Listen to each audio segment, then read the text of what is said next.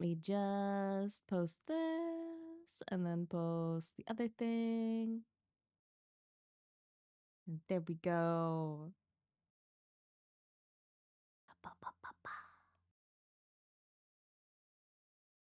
Let me yoink chat out and do my shenanigans there.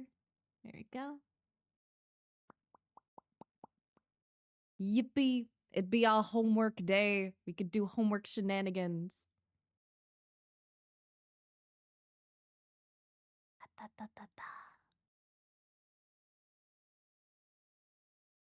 So I need to change one little setting on my model real quick.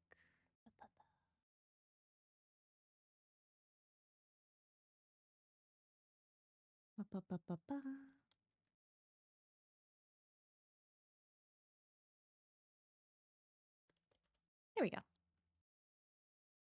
was playing around with settings and I didn't change it back. Oop.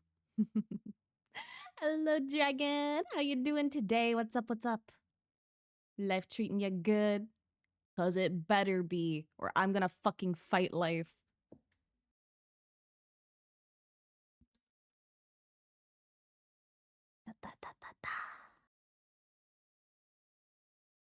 All right. Got my tablet set up and we got the first art set up. And this art is by Red and it looks so fucking pretty, dude. Hello, Utopia. Hi. What's up? How is life going? Hello, Red. Dude, I fucking love how this turned out so much. It's so fucking good, dude. Like, it's so fucking good. And hello, Rad. Hi. How you doing? I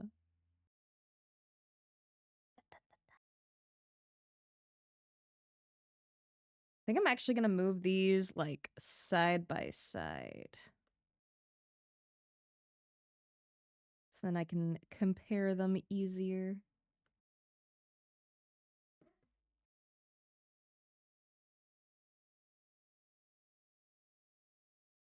Da.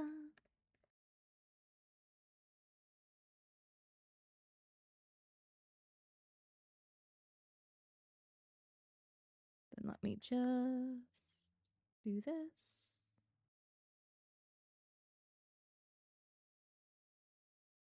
There we go.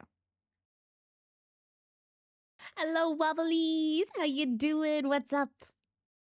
We're doing a funny little homework correction today.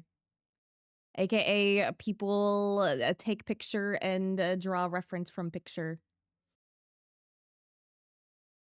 So amazing art. Hi, I know, dude. Everyone did so good on their assignments this week. So much I could have done, but Branko Burr, honestly, understandable. I'm sure some of the things that like I'll point out, you'll probably already know. But realism's fucking hard, dude. Like, especially like scenery and shit. Like I didn't like post it anywhere. One sec. I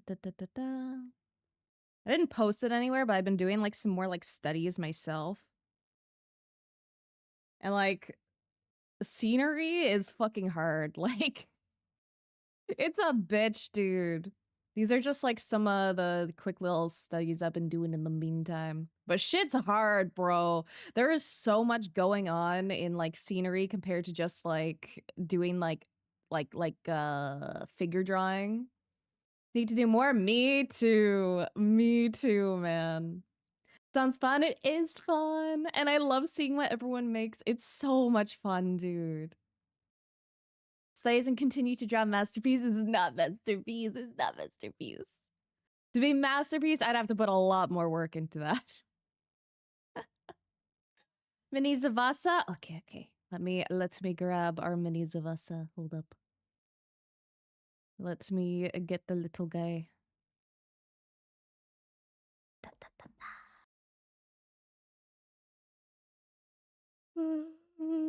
Be good. Okay, we got a Manchi Zavasa. Here we go.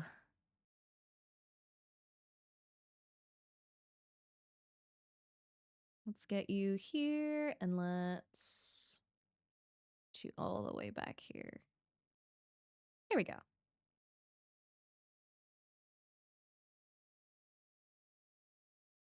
And preferably not accidentally pick you up and move you. There you go. Mile needs to be over slightly more. Dude, I keep accidentally hitting the fucking... There. Stay. I think it's actually... It's pinned to my boob, but that's fine.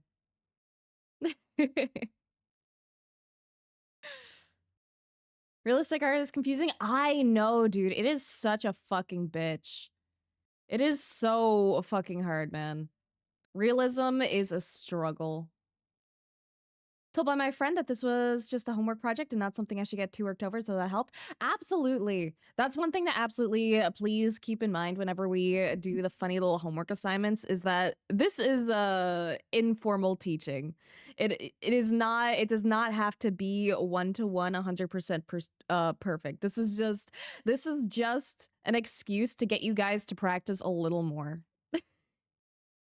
And not everything you make has to be the best thing you've ever made. You do not have to get every single little detail down. Just a little bit of practice is more than enough. I'm gonna eat the homework? Not if I eat it first, dude, because I'm fucking like slurping this shit up, dude. It looks so good. Didn't want to get too into detail. Have my reference image at like 30% scale. Honestly, that's a good way to go about it. Because like if you zoom out really far, then it gets a lot easier to like figure out where you need to put like the main details. Like if we zoom out like this far, we can see that we have a very like dark background. We have the little like torii gate that stands out, and then we have like the lights, and then we have like the main part, and then everything else is just kind of extra. But you know, if you zoom in very far, that it's like, oh god, I have to do all this kanji. I have to do every single little fucking window. I have to get the logo right. But it's like, nah, fuck that shit. You just need to imply a logo. That's how art go burr.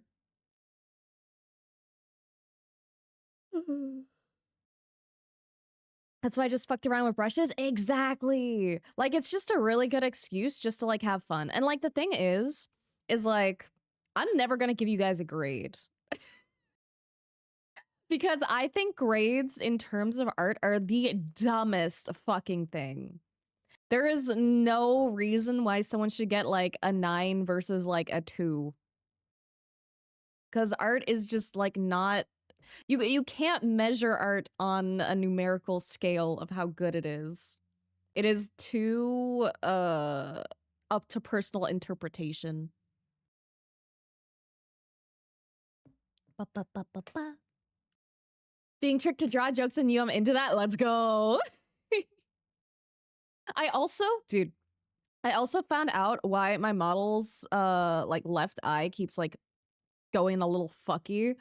It's because specifically of the angle of my windows and the light getting in. Like I have my blinds down, but the light still gets in and then it like fucking reflects on my face in that one exact spot, so it makes the tracking awful. I need to whip out my sewing machine and sew some like curtains to put up. Like, meanwhile, I thought it was like a tech problem, but no, it's literally just the fucking sun. And I'm like, okay. They just gives a star, good noodle star. Exactly! Good noodle star, best. Good noodle star, my goat. So now that I think about it, I could probably try like moving my desk around maybe. That seems like a hassle. Whatever. We will see how I fix it. I'll probably just make curtains. I like the layout. Are we fighting the sun? Absolutely. The sun deserves to be fought. The moon's fine. The moon's chill, but fuck the sun. Okay. Where did I put my tab mate? There it is. Dude, I also like cleaned up my entire fucking living room, aka my stream room. and I managed to get like a couch out of here and the coffee table out of here. So I have like so much more space and it's so nice, man. Found out I have a lazy eye. That's not fun. Oh. Maybe it's not a lazy eye, maybe it just has ADHD.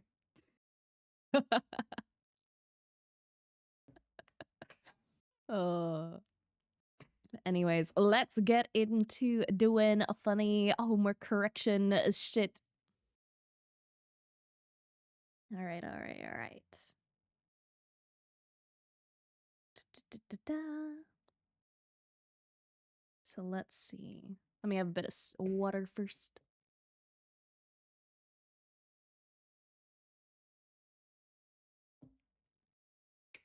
All right, nerfed enough, world. I'm nearsighted, colorblind, and now lazy eye. Yeah, you did not win the eye RNG.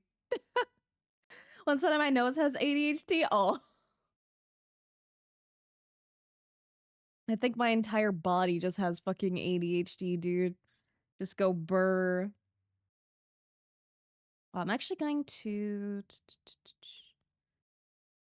Let me shrink this down first. And then I'll shrink myself down a bit. So we can actually see what the fuck is going on. There we go. Plot twist, you are the ADHD.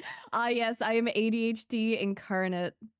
I am pure attention deficit hyperactivity disorder. That's my real form.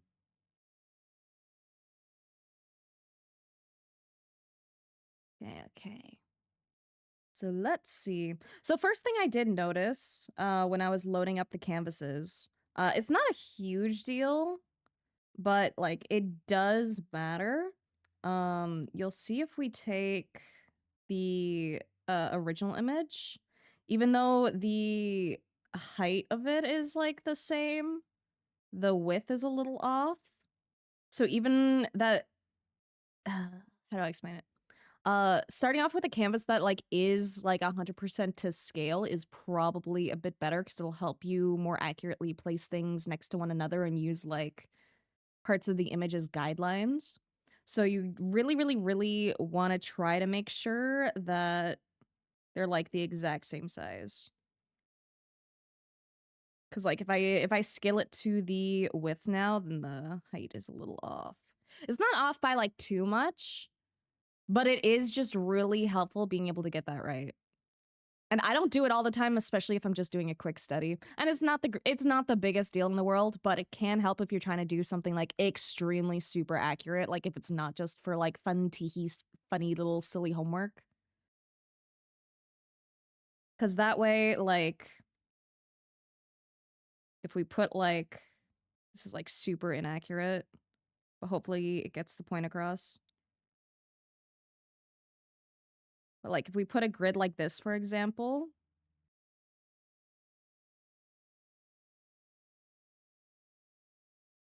then like if we use it on the other image, then it's just not going to line up the same. So like right here, for example, the this is like right next to the sign here. But if we moved it over like here, one sec.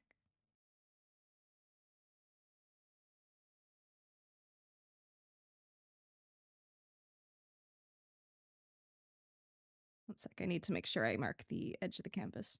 There we go. But yeah, if we drag this over, then you can see that this is now on the center of the sign rather than like right next to it. So it's a really tiny difference, but it really does make a difference like in the grand scheme of things. 2-point perspective, bigger is better, they say. Get confused which art is the art in the real one? They did really fucking well, dude. They did like insanely fucking well. Also, the next thing I'm gonna go over is that it like before I get like into like the actual like details of the art, one thing I want to comment is that like you did really good on the value work. I think there could be a little bit of improvement, mainly on the darker aspects. So, like, if we look here, like, right here is really, really dark compared to here. But in general, like, for the most part, your values are pretty fucking solid. Like, really fucking good, dude. Like, the only thing I really noticed was that, this area was a little darker than, how you did it. And technically the Torii Gate is, like, a little darker too. Um, but it's still good. It's still good. I fucking love it, dude. Good evening, Axer. How you doing? All that art was too good? I know, dude. I fucking know. Okay. So other than just value and scale, now I can get in and see all the nitty-gritty details.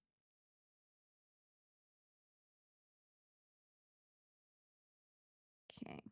So the first thing I do notice is that we do have like a lack of these little like orbs from the lanterns in the center here. We're kind of missing that like over on this side. So I think adding those in would really help a lot. And same with like on this side. Though I do also know you were trying to avoid adding like over rendering too much. But I think that like really, really tiny little details like that can like just really help a lot.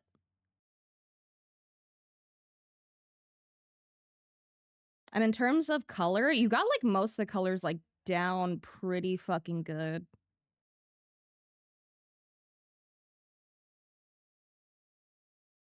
Mm.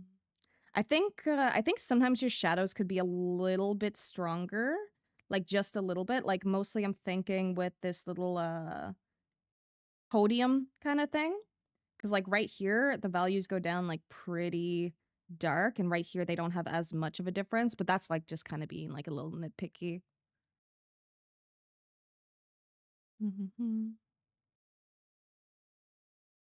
And one detail I really, really love that you got was these little bits of highlight on the Torii Gate. Cause that makes it like pop so much. Did Light so good? They did. Like, the thing is, like, even if I critique things, that doesn't mean you didn't already do it, like, super fucking well. Like, I'm genuinely so fucking impressed by, like, everything everyone did. And I cannot wait to comment on, like, all the other stuff, too.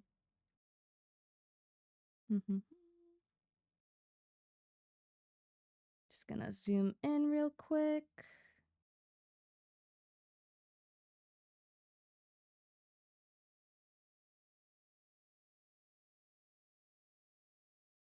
Okay, I was curious if you actually tried to, like, copy the kanji.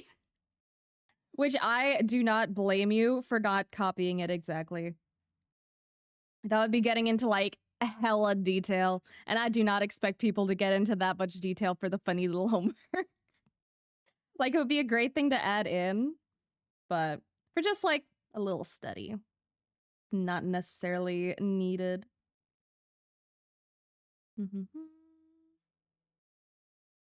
Let's see, what else? What else? I love that you included the folds here. I think one thing, this is down to like stylistic choice and whether you want to go like hyper realism or if you want to like have fun with your colors. Because I actually really like your approach.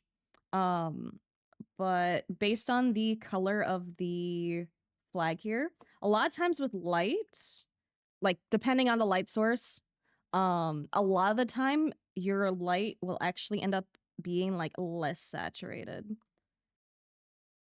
So like right here, we go from like pretty decently saturated, and then it goes like very, very light with like minimal color on the shading, like from the light source. So instead of this like bright ass green, you'd probably have something more kind of like that, which does like look kind of wrong initially, but let me try and manually select a better color. Because this is why I tell you guys like not to color pick from photos because it's just not gonna look right. It's like fine to color pick from photos to like get an idea of like where you need to go with color. but usually you don't want to rely on color picking. You want to like train your eye so you can actually like see shit and pick colors without hesitation. But yeah, I would go with like more of a light kind of that kind of color, probably.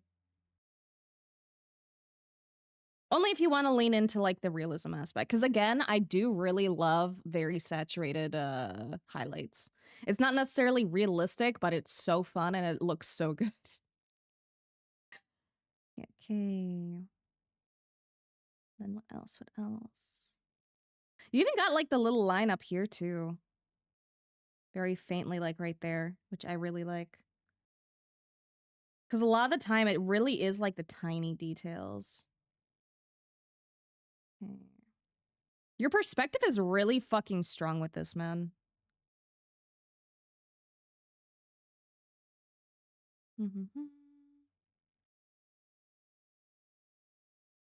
Sometimes I just have to like stare and look like back and forth to figure out what to comment on. Another thing I think would have been nice to include, like along with the little like orbs. Let me zoom out slightly. So let me just roughly get these in here.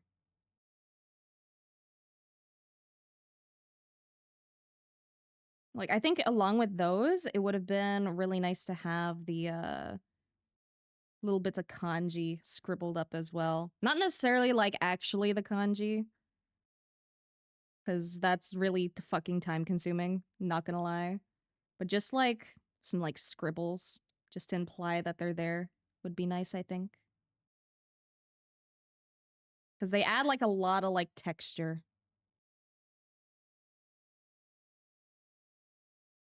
Also, my scribbles are like an abomination to kanji right now, so you know, do a little bit better than what I do. But that's the great thing with like painting and like just art in general is a lot of the times you don't actually have to get the details right. You just kind of have to imply that the details are there rather than like focus on the tiny things. It also looks like uh it also looks like they're kind of like I don't know how these kind of lanterns like actually work, but you can see that they're like on a pole here and you can kind of see the top of the pole and you can kind of see like these little bits of negative space here. So I'd also probably try to like include that too. Because right now we don't have that little bit of pole there. But if we just like include like little bits of negative space, it kind of makes it look like it, even if we don't even draw in the pole there.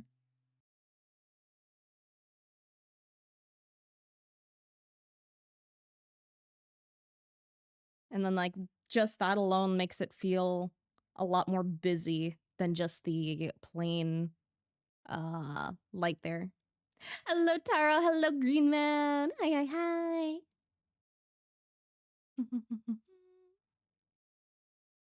Oh, and hello Sultan. Hi. Sorry, I was very absorbed in giving back a little bit of feedback. I'm gonna do it over here too.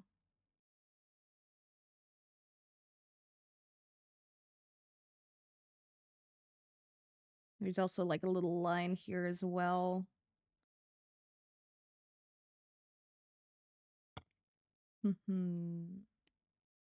I think, let's see. A lot of the time your color is like really, really close to spot on, like really, really fucking close. But I think paying attention to like this like very neon color would be good. Cause like over here, it's kind of like desaturated and like darker. You kind of want something with a little more saturation. So even if we drag this down and like up the saturation just a little without changing anything else, gets us a lot closer to the reference color. And then kind of same with the off-white over here. The off-white's a little more like darker compared to over here. And over here, it looks like you're using like an almost pure gray where you can actually add like a little bit of color to it.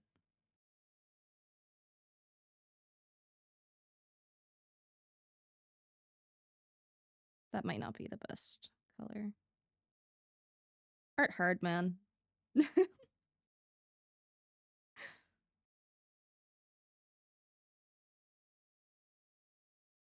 Oh well, close enough.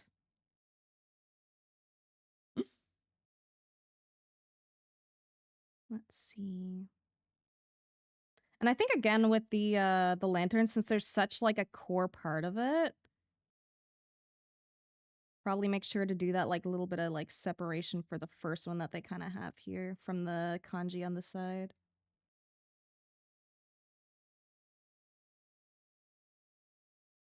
Because otherwise it just kind of looks like a like bodiless string of light. Which can work depending on like the style you want to go for. Also, thank you for the follow, Diego. Thank you. Hope you're having a good day today. Welcome, welcome. Welcome to Purgatory. If you care about Discord or Twitter or Blue Sky or Patreon, I have all those. If you don't care about either those, that's also a-okay. But today we're giving feedback on the art homework that I assign every 2 weeks. And this time's challenge was taking a photo and trying to draw it as accurately as you can. You know, within reason. I don't expect people to spend like a million fucking years on this shit.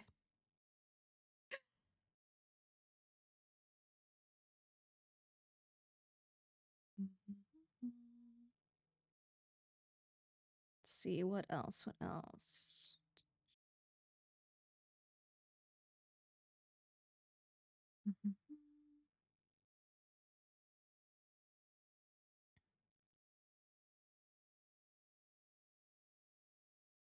So when it comes to doing like stuff from photos, you kind of want to make sure that you render your like most important details. And then like the tinier details behind you usually don't care as much about. But I would say like the key details in this art would be like this part, these parts here, and the gate, house, and this part. And then like everything else is kind of like lesser. And I only say that because I think a little bit more detail on the little plaque up here would be a little nice. So we're a little off from the reference because this has like a little bit of a gold trim, a little bit more of a funny shape to it rather than just like a pure square.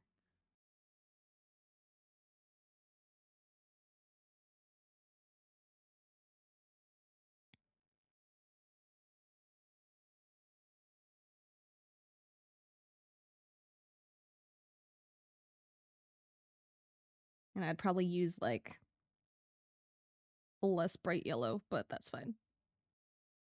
Or like more of a golden, because right here it's like kind of greenish. Which is fine, because gold does like tend to get like a bit of a greenish hue depending on like what's around it and stuff.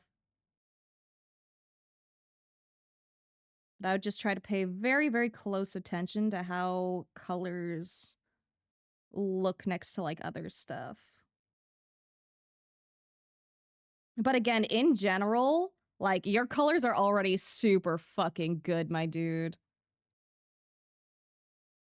Didn't use a photo as my reference? No. No, it was supposed to be a photo. I think I specified that in the homework. If not, like, that's okay. Any bit of practice is still practice, and that's fine. Let me double check that I said photo. Yeah, take a photo yourself or a photo you like. That's okay, that's okay. Plan to bring out the art? It does. Like, just like making like tiny little changes can make like a huge difference. Like if I put the tiny little edits that I did in a folder, you can see just like a tiny, tiny little bit can make it look a lot more like the reference. And that's just adding like a couple little strokes here and there. It's really the tiny things that can like really bring something to life.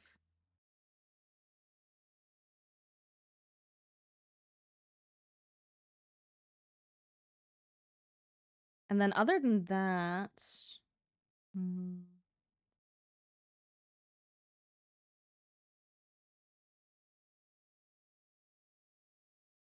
Other than that, I think you could maybe saturate your colors a little bit more sometimes. Da, da, da, da, da.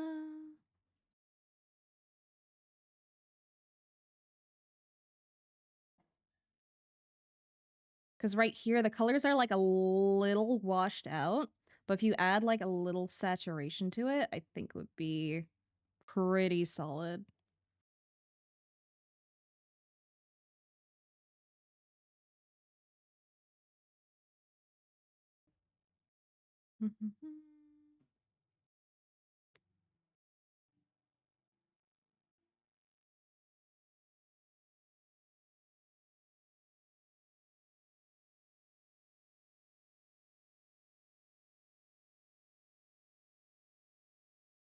And then let's compare in black and white. That didn't work.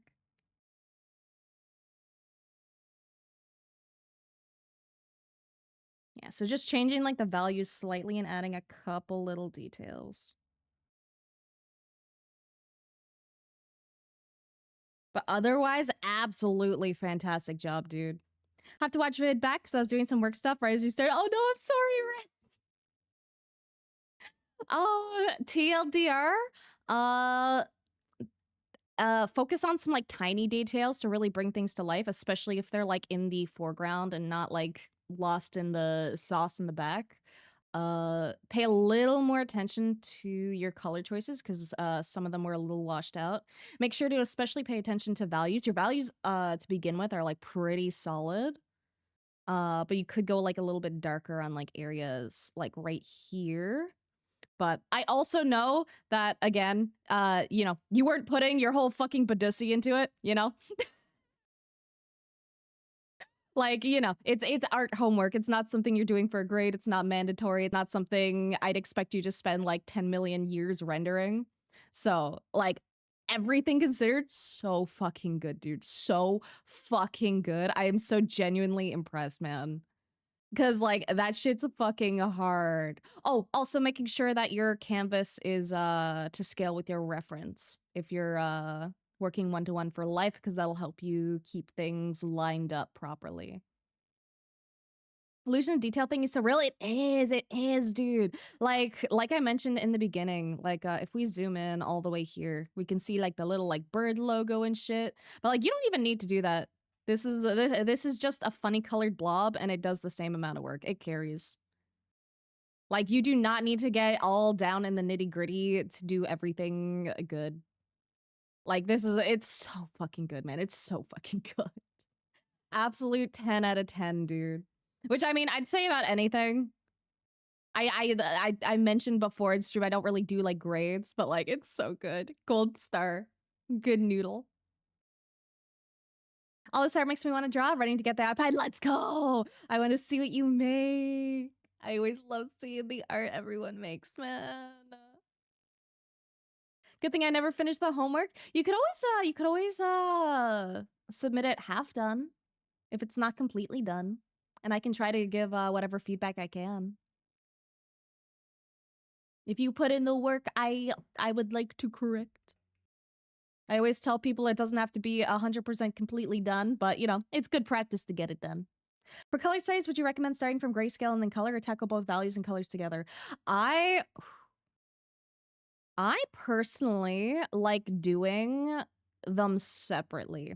So I like practicing values sometimes and I like practicing colors sometimes. Specifically with this where it was like scene work, I can show you one of the things I did the other day. So I was doing just like life drawing stuff, like a 30-minute warm up type thing. And you can see I switch between like doing grayscale and doing color work. Because I find being able to look at something and being able to recognize the values in something is a very, very valuable skill, because it means then you can look at like a colored image and be like, oh, okay, I kind of know what I gotta do, right? I kind of know where the light sources are and where like the lightest and darkest is, and then, you know, figure out the middle. But when it comes to like color, I think it's also really good to do color studies focusing on color and value at the same time, because doing that will get you it'll get your brain working with colors a lot better than if you did it grayscale to color. And especially with going grayscale to color, there's a lot of things you really need to consider because if you go grayscale to color, then depending on how you color it, because you can use like a lot of like layer effects to add color to grayscale, or you can do something like gradient mapping. But doing that isn't going to necessarily make it really click in your brain how the colors like work together, you know? So I would absolutely do grayscale and color separately, unless you really want to work the grayscale uh stuff like into your regular workflow, in which case you might want to do all three question mark. But depending on like how much time you have, like focus on what you want to do and like what will benefit you the most, you think. Like if you think your grayscale work is really weak, I would probably start with that first because having a good like solid idea about grayscale will just help you in general constantly all the fucking time. And then like once you're really good with grayscale, then you can kind of experiment with colors to see how they kind of work together. And color's hard, man. Color is a fucking bitch. Not gonna lie, dude. Color is like hell, but it's fun once you start to kind of get the hang of it. Hello, neutral. Hi, hi. How are you doing? What's up? What's up? End of story realm is hard. Yeah, yeah, yeah. Is hard. That comes soon. It's just kind of here right now. Ah, fair, fair, fair, fair. Complicated words, many complicated words. But thankfully for art, all you need is pen and paper, and that is where you can start. You can get into the more complicated shit after. Okay, let me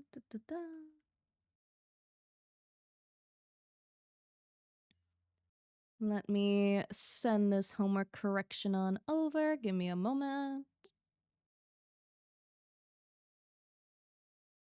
Definitely watch the VOD after stream. Yippee! Hopefully I gave you some good advice. Fingers crossed. Good afternoon, neutral. I hope today is treating you well. Color Theory is a jump scare. It is, dude. I like, it hard. Color Theory hard. Oh gosh.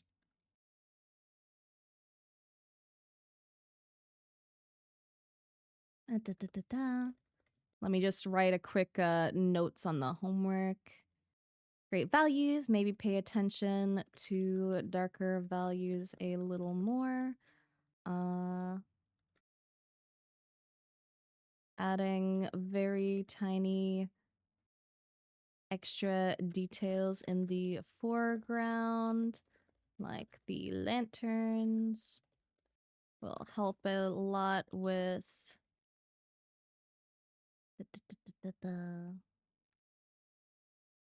making it look more like the reference. There we go.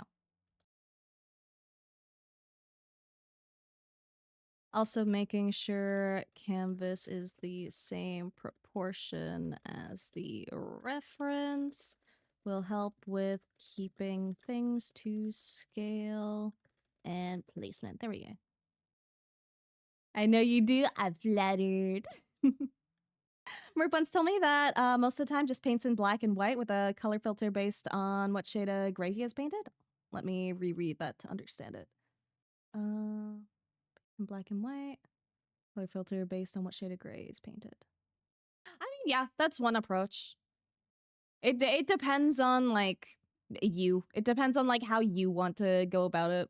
Because you can absolutely go grayscale to color. Like that it's a very common way of working. But it just depends on how you want to go about it. I like doing like grayscale sometimes, but a lot of the times I like just like kind of working with the pure color. Digital's so good for setting colors, though. Can't imagine doing it in traditional. The thing that's good about traditional is that, well, I okay, I'm not gonna say good about traditional. The thing that's like different about traditional is the way that like colors mix. They kind of have a way around it for digital work, but here, let me show you a little demo before we move on to the next one. Da-da-da-da. Which would be a good brush for this? I'll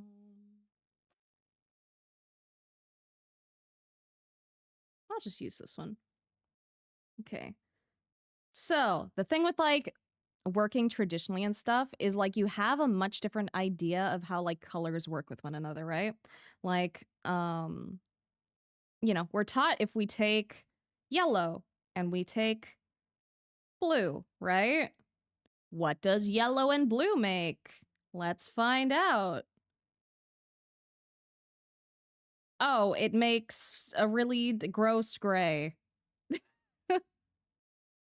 And that's the really difficult thing with digital art is that it doesn't necessarily mimic actual pigments and how light actually interacts with the world. So a lot of the time you have to use a little bit of artistic discretion when doing colors digitally. But there is kind of a way around it. Kind of. So there's on Clip Studio Paint and some other programs. I don't know which other ones. I apologize. I only use fucking CSP. But there is technically a way around it. There's a setting. Let's see if I can bring that over onto screen. Okay. So we mixed yellow, we mixed blue. We got this shitty fucking gray. That's very lightly blue tinted. I'll add the cone in a second. But if we turn on this mode, color mixing, and we make it perceptual, you can also technically select a standard. You can't see the selection there, but standard is basically how this works. But if we change it to perceptual, and then we try the same thing,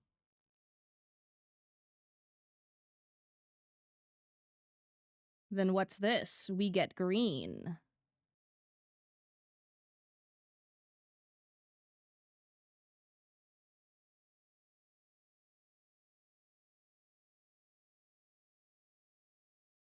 And just changing the funny little color mode makes it a very big difference.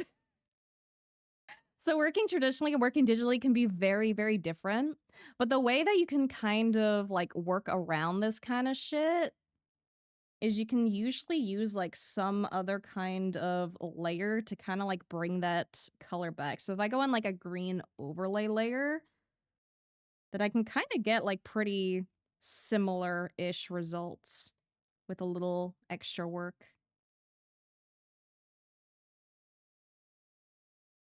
But yeah, traditional and digital, very, very different.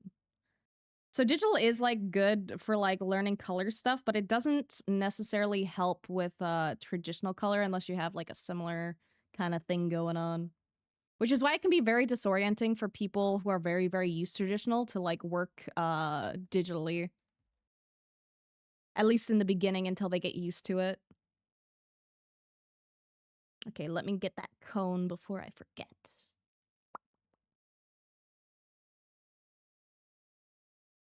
We got the cone. Yippee. A tiny cone for Booba. There we go.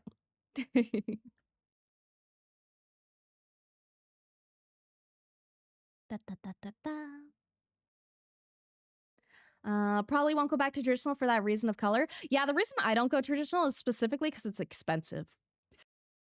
Like, a tablet is expensive, but it's a one-time purchase, and then you never have to buy paint, or you never have to buy paper, or new brushes, or brush cleaner, or what's it called? Primer, or more pigments, or and then you're not limited. You have like the whole fucking rainbow at your fingertips. That's why I love digital. Yes, and it takes up a lot less space too, and it's less messy, and depending on your pigments, less toxic.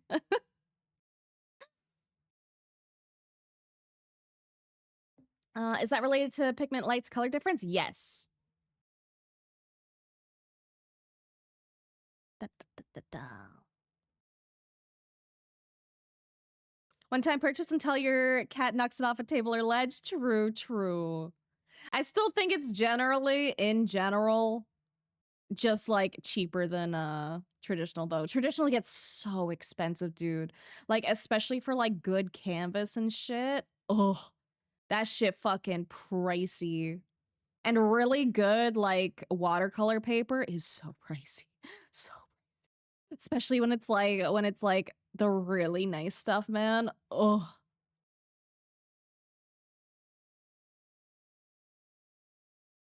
Probably get insurance to cover that. There's like warranty, but I don't know about insurance. I could be wrong though. I don't know jack shit about insurance. I'm gonna be real. Anyways, let us move on to our next person. Let's see, let's see, let's see. Let's go with Axers.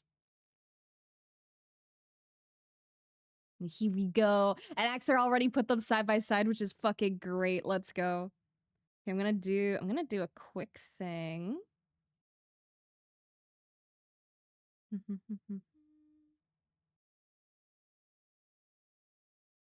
Just gonna separate these real quick.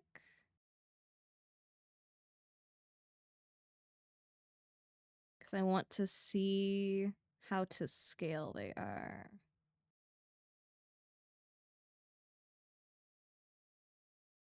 I can already tell they're not 100% to scale.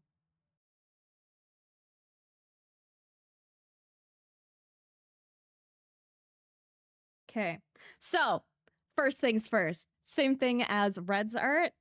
If you are drawing from real life, try to make like if you're doing like specifically a study, try to make sure that the canvas at the beginning is the same size, specifically for the same reason that I mentioned earlier, which I'll do it a little bit tidier.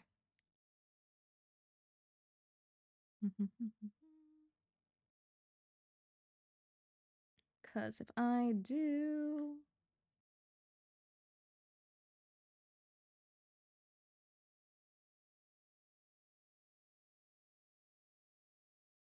Because if I put my guidelines like this, which isn't 100% perfect, but that's fine because it'll get the point across. Because if I put a grid on this one, and then if I try to move it to this one, then you can see that the things line up completely differently. Because like over here, we have like a solid line under our guideline, and we have like a little bit of flowers over on top. You can see that when we move it this way, we lose that. So keeping it to scale, and especially like even putting a grid on your piece of art to start with, it can really help you just keep things more in place. Because we have the camera in the like second, third on the top row. If we go over here, then it bleeds into the first one.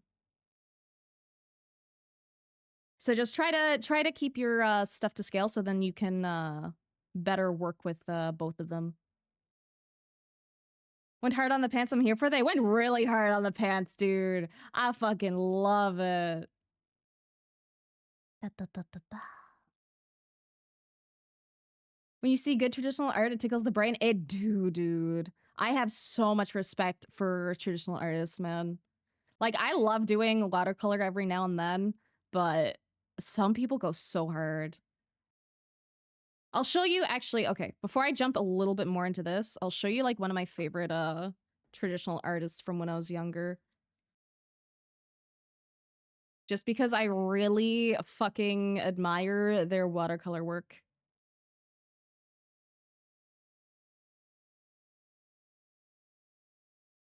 Okay, to be fair, this also has gouache and stuff, but it is traditional and it's fucking insane. I'm gonna send the link first. Yeah, sorry about the side quest. Give me a moment. I just think it's really fucking impressive. Like, this is like one of the artists that I grew up like admiring the hell out of. Like, look at that shit, dude. That's fucking traditional work and it's actually insane. I could fucking never. Like, it's crazy. I cannot imagine how fucking long that took, especially because traditionally you have to wait for like paint to dry and shit. Ugh. Anyway. Enough of a side quest. I just had to show you real quick. I fucking love it too much. Looks like water paint. Yeah, it's watercolor and gouache and like some other stuff.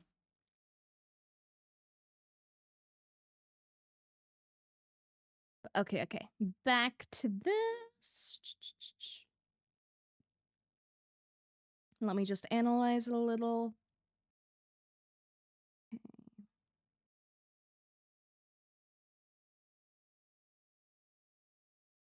Okay.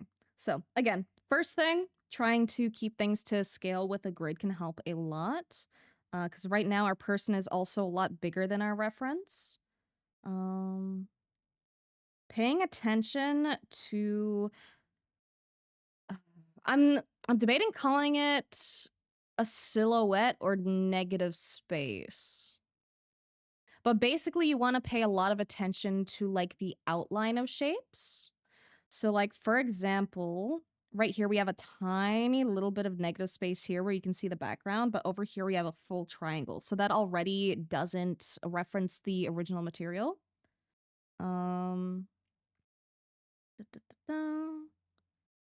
In terms of her silhouette, you did really well though. Like you got like the little bit of a bump in the hair here. The camera should probably be a little bit lower. Also, I didn't realize I didn't have that at full transparency. Weird.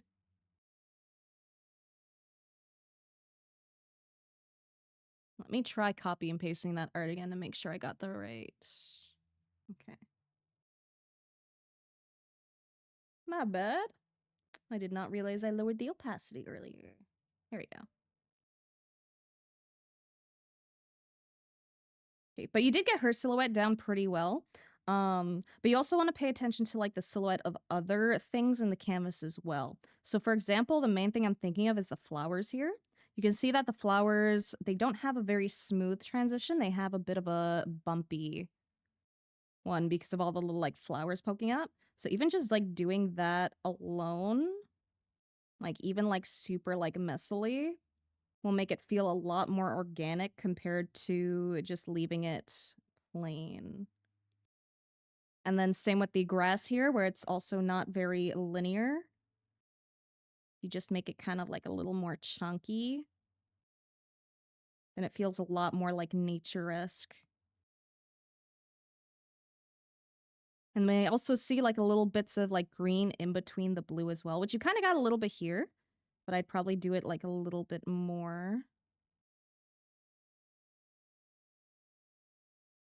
Because nature does like some weird shit, man. And then surprisingly, this part here is like pretty linear and doesn't really have that bend there. So I'd actually like straighten that out a bit.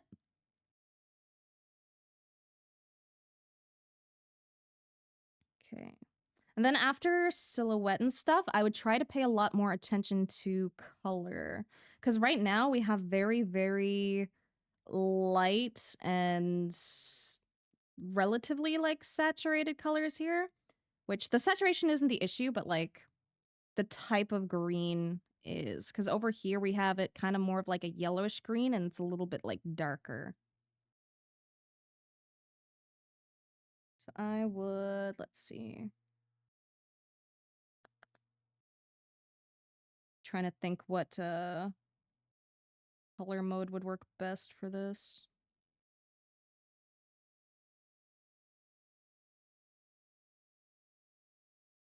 That as a base might work because we kind of get that as like kind of like the lighter hue.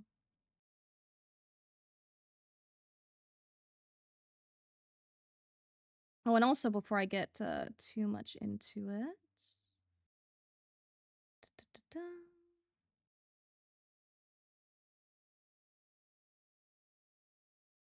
let me just put things into a folder and also do this.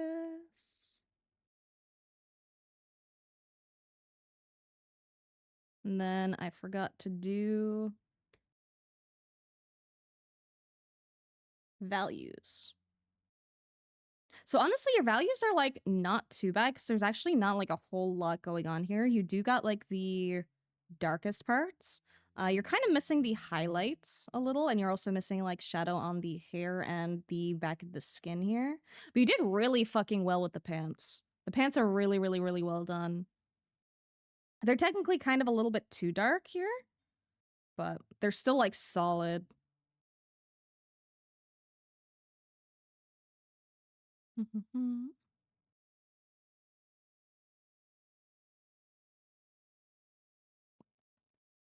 Shug with the same on Flowerfield? Yeah, Flowerfields are a bitch, dude. I am not gonna lie. Like, it's a fucking pain. Would try to use one of the spotted brushes for it? Yeah, yeah. You'd probably... the thing is, like, you don't need fancy brushes, but having, like, fancy brushes can be nice, right? Like, I don't even know if I have a really good brush for this kind of texture right now. Which I should, but I don't. But yeah, some kind of like scatter brush or something would help a lot with that. And same with getting these little bits of like darker color around as well. So what can I use? I can maybe use this. Probably not the best. Yeah, that one's not really the best. Kind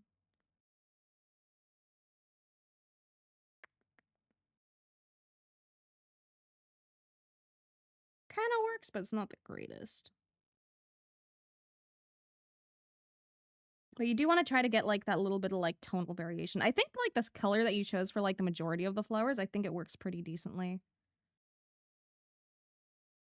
Yeah, I'm just gonna manually fill in some blots.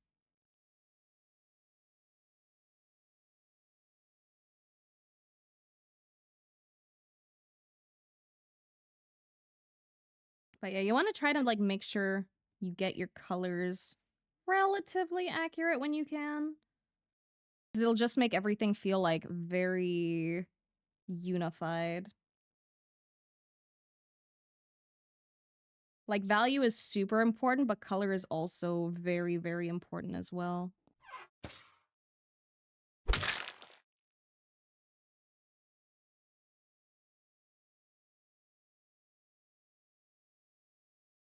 And then we actually have like a little bit of blue up here again too.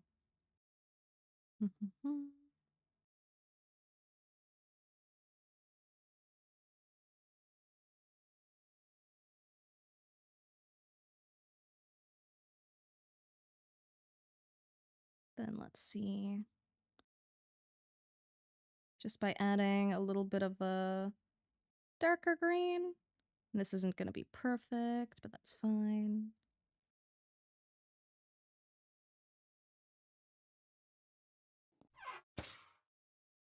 It's not even like the best green either. Honestly, grass is a fucking bitch. I'm not gonna lie. Naturey shit is fucking hard. Because it's a lot of just like picking colors and like trying to get them to work with one another. Also, I noticed that you use the grass texture here. Grass texture can be really nice, but a lot of the time you want to use it like kind of sparingly because otherwise it looks very repetitive.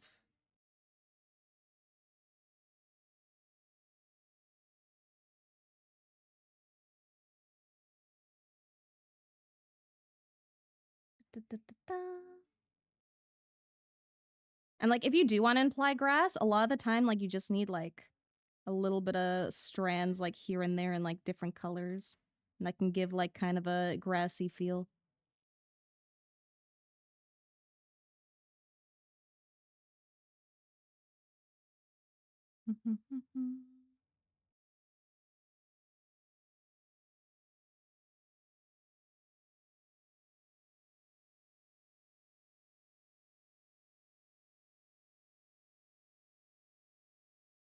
Anyway, those are like some like super quick scribbles.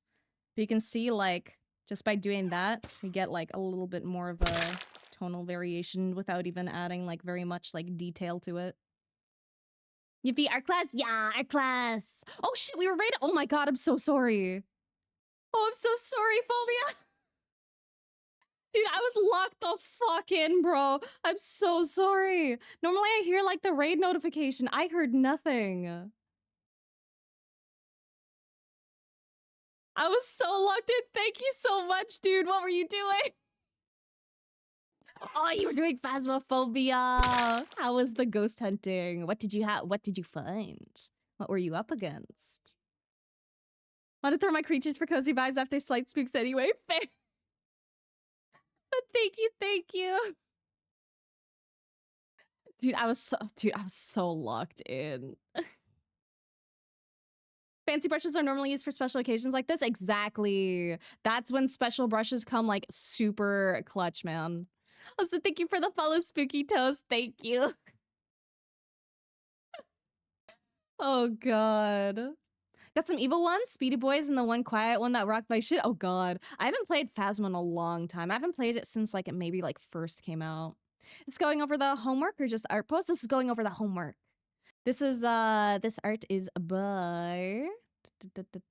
Axer. And today we were doing comparisons. We were trying to like draw from like reference was the homework this time. And then this one is Reds from earlier as well. It's just a very, very, very good art exercise to do. You learn so much by drawing from life. Need to join homeworks? Just don't draw enough. So when I just do random stuff I really want to do, yeah, that's fair. Honestly, like that's why I like having the homework like every 2 weeks. And I try to give something like that doesn't take like more than like an hour usually, like depending on how much you want to lock in. I try to give like relatively time efficient assignments. Alright, so good. My wig went to Pluto. Let's go. Bunny Andrew was the first thing I've done in like a month. Oh, did you post the bunny? I see so much fucking art on a daily basis. It is hard to remember. If you posted the bunny, I need to go find the bunny. Did post Angel Bun. Oh, wait. I remember. I think that was an art chat, right? Let me scroll up. Yeah, the bunny. I remember. Yeah, it's so cute. I fucking love it, dude. The little stars in the sky are so cute too. Made a little story for her and everything. I love her. I love Bunny OC so much. Only takes an hour if you're good at art. Assignments take me like a whole day. Well, fair. Time efficient, me painting homework for 4 hours. I'm sorry. I didn't mean for it to take like super long. Also, thank you for the follow, Neutral. Thank you. Welcome to Purgatory. If you care about Discord or Twitter or Blue Sky or Patreon, I have all of those. If you don't care about either of those, that's also A-okay. Okay. But when it comes to the art assignment, to be fair, okay? Usually you can do it like in 1 day, okay? In 1 day. It's setting aside a little like a couple hours. Well, it depends. You know, I've done some slightly easier assignments. Also, to be fair, you guys could have picked a more simpler scene. Okay? Exactly. Red chose a complex subject. You could have just picked a fucking die on your table at a close-up and taken a janky little photo and drawn that. This was as complicated as you guys made it. That is not on me.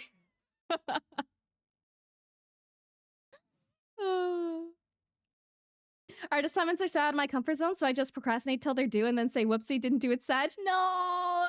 Dude, I know the feeling. But the thing is like, I purposely give you assignments that are out of your comfort zones. I do that shit on purpose. You wanna know why? Because it's important to get past your comfort zones.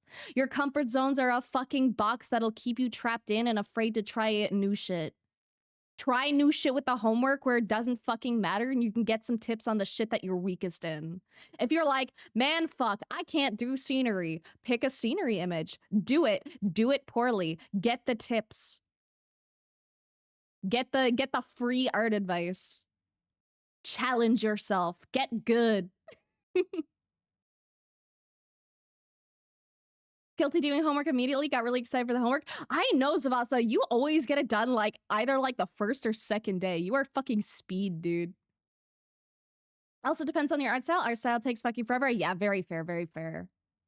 But so you can also always try to change up your art style. You can always try to take a different approach to it and see if you like a different way.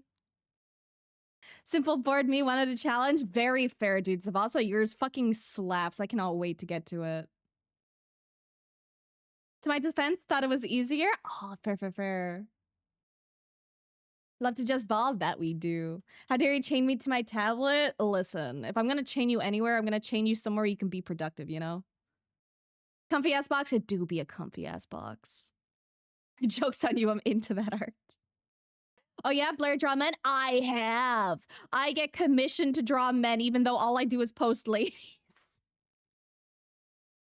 I have drawn men. I just don't post men usually.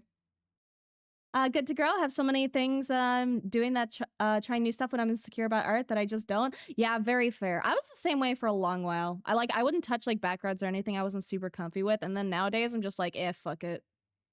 I blame Zavasa for always cooking and driving the rest of us to push ourselves. I agree. Zavasa fucking chef's kiss masterpieces. I do them because they get out of my comfort zone, and if I do it, I chicken out a puppy.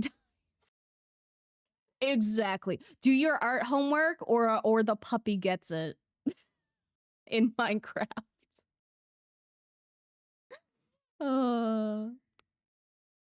Jared Blair drew me.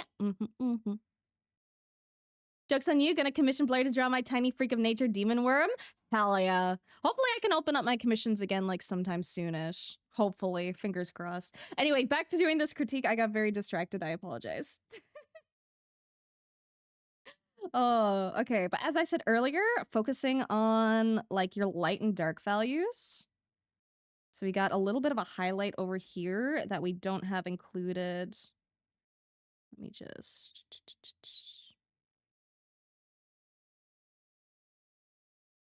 Because we have it a little tiny bit on the sleeve here, but you really want to pay attention to like where exactly it is. Like you can kind of wing stuff, but you kind of want to also pay attention to just like the overall shape. Like I mentioned before with like this, with like the silhouette. We're making it like bumpy. We'll just make it feel a lot better than smooth.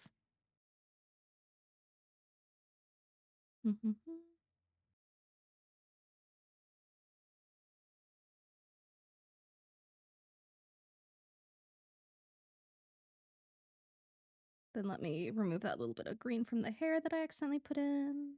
Same over here.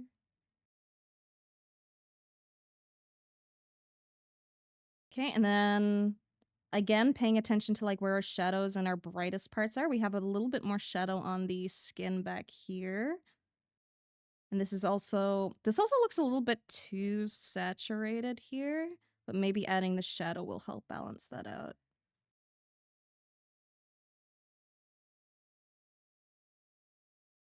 But also, some people just tend to work in like different color schemes as well. Some people might just prefer working with very saturated color, and that's valid too.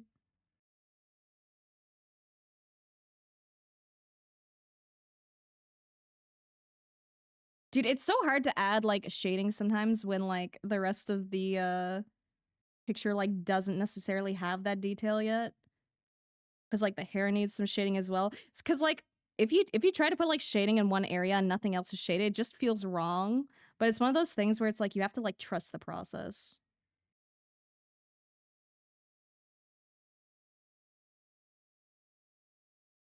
So we're getting a little bit of the shadow over here, getting some shadow over here too. Doesn't necessarily have to be perfect. And I mentioned this as earlier as well with Red's art. When it comes to like highlights and stuff, a lot of the time they tend to be like not very saturated. So we can use like a very kind of pale color here. Maybe a little more saturated than that.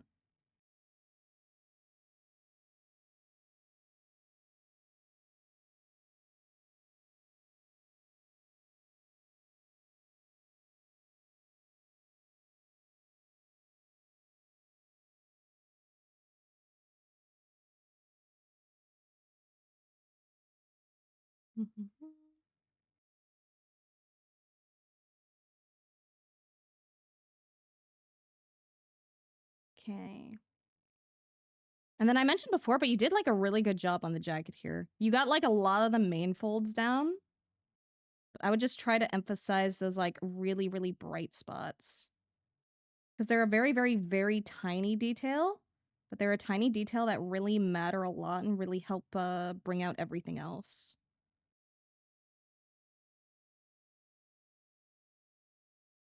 And another thing you can see in a lot of like pictures and stuff, we actually have like some reflected light. So we see like actually a little bit of a blue tint on the back here, which is probably from like all the blue around here or from the sky. It could be both or either. Probably from the sky, honestly, now that I think about it. Because a lot of things in daylight tend to get like a little bit of that blue color just because of the sky. If you just add like a little bit of kind of a desaturated blue, you can get that like nice little reflection vibe.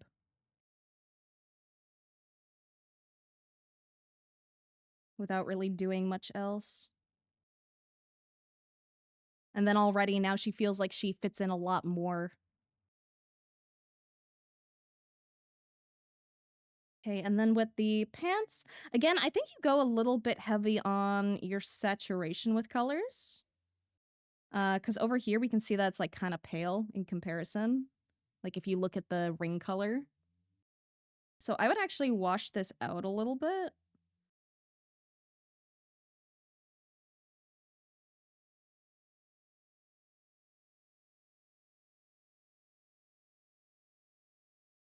And then you can see that the shadows here are also a lot heavier than they are here. They're actually like relatively like they definitely have like a shadow, but it's not as drastic.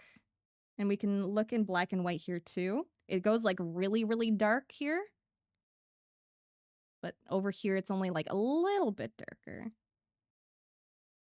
So we're actually going to desaturate this a bit too. Use that instead.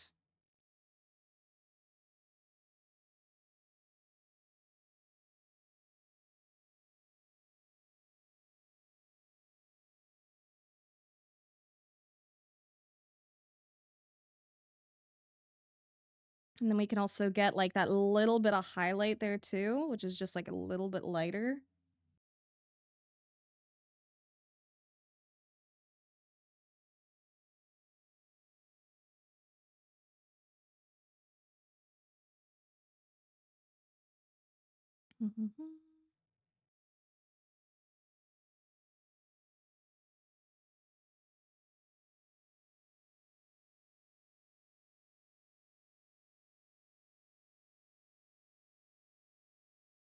Then you can see like a big difference just a little bit of adding stuff on can do.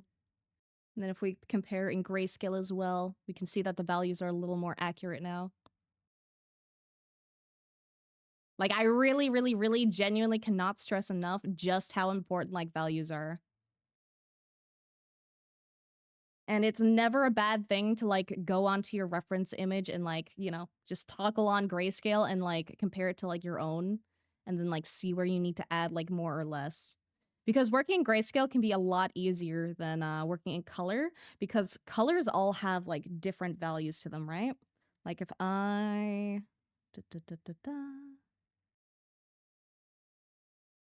that's the wrong part to slide over. Here we go. I've also actually swapped over to using the triangle instead of the sliders lately. And that's just specifically a personal choice because I've gotten very comfortable with the sliders, so I feel a lot more confident in my color choices. But I really, really do recommend that people learn to use these sliders and probably learn to use the sliders in. I personally like hue saturation value mode rather than hue light saturation, but you know, they both kind of get the same thing done. I've just switched over to triangle because it works a little better with my brain than the square.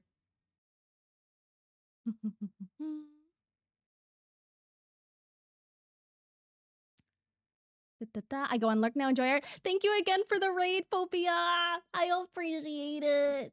I'm glad you had fun gaming, and thank you. And again, sorry for accidentally ignoring you when you raided.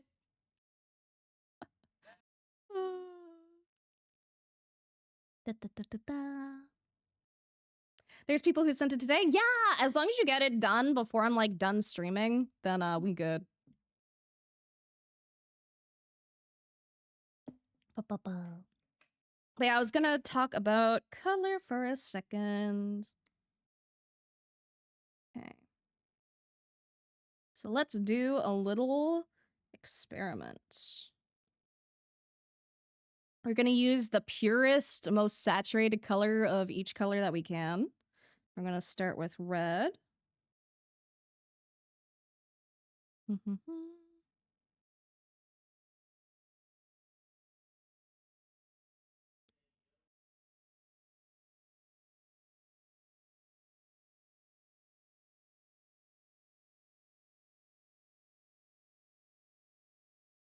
Okay, so if we start off with this. So all of these are as saturated as they can go. But this is the reason why color is so much more complicated than grayscale, because if we turn this to grayscale, despite being at the exact same place with all the colors, let me, here we go. They are all completely fucking different at their highest saturation. So reds, like at their pure saturation, are always gonna be like darker than a yellow. Or I guess that wasn't red, I think that was blue. But like red and blue is always gonna be darker than a pure saturation yellow. Or not like always, but like depending on which shade you choose, like mostly. The color hard, man. Color fucking hard.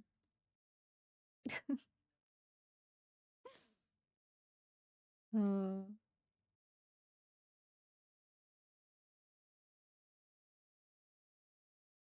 And like the thing is like we could also do something like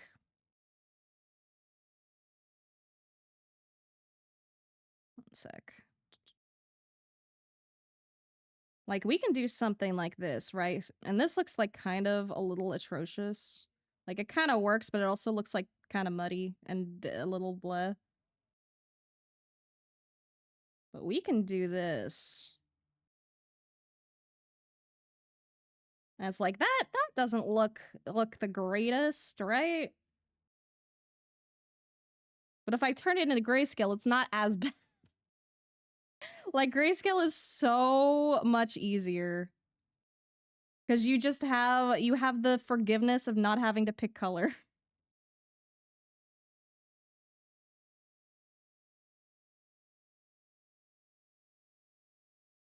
And color hard. Because when you work with color, you're not only working with value, but you're working with like mood and color harmony and lighting and physics and just everything, man. Art hard.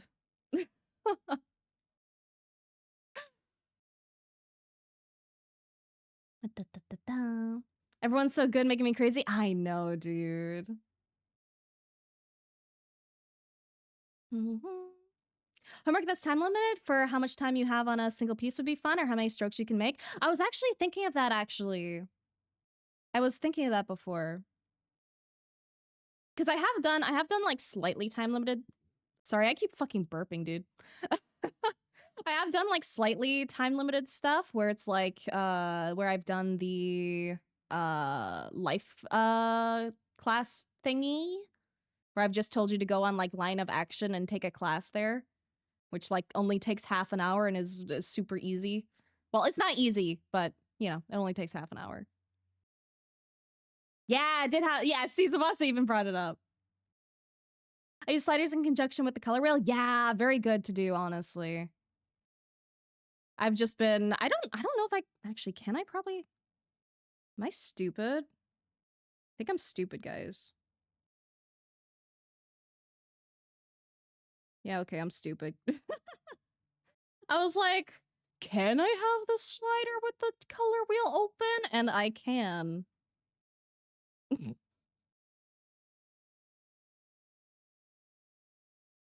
That'll probably be a permanent addition to my setup. Yippee.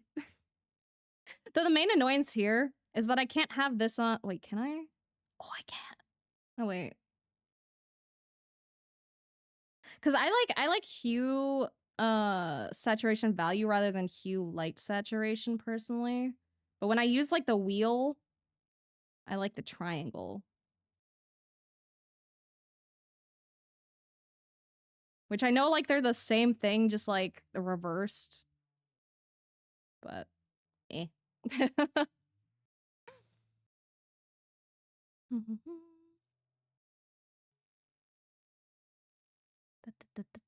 We're creating a masterpiece in 30 brushstrokes video. Ooh, honestly, yeah. I think limited brushstrokes would be a very interesting challenge because I don't think I've even done that myself before.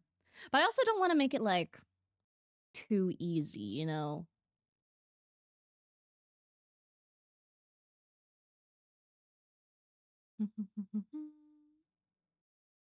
Outside ring of the color triangle is just a gray to dark gray. Yeah. Did it twice and started drawing smaller and smaller the faster I had to draw. Oh no. Wait, it was a nightmare, countless non-detail human.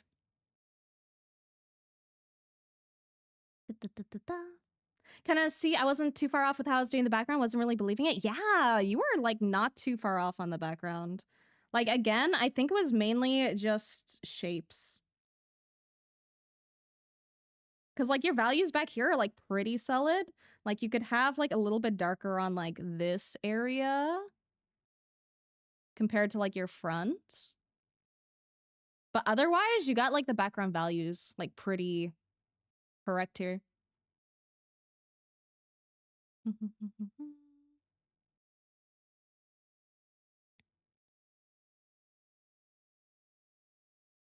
Fact you're able to make the colors as good as you do when you can't see them right is amazing. I agree. Zavasa is fucking insane with their color choices, dude.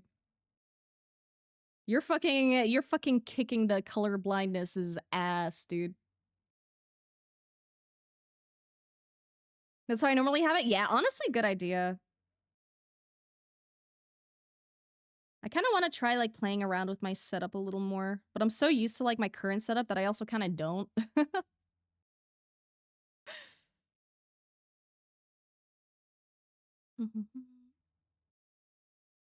May have suggested it, but it'd be a nightmare for me due to I do many tiny strokes. Yeah. Honestly, like a good exercise can be trying to do like smaller strokes. But in your case, I can definitely see smaller strokes being a lot easier because of the hand movements and stuff. Hello, Jacob, and hello, Drizzle. Hi, hi. All right. Let me send this off with the commentary. Just give me a second.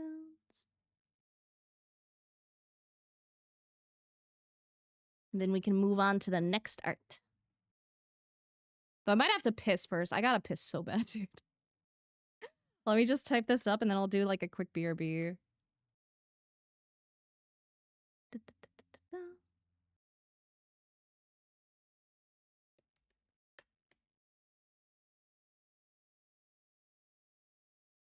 Okay. Okay, main notes. Pay heavy attention to values as well as the placement of your subject on your canvas. Making sure the canvas size is exactly the same can help a lot. Also, pay attention to very specific color choices to help with values and overall color harmony. Also, the outlines of shapes,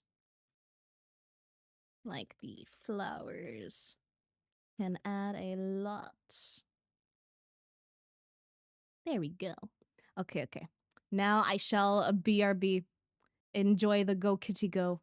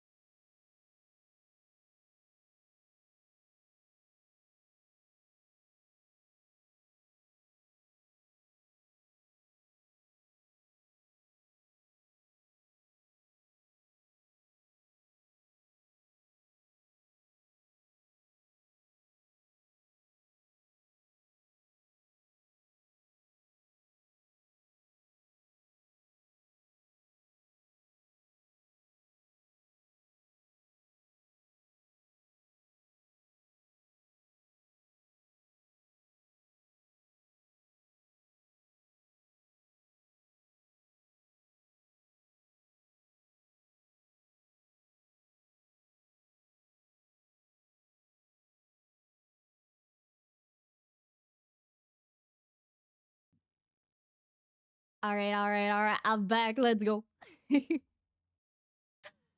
Ah. All right, all right. Let me get comfy again.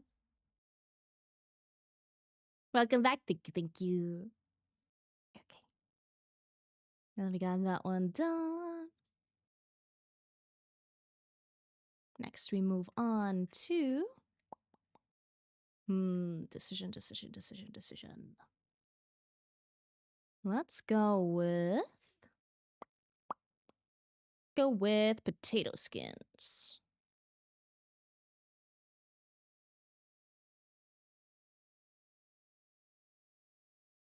Let's see.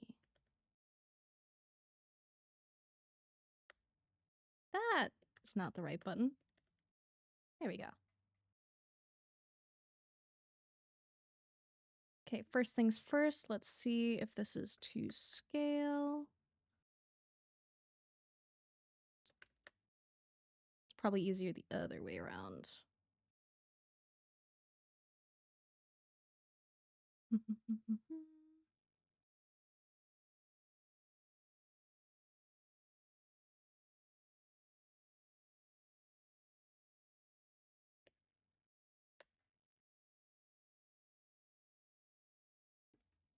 Just gotta drag my tablet down so I can actually see my screen.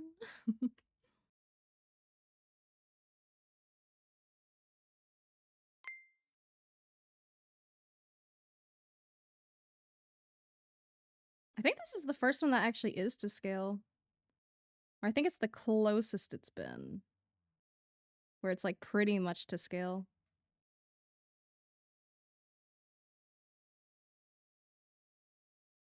Yeah, that's pretty spot on. Let's fucking go.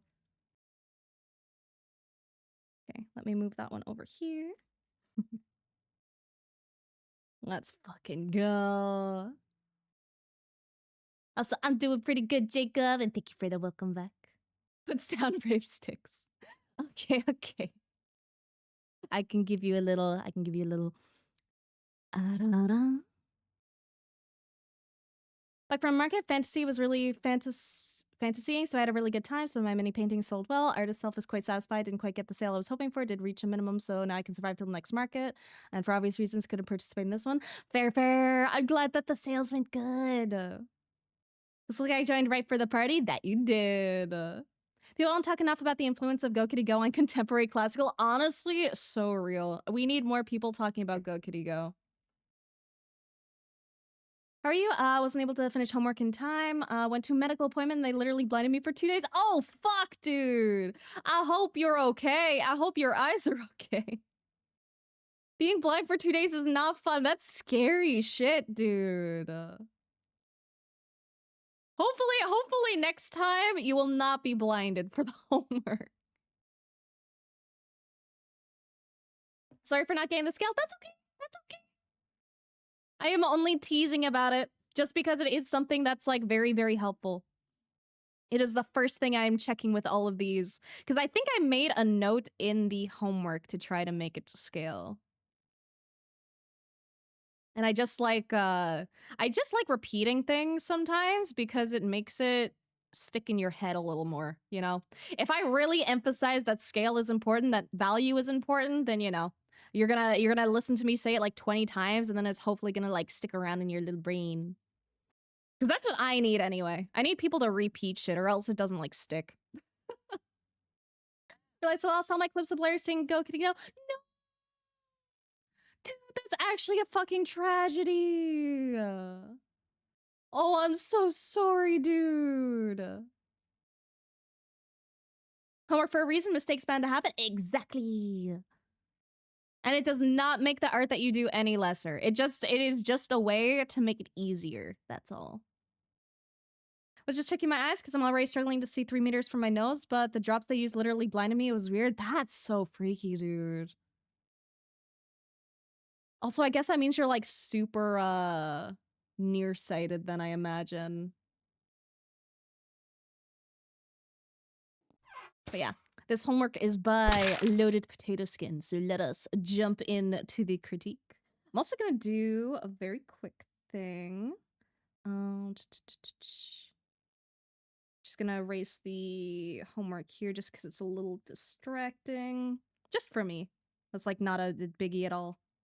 I actually like that you put the homework part there. And I'm gonna also fill this in with black just because the surrounding color determines like how you pick your colors.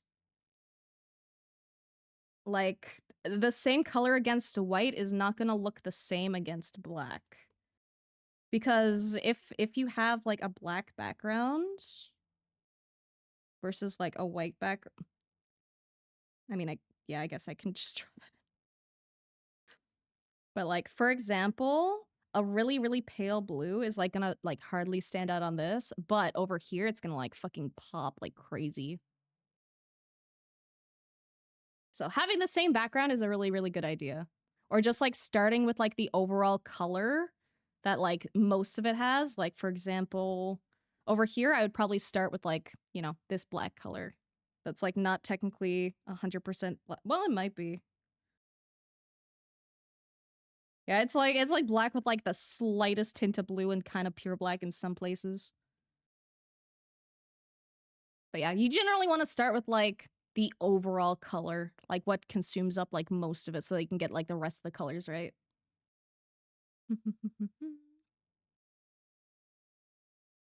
At Alien Me, please post in the live chat. Let me see, let me see. Let me go grab. Oh, you're so fucking cute. Okay, it doesn't look like a transparent PNG though, so I'm gonna do a quick little thing.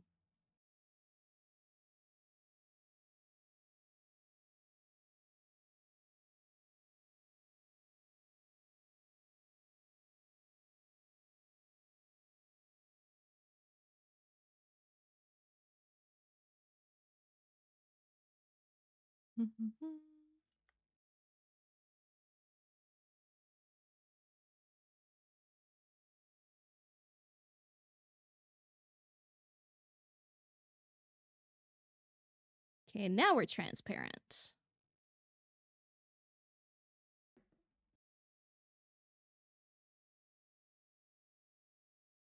Let me put it in the right folder. Okay, Alien Utopia. And then I can drag that in for you.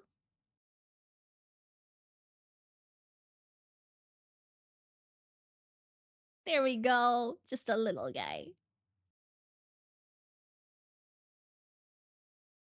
It's okay. You can control my brain for today. That's fine.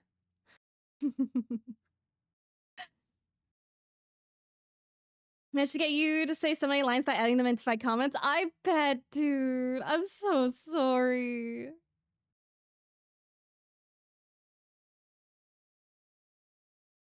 Procreate's acting goofy on me? Yeah, I've never used Procreate. I've never really had a reason to. Music is really low. Barely able to hear it. I can turn it up a touch. Let me.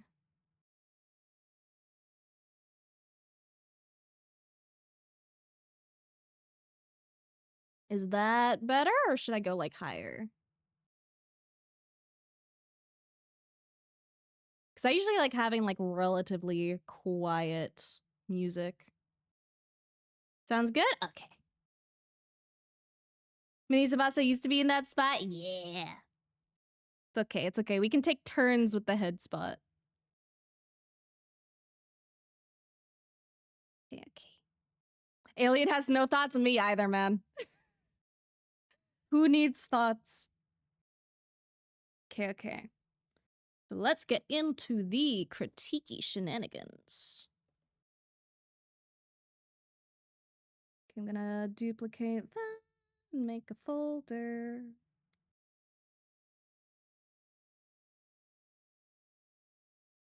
All right, all right, all right. Okay, so let's see. So first thing I notice, I'd say the first thing I notice is that the shapes are a lot different. So over here we have like very, very wispy like strokes and stuff. But over here we have very like blobbed in color, which is fine. Couldn't get the flame look, but that's a me issue. Yeah, that's the first thing I was gonna comment on. So the way you want to get like this flame look, there's a lot of ways to go about it. Like a lot of ways, like infinite ways as there are with like pretty much any kind of art. But one thing you might want to try is going, depending on your program, I don't know which program you use. If you do use Clip Studio Paint or any other art program, there's usually a blur brush or something like a fingertip blur brush. And basically with the fingertip blur brush, you can just kind of like blend the colors together. Right? It just kind of like melds the colors together. So the way that you blobbed in the colors is actually really, really good. You just needed to get the blending. Which if you ever have like a question like that or anything, feel free to ask in the Discord. I cannot guarantee I can answer everyone all the time. But if I do see someone struggling with like something that I have like a very quick answer to, then I can like try my best. But like just by doing this, we get like a lot of the texture that we kind of needed. Then if we go around the edges with the fiery vibes, just kind of like scribble it in here and there. Not being too specific with it. But even just doing that like alone gives us a much closer result. Fingertip brush is my fucking one and only in CSP. I actually don't use it very often. I use it very, very sparingly. I actually don't even remember the last time I used it. Hello, Obsidian Eagle! Hi, Blair and chat. Cute model. Been trying to learn to draw a concept art, but it's slow. It's hard, dude. The thing with concept art, is specifically with concept art, you actually want to usually be like very quick. So you want to try and get like your idea down relatively fast without focusing too much on the like larger details. 'Cause it's, or like the smaller details, yeah. Got that backwards. Your main goal is like the big details. And the thing with concept art is there's actually like a lot of brushes that you use to get to like speed up the process. Some other projects that I've been working on. Apologize for the long wait for the 3D model. Still working on it though. No worries. Take your time, man. No worries. No stress. Take your time. Use fingertip or fur texture? Yeah, I was gonna say the one place that I would probably use it would be like more realistic fur textures. Hello, Jar. Really enjoy seeing your art on my biscuit. Thank you. I'm glad you like my art. I always love posting on Blue Sky. Burn highlights on hair. Highlights on hair is another good area for it. I should probably be using it more in different places. But yeah, first of all, you know, fingertip would be the first thing that comes to mind. After that, it looks like you did get like the background color here like pretty spot on. But I would actually like drag that down a bit. Because there's actually not a lot of this like wispy transition color in the original image. So I'd actually like block this out a good chunk. And most of the colors that we do have tend to be like pretty saturated, so I'll try to do something with that in a second. Just gonna very messily do this. I do like the transition down over here though. I could probably use a better brush than that.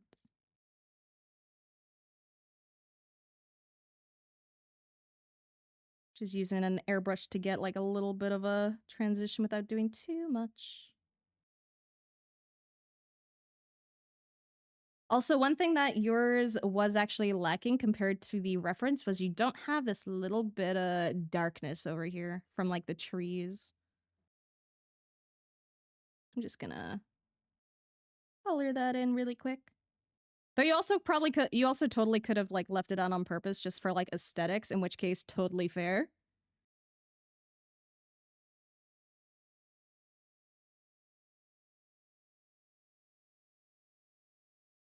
Because I always say, like, this is how, like, you can do, like, things, like, more realistic if you want to reference your image, like, very, very heavily. But, you know, art is up to artistic interpretation and whatever the fuck you feel like doing. You don't want to draw a big part of it? You don't have to. I look so pretty, I eat it? I know, right? Potato did so fucking well, dude. P3D as a hobby, concept art is obviously a lot quicker, just hard learning the two at the same time. Yeah, it's hard, dude. I fucking love doing 3D art, but I haven't been able to touch it for a while myself because I've been focused on other projects.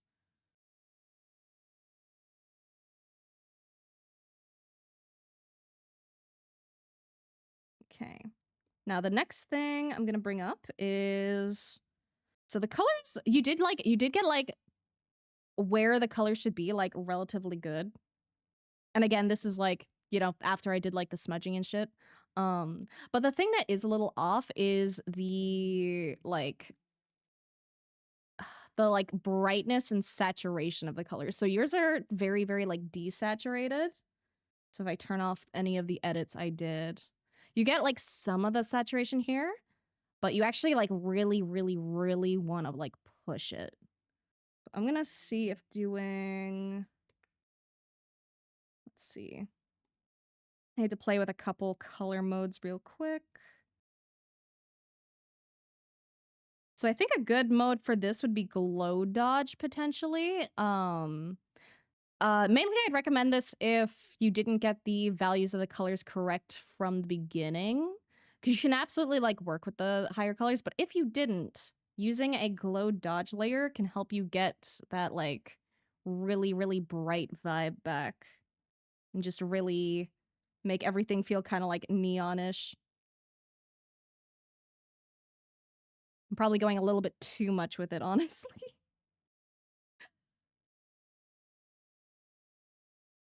But the great thing about art is you can always add more detail. If you go too bright, you can always darken it. If you go too dark, you can always try and brighten it and just mishmash and have fun.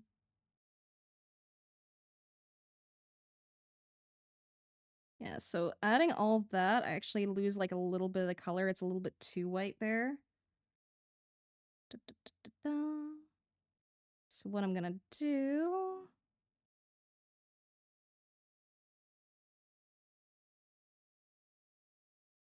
Also, honestly, this is like a bitch of a fucking texture to do. I am not gonna lie, you are so fucking brave, dude.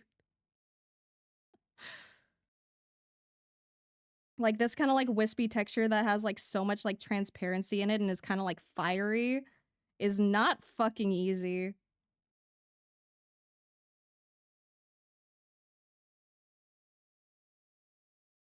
And like especially like working with like so many colors like working together. It's a really, really good exercise though. But yeah, I'd say after getting like your colors down, I'd focus a little bit more on like rendering out the actual like shape slash silhouette, which is kind of what I brought up in Axer's art. Here, let me close the things that aren't class related. But yeah, I pointed out with like the flowers here, you really want to like make sure, let me close that too. You really want to make sure you get that like nice little like fiery outline. And like a way that you can kind of do this, which I'm not really showing right now, but I'll show in like a second.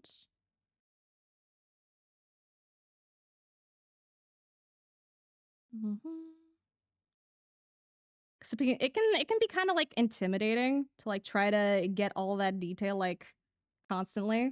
But one thing you can potentially do, like if you want, like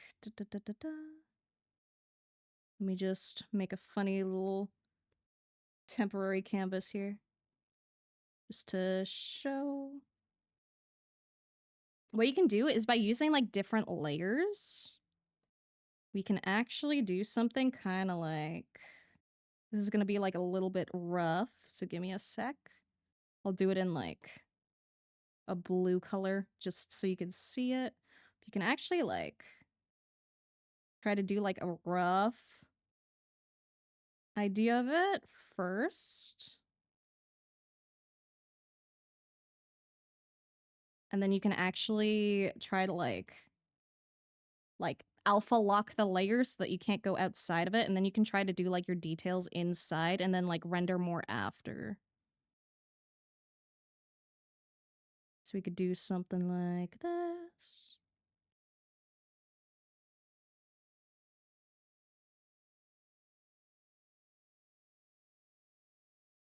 And then like anything you do just doesn't end up going outside. And it can be a lot easier to work that way if it's something that like works with your flow.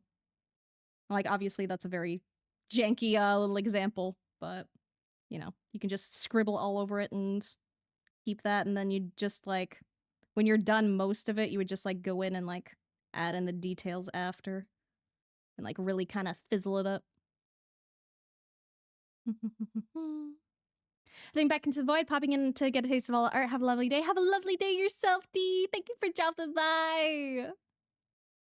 Bright colors, bright colors. Has to be a brush for something like that somewhere? Absolutely. There is definitely a brush for it somewhere. But learning to do things like without relying on extra brushes is also very valuable. But also knowing when to use like a brush to like help yourself is also good too. Also, again, my colors here are not 100% like super accurate. Because there's definitely like a little bit of blue there. And I have too much white in here as well. Color hard, man. Color's so fucking hard. Let's see.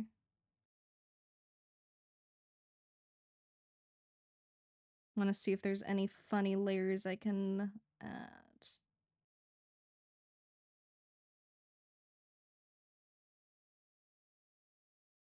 Okay, this layer kind of like brings it back a little. Kind of. Still not perfect. I just did a blue layer on overlay to get the colors like a little less bright.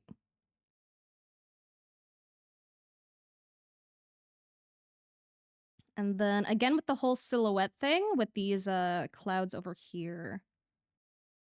So I'd probably try to block all that in.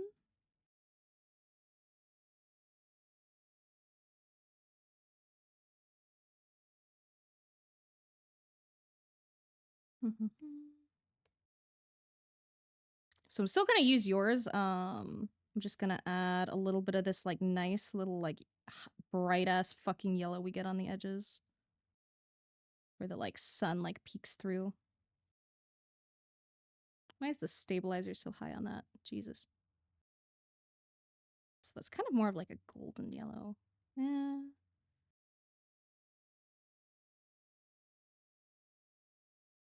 So we're gonna do this little bits of this here. And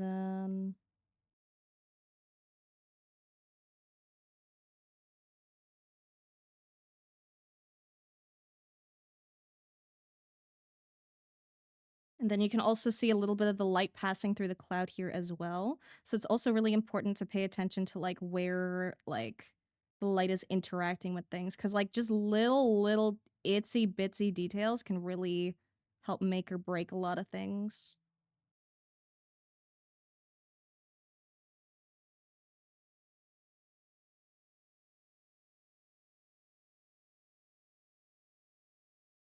And like just that little bit of like extra color variation can help you build up a lot of depth too.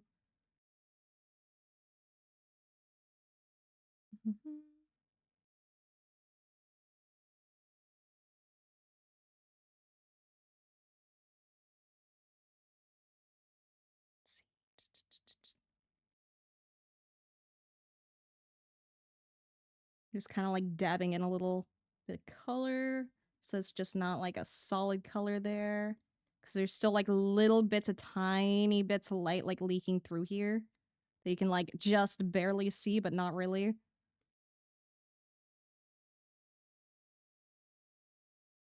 Then just add a little more detail and kind of develop shapes.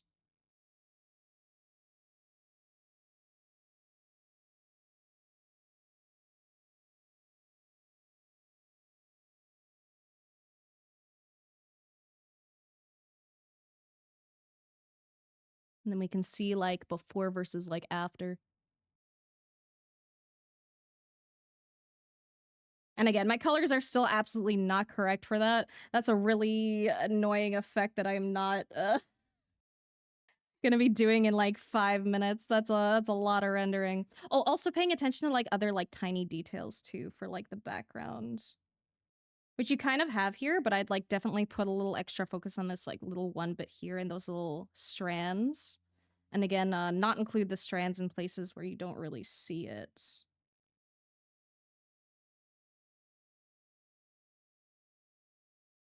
So I'll just quickly like... It's actually a little more yellow. Little more yellow.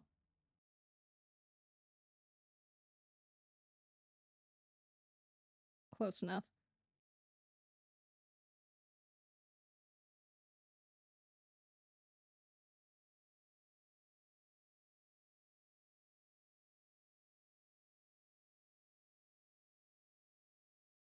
There we go. Color theory can catch these hands. Honestly, fucking real, dude. Color theory is so fucking annoying, man. Like, again, I don't even... I give you so much fucking props for choosing this, because I don't know if I would fucking choose this for a homework, dude. It's so much fucking detail with, like, color. Like, we have these, like, little bits of, like, yellow, and we have those little, like, bits of red in different places, and we have, like, the red, like, going, like, stranded out, and it's, like, a warmer red than what I used, and God. But yeah. Just in general, just paying attention to like which... Not like which color you use, but like which version of which color, you know? Like whether you use something a little more saturated or something a little like less saturated or like a little darker. Color is just a whole fucking bag of worms, dude. Color is so fucking much. That's why I always like really admire pieces that have really, really good like color work. Brain sees colors and says, yes, that dude, I fucking know. I know the feeling. Oh, colors are so fun though. Genuinely. Fucking love color work. Just my traditional art background, that's speaking, but how exactly do you use a glow dodge layer? Any kind of layer like that? I've heard of burn and dodge and a bunch of layers, but I have no idea how to use them because in traditional art, when the color's on the page, that's it. You can keep adding to it, but usually just makes it more smushy. That is something that is very, very hard to answer. I can try my best to do it really quickly. So let's use this page again. And let me well, at least drag it over so you can see which layer I'm using. You can see the layer like right here, the layer mode. That's kind of all you really need to see. Let's use like a pink because I like pink. So let's say we have a funny pink ball, right? I'd say like the most common layer mode is probably multiply, and multiply it like darkens the layer. So even if I use the same color of pink, we get like, you know, a nice dark color. And if we change that to like a blue that's like this color, well, we'd probably have to lower it to have it be not too strong, but then we can get like a nice like it just darkens it, multiply does. But for like anything like glowy and stuff, that would be like a there's color dodge, there's glow dodge, and there's add glow, and there's also lighten and screen, and they all kind of do things a little differently. So I'm like 100% this is like color dodge with that same blue, and this would be like glow dodge, and this would be add glow, which they all kind of don't really change very much. But if you go on overlay, it like makes the color like more saturated. It's honestly, you really just need to like sit down and visually see how everything works. Like there's a couple of like quirky layers that I like. Like there's the darken layer, which like it's kind of like the multiplier layer where it makes things darker, but like it's I don't know. I don't know, man. I wish I could give like a better tutorial on this, but like honestly, it's just a lot of figuring out like what works for like your specific situation and like following a lot of tutorials and seeing like when they use their specific layers and then trying it in your own process and then seeing if you like it and seeing if it works and yada yada. It's a lot. It's a lot. Layer modes are hard. It's a lot of fuck around, find out. But in general, for like kind of like glowy effects, you probably want one of the add glow or add or glow dodge or color dodge or screen or lighten. There's a lot. There's a lot. Like I don't use like most of the color modes, but sometimes if I'm like playing around with effects, I'll just like scroll through them to see if it makes anything that I like the look of.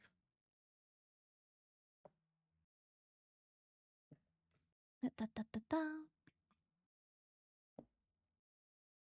Different effects, instead of applying it to the entire piece, you apply it to a specific area for that effect. Kind of. The thing is you can absolutely apply it to like the entire thing. Like for example, if I wanted to give everything kind of more of a reddish look to this, like if I wanted to make it really warm, I could theoretically just like get like a red, so like this shade of red. And if I put that on overlay over the entire thing, then we get this. So you can kind of just kind of think about it like in terms of photography, like using like a different filter. But the thing with like digital art is you could also just totally put this on like one section if you wanted to. Like if you only wanted the red like on the tips here, we could just like erase the rest, you know?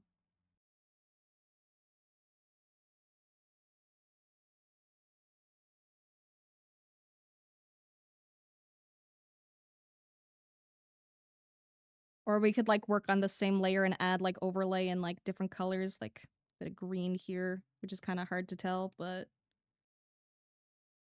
like you can just do a lot with layers. This is only on like the overlay mode, but it's just good for there's just a lot of uses for it. There are so many uses. And the filter looks like a monster. I know. I made it. Welcome, Abyss. Welcome, welcome.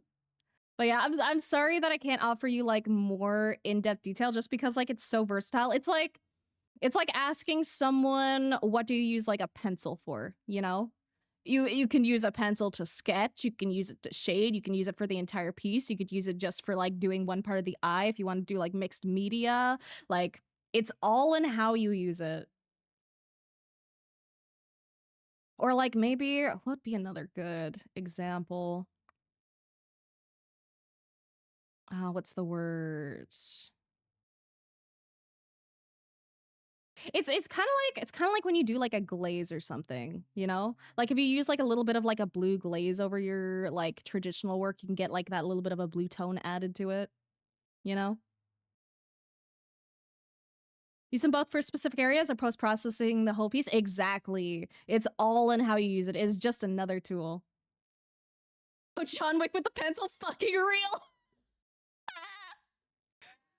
It's fine, still helpful. Like I said, from the perspective of traditional artists, when the color is applied, it's applied. So when you talked about it, you can always make it lighter or darker. Intrigued me because it's not something I'm usually capable of.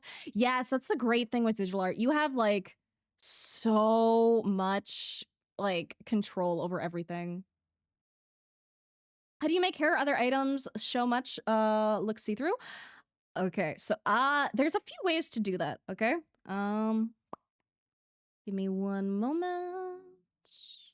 Let me find.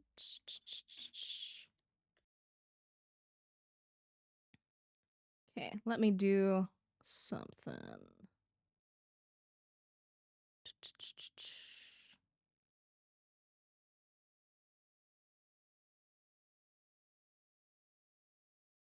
Let me get a new canvas. Actually, I'll leave that in place. Also gonna make that bigger.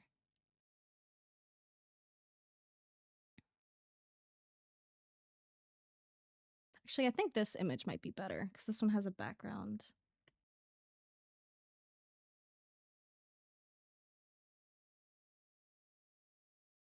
Okay, I'm gonna assume that a jar will be a fine example for transparent art. So, with like see-through objects, the main thing you really have to pay attention to is like where it is. So this one, like it's obviously in an environment, right? So like a lot of the colors of the actual thing are just the colors of the background, but like a little bit distorted just because of like how light works. So like the way you can make something like feel very transparent is just having those colors inside and also paying very, very, very careful attention to the values. So despite being like clear, we get very, very bright values where like the light like really shines. And then we also get like a couple of like really, really dark values as well, like over here on the shadow and over here on the shadow here. So if I just do like a very, very, very quick, I'm not even gonna fucking use the same size canvas because I'm fucking lazy. Don't be like me. I'm also color picking. Don't be like me. This is just for a quick demo.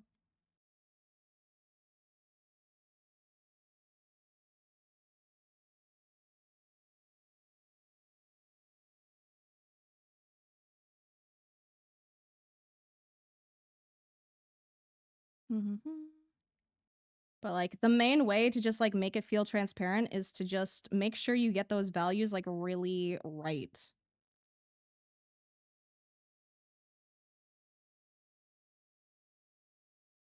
Because the highlights and everything that are going to make it feel like, you know, glass or like plastic. And every kind of like material reacts a lot differently with light. So like the kind of material that you're drawing matters a lot, and using references of that specific material is going to help you infinitely. Like despite like both being like kind of like transparent or translucent, like glass and ice would look a lot different in how they shade things, and same like if you were like looking through like plastic instead of glass, like especially if it was like a very like non-shiny matte plastic that was still like kind of see-through.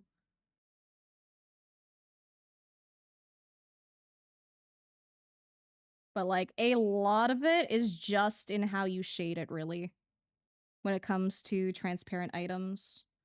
And honestly, you can probably kind of say that with like most things.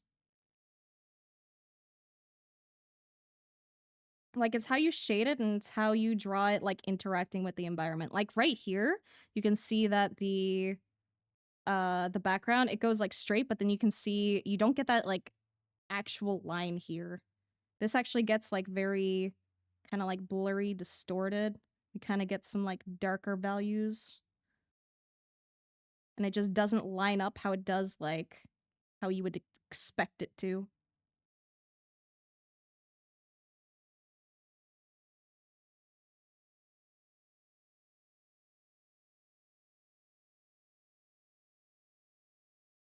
And then again, we have like some very dark parts here as well. And then we also have like reflected light, which is another thing to like keep in mind.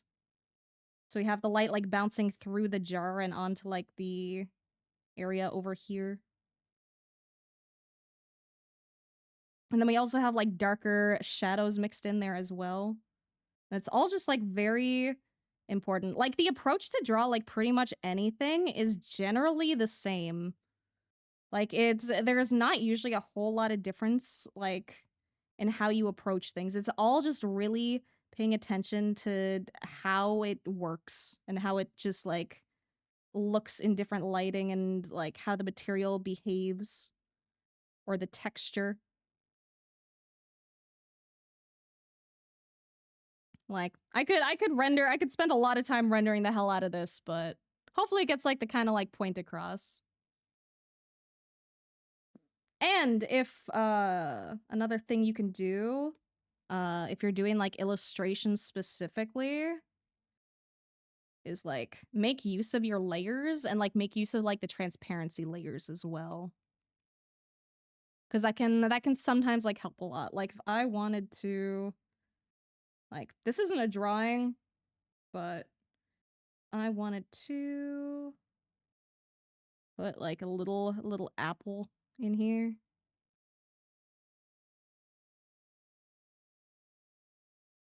Let me draw the most like fucking jank ass apple.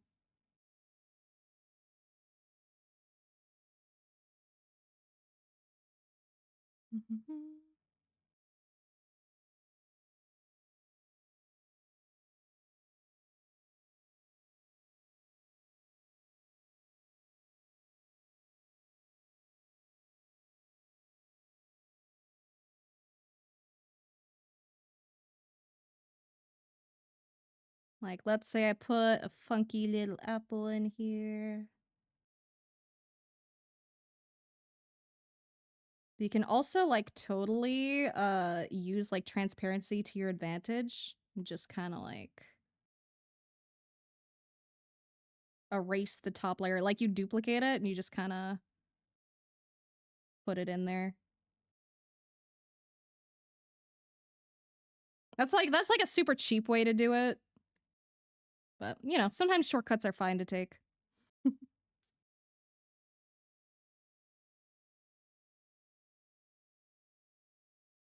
Only add in traditional art, very little medias where I can subtract. Yeah, there's very little areas where you can subtract with traditional.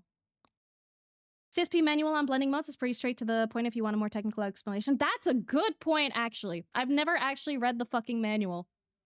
That's probably a really good way to go about it. Couldn't finish homework on time? That's okay. There is always next homework. Apple in the cage, yeah. But yeah, that's generally what I'd say in terms of like how to approach like transparent shit. It's like you draw with the highlights rather than draw the actual thing. You draw with highlights and shadow. There we go. Instead of like lines. Like it still all breaks down into lines, but hopefully you catch my drift. Free him? Never. The apple deserves the jar time. Okay, let me select this. And then send this on over. A difficulty drawing trees without the leaves? I mean like that can probably just be done with like regular just pen strokes. Or you can also probably find some like nature brushes that give the same vibe.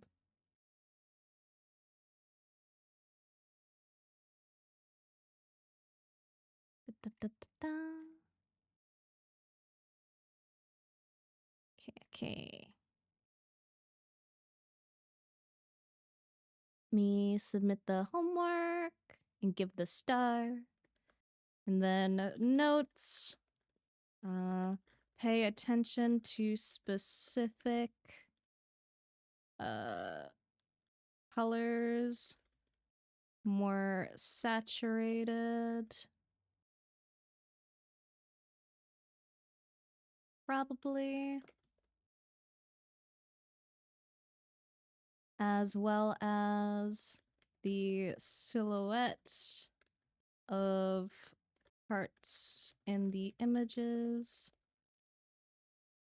Cloud, color burst. Then what else did I say? I think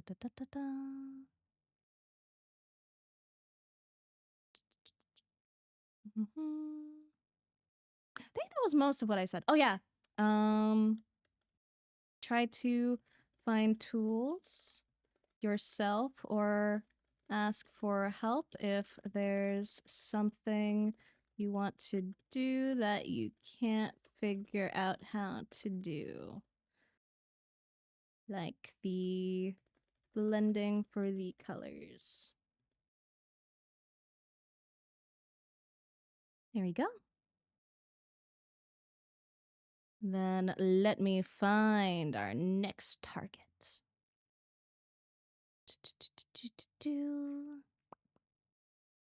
Let's go with Volucrums, because I fuck heavy with Volucrums, dude. I fuck heavy with like all the fucking art this time, man. Let me just close some of these.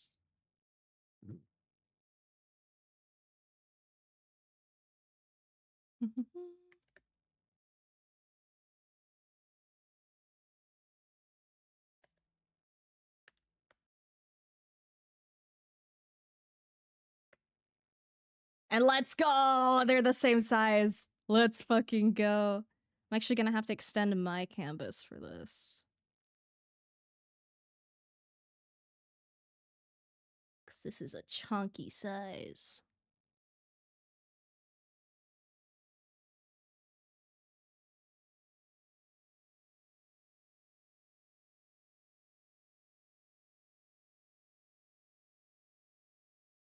Okay, here we go. And then I'm just gonna move them both over so they're centered here. There we go. 4K by 3 something? Yeah, it's chunky, dude. It's so good. Random subject change. Have you seen the K-pop Demon Hunter movie? Because it just popped in my head that there was a lot of amazing cosplays of characters from the main group, the fantasy market I was at. Yes, it's really good, dude. I fucking love the K-pop Demon Hunter thing. I specifically fucking love Derpy Tiger. Derpy Tiger makes me so happy.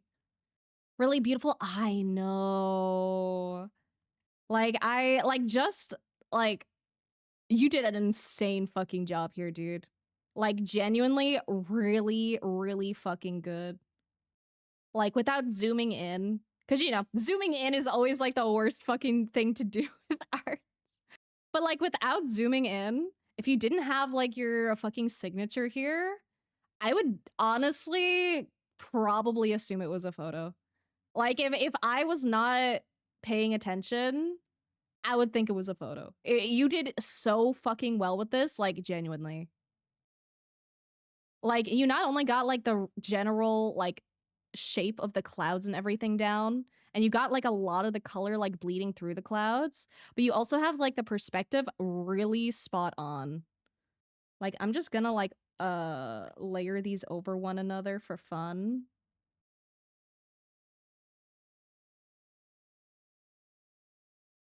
Da, da, da, da, da, da, da.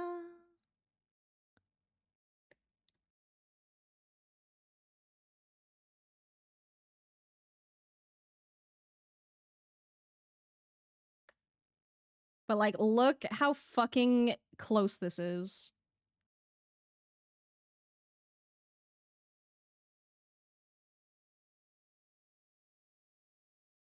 Like it is so spot on, it's insane. Like the real only differences I can really see mostly are in like the background with the windmills and like a little bit of color variation obviously, but like dude, took about 5 hours. I can fucking imagine, dude. I can only fucking imagine. Like your rendering here is insane. Genuinely, it's just fucking hell yeah, man. Like you even got like this little bit of like a little bit of a light here. Like you even have that included, which is fucking crazy.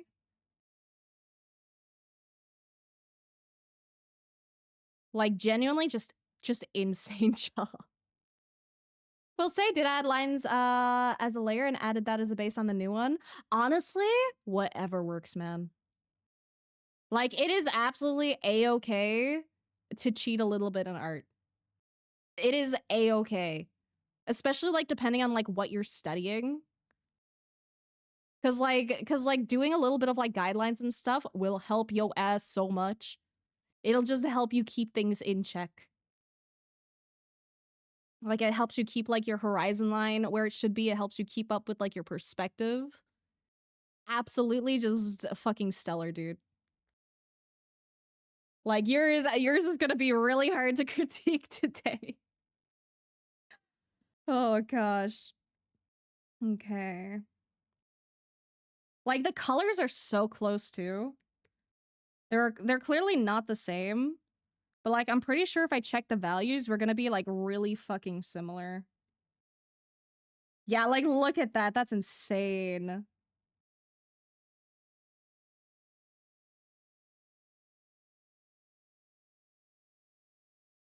All right, all right. I will try my best.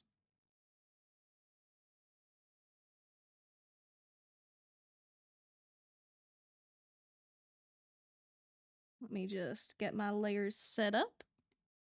Okay. So, the first thing that does come to mind is you do have like again, your colors and your perspective and everything are really fucking insane here. They're so good. So any critique I give is really me just being very very nitpicky, okay? Cuz I think this is absolutely solid as fuck. But the first thing I do notice is that the orange that you used is definitely a little less vibrant than the reference photo. So I would try, I'm gonna see about an overlay layer and see if that helps here.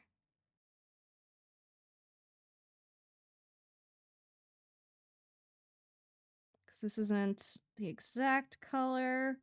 And I'm also doing this significantly faster than the many hours you worked on your art. So it's definitely not going to be as perfect as I would like it to be, but that's okay.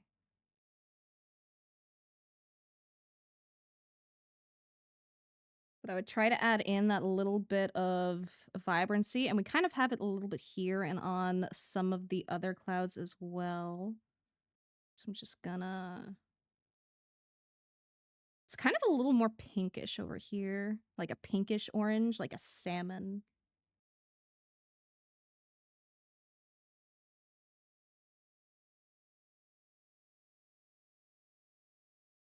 So I'm just gonna add that in just a little tiny bit. And again, I think it's probably gonna look a little bit worse than your version, just because, you know, I'm not spending a lot of time on it for any of the quick little edits I point out. A good way to think of my edits, they're just quick guidelines.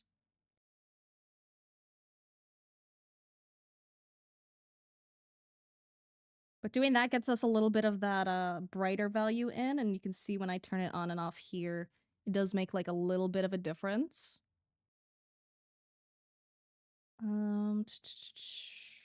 You also went a little bit light on your whites here when they should kind of be more of a dulled out color. So a little less, like either a little bit darker and maybe a little less saturated. Or well, I guess white is already desaturated. So mainly just like a little bit darker. I'm just gonna do a quick multiply layer for that. Which you're probably gonna see a little bit of the lines on the outside, so just try to ignore those.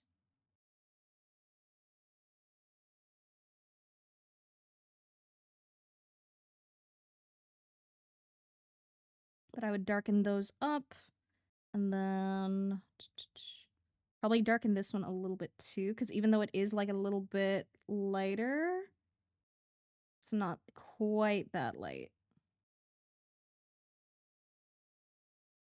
And then, and this part has a little bit more of a kind of like brownish yellow hue to it. So I'm also gonna maybe, that's a little too dark. Gonna do a multiply layer with not too much color on it. Or without it being too, like, strong. Just to try to get that yellow tone. While working with what you already have. And then I think same back here. It's kind of more of like a brownish, yellowish kind of color.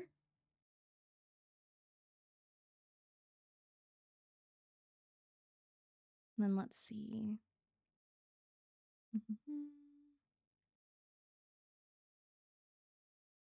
We also have like a little less of a intense purple as well, but honestly, I really like the intense purple. The intense purple really does look really pretty, so I kind of like it. But if we're following the reference, then it wouldn't be quite as vibrant and saturated. It would be like a little bit more dull, even if it is a little more purple. If I just make it like a little more gray, maybe?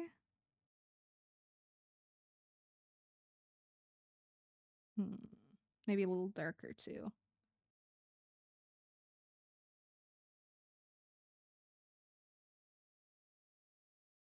But again, I kind of really like it.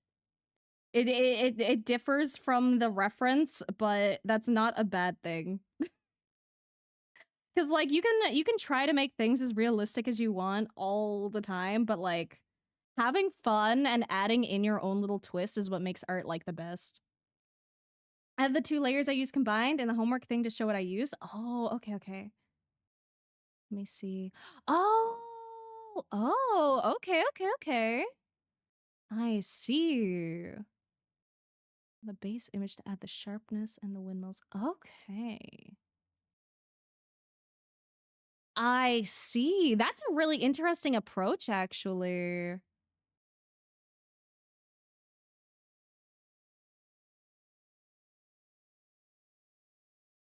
Very interesting.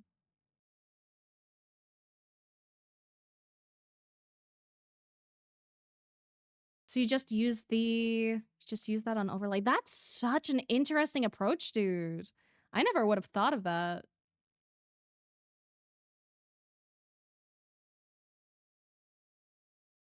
Okay.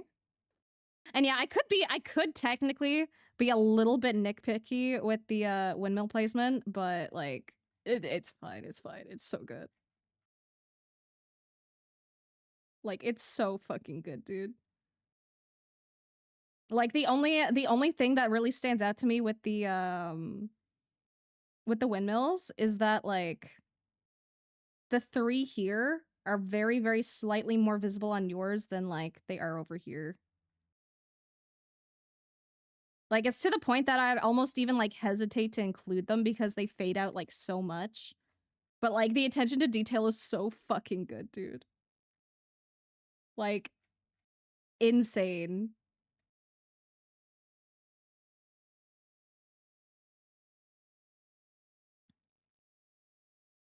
And then I guess if I'm being still nitpicky with color, probably again add that like brownish color on probably multiply to this area here.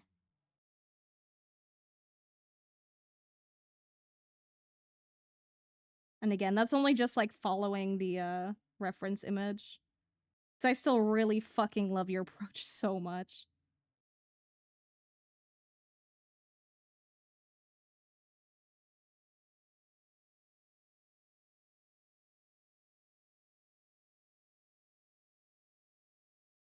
So like that's all I would really suggest if you were trying to get like closer to the original. But again, yours like fucks, dude. It fucks so hard.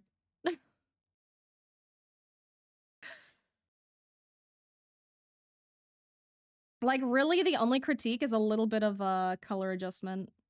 That's the main thing. And even then you are like really fucking solid. Just a little bit of color adjustment and a little bit of value adjustment which comes with the color adjustment.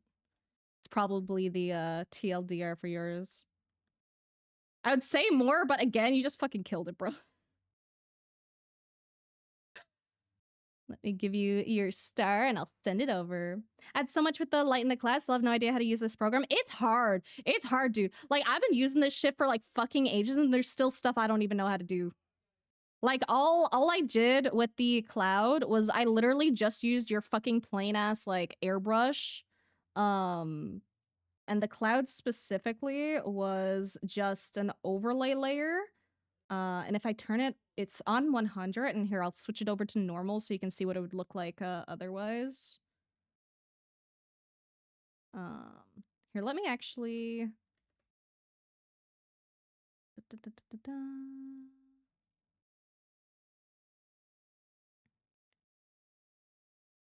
One sec, let me... So like the overlay layer that I did just to bring in the light was, it's on overlay and it's just this. So you can see where there's like little bits of like transparency and stuff, and it's just I did it with the airbrush and that's all.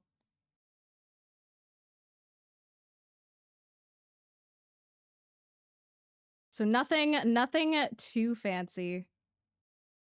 Oh, so thank you for the hydrate. We'll do. Thank you. But yeah, when it comes to art, like I've mentioned it before, but a lot of the times it really is like just the tiniest little details can just really make something really pop. Like you don't have to get all the tiny details everywhere all the time, but like knowing where to put those tiny details, like just really helps everything else work. Don't think you saw the early run? Repeat it here. But you're really pushing your art sexual agenda here. Take it down a notch. Otherwise, I think we need to attend a wedding in a moment. I didn't think I was being very sexual at all. I don't remember saying anything sus.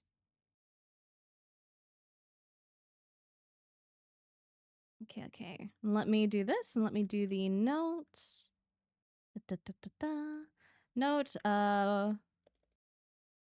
overall insanely good grasp on color and value.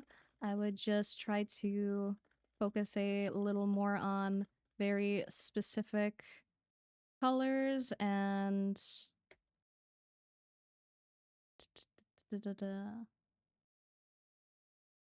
focus more on getting the colors just right, which will help with the values as well. Insanely clean work, though.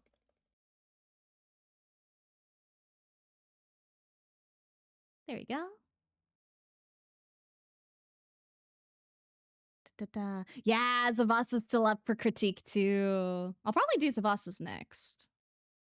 So we have Zavassa's left, and we have Utopia's left, I think. I think it's only just those two. Yeah, we didn't get too many submissions this week, which gives me a little bit of a break. I get very overwhelmed when there's a whole lot of homework and I'm like, oh god. Because like I want to be able to give you all like a fuck ton of in-depth feedback. But in-depth feedback takes a while. Say the Art Fox, my speech to text program refused to say the other words, so you get this instead. And being all hype and excited, just got this idea you flirting with the art piece. So again, it was just a joke. Oh, okay, I get it now. I get it now. Thank you. Sorry, sometimes my brain is very slow at catching on to like where the joke is, and sometimes I legitimately do need the joke to be explained for it to be funny. And I know sometimes that kills like the funny aspect, but thank you. Now I get it. The art do fuck, dude. Well, I also like the idea of me flirting with art pieces. That honestly pretty accurate. Like if I see like a really pretty piece of art just like somewhere, I'm just like, oh whoa. But let's get Zavasas in.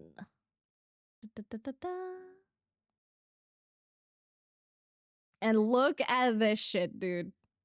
Look at this shit. Zavasa fucking went crazy here. Like, actually insane. Like, I am not kidding, dude. If you just didn't show this side, I would straight up think this was just a fucking photo. Okay? Heard my name, I fell asleep. Oh no! I was saying that Zavasa, your art is the only two remaining now. So I'm gonna do Zavasa's first, and then I'll be doing yours, Utopia. I can't even, it's so good. I know. I fucking know, dude. And like the size of the canvas also looks like they are both the same size, which again helps a lot with placement and getting everything like just perfectly right. But like this, I'm just genuinely so impressed here. Like, let us switch over to grayscale. And like, look how on point the values are. Like, that's actually crazy, Tsubasa. Like, the only thing that really pops out to me is that the suitcase could have like a little bit more light to it. And technically, this part right here is like a little smidge too dark, but just barely, to the point like it's just so good, man. It is insanely, insanely good.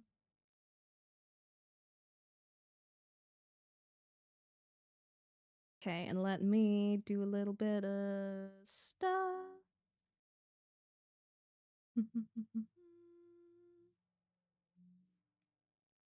I'm just going to clear out the background, just because that makes it easier on me.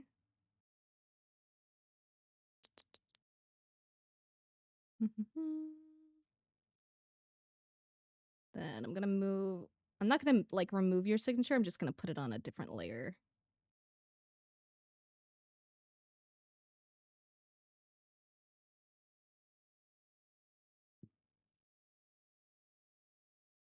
Because then I can separate all of these, and then it just makes things a little easier on my end.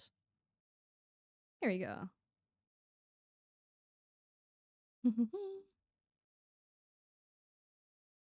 Is your color blindness like black and white? Color blindness isn't usually like black and white. Normally it's just the inability to perceive certain colors.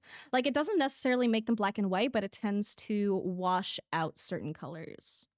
So if I remember correctly, I'm pretty sure Zavasa struggles a lot with reds especially, and like warmer tones. So like for example, like a really, really bright red might look very, very dull to them. But that's just my guess. That's just my guess. Because I heard something about red. Yeah, the most common is usually like red-green color blindness. So a lot of times greens can be very washed out as well as the reds. There's a lot of different types. And obviously it depends on person to person. Because generally it's like the hashtag not a doctor, but generally with like color blindness, it's a thing to do with like the cones in your eyes, and cones are specifically what's used to like perceive colors. So like they might not have like the proper cones, so they can't like get everything. Like they might be able to see everything in like yellow and blue, but the moment they get to like the reds, they might have like some cones lacking there. So they can't get like 100% of the color there. If that makes sense. Can't perceive me, Churro?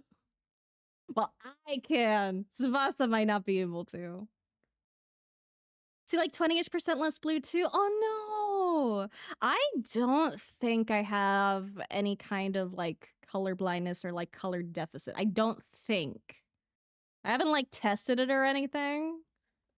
But I think I'm usually pretty solid. Actually, a website that has a lot of features that helps other people see what they see is a good tool to start getting a feel for it. But then again, like you said, each person is different. Exactly. Those things are really good for like getting a rough idea of how someone might like see things. It's definitely not always like 100% accurate or anything, but it's definitely really good, again, to just like get a rough idea, just so that you kind of like get what the other person experiences. Which honestly, again, just makes this insanely like even more impressive, Zavasa. Because we have some greens in here. I think the main thing that does the first thing that kind of came to mind when I saw this was that I think because of your color blindness, this is only the tiniest little detail.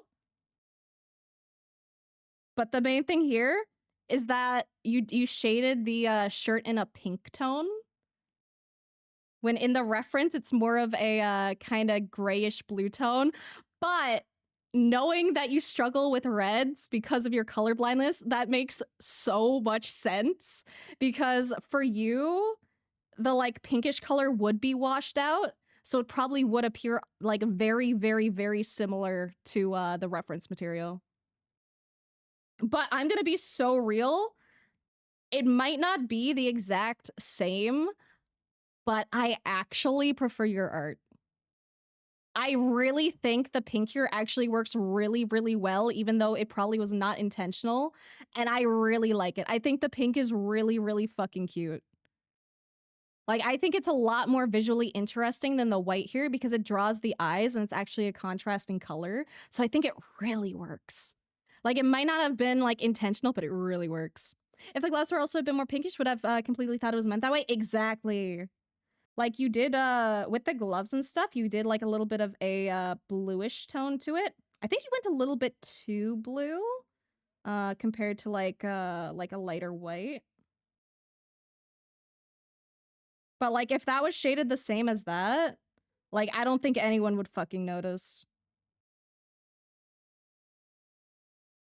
But yeah, that's the main thing is that the shirt is a little pink, but that's okay.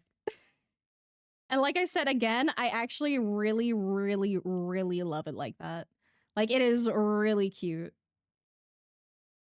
And I kind of wish they did it in the actual image because I think that fucks. Okay. And then let's see. I'm gonna have to be nitpicky with yours because you just did too well. So keep that in mind. Keep in mind that with yours, I'm being very tiny detail oriented.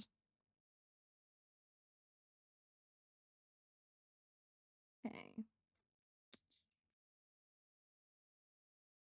Okay, so like I mentioned at the very beginning, one of the other things that really stands out is the highlights on the bag, which you do have them, but I would go ever so slightly, just a little bit lighter with them.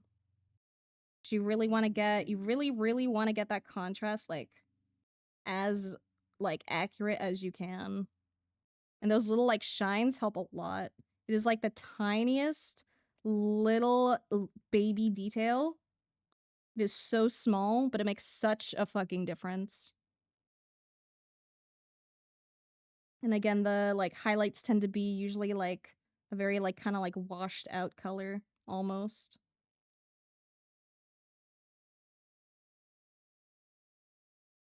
And I'm probably laying it on a little bit too strong in this one little area.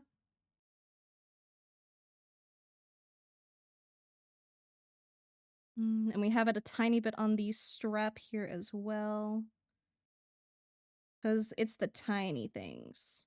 You don't always have to get all the tiny little details, but when it comes to, like, color and, like, values and stuff, just getting, like, a little bit of that right can just, like, really make a difference. Also gonna lighten up here a little bit too.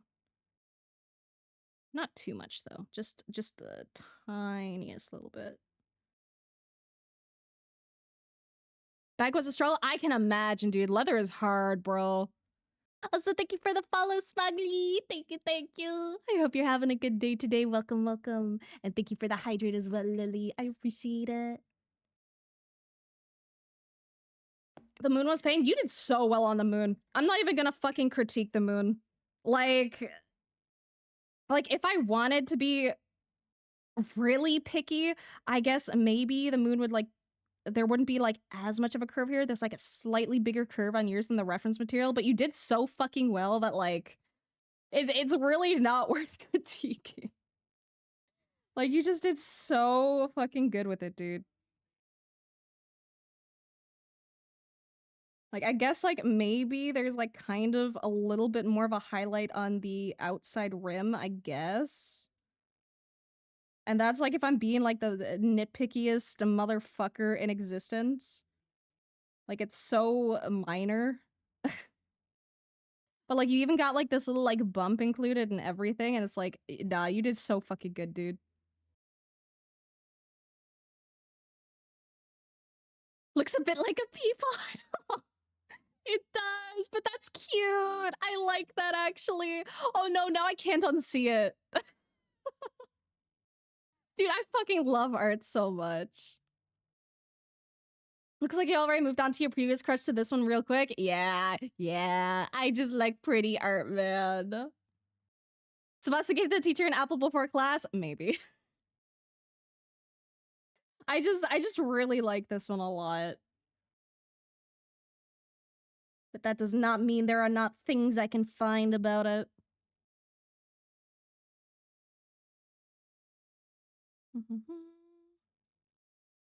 I also think you did insanely well with the flowers.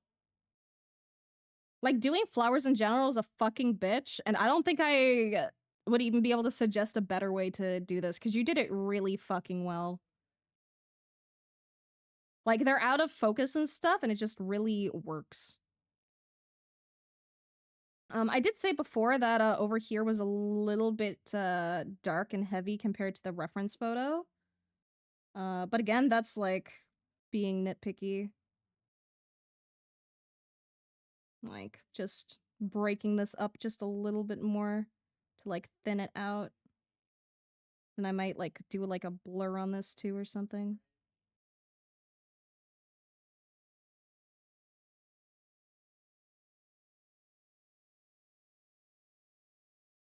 Da, da, da, da.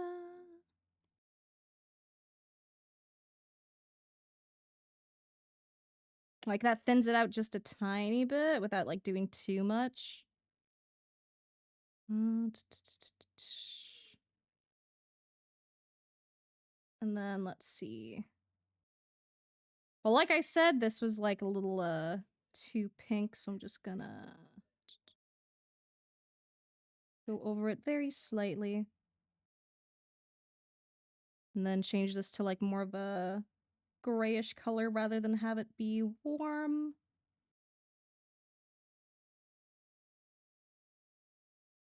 But again, that's like not even something you'd really be able to help. So that's more of just a nitpicky thing again. And your value work is also pretty solid. There is like a little bit more of a shadow on the arm here that wasn't really included. Just like right here on the sleeve. And then I think some of the values here could also be ever so slightly darker, just like a touch.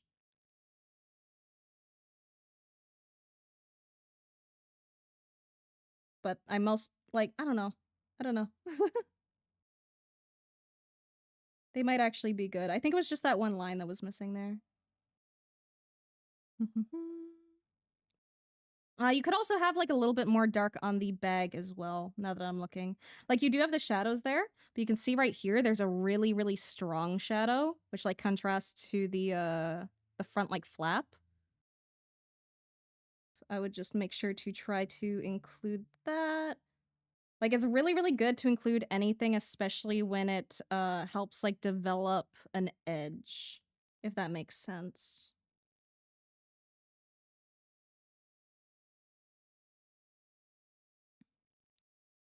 And if we're being like really, really accurate, the edge of the bag also bleeds out just a tiny bit right here. You're just gonna extend that ever so slightly just to get the perspective a little more right.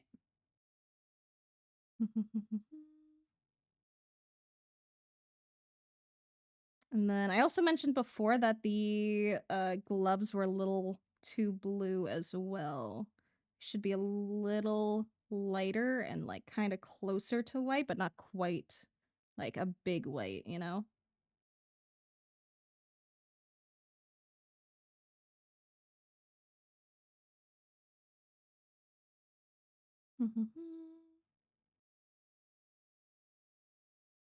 And then also with the bag, there's not only that shadow here, but there's like a little bit of shadow where it overlaps other parts as well.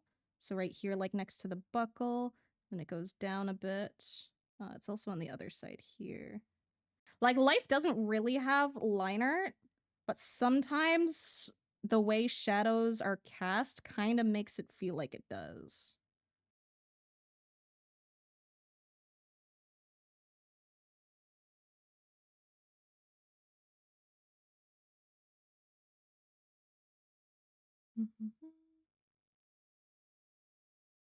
Then I'm actually going to go very, very slightly darker on this shadow here, just because I think it is a little darker. But you got the folds and everything very, very solid. And I'm also going to darken up the shadow up here as well, just around the top, because that's where it's like the most obscured.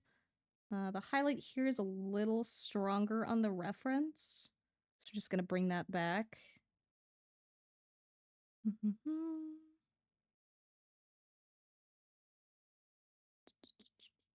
And I think a little bit of that hair highlight could be slightly brighter too. But hair is fucking hard. Just add like a little bit of a light bit there. Be a little touch here. Hair is not my forte. I will be the first to admit that. Hair is fucking hard. Because basically the way that you kind of shade hair, or the way you like dry hair is you basically shade it. You kind of fill in where there's like the darkest darks and the lightest lights, and then you kind of like work from there. So then you only have to include like so much of the detail. I think the strap on the hat is also a little darker. I'm gonna borrow the color from the dress.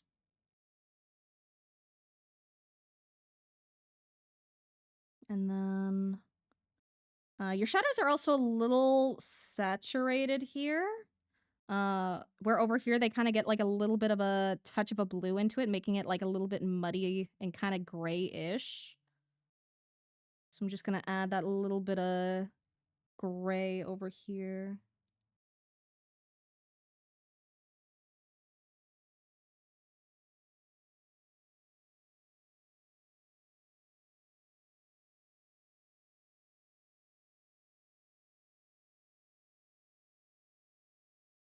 And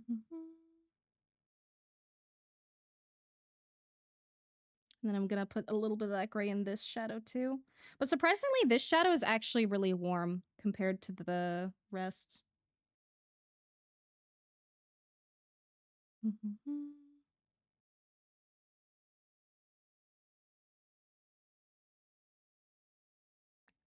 Then we can see the before and after. Oh wait,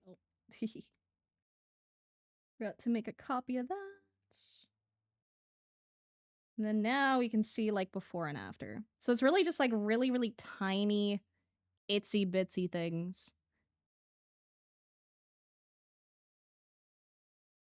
That looks insane now. Yeah, it's really like I keep saying it. It's really the tiny things, man.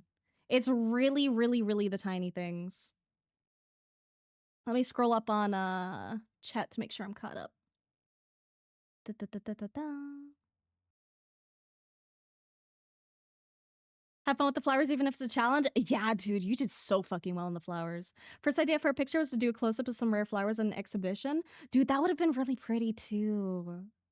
See, we have a teacher's pet? Nah. Or maybe you're all my teacher's pets. It is extra homework after all. You're not even getting a grade for this. You're fucking opting in, man. I think we're leaning a little bit too much into the classroom vibes right now. Nah, I like the classroom vibes. With that colorblind setting, I would be seeing you shading white with white. Yeah, I can imagine. Given with the baggage you could tell, honestly, it doesn't seem like you gave up. It's just lacking like a couple of little tiny details, that's all.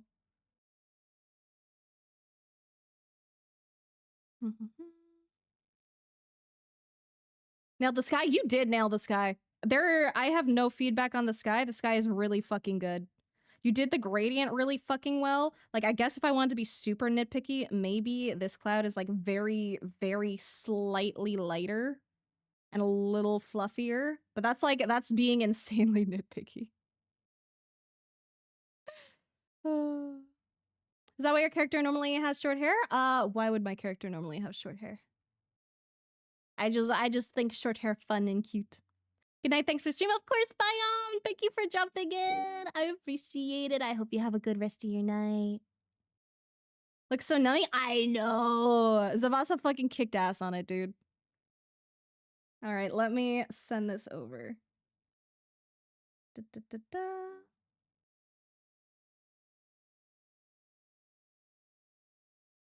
Here we go.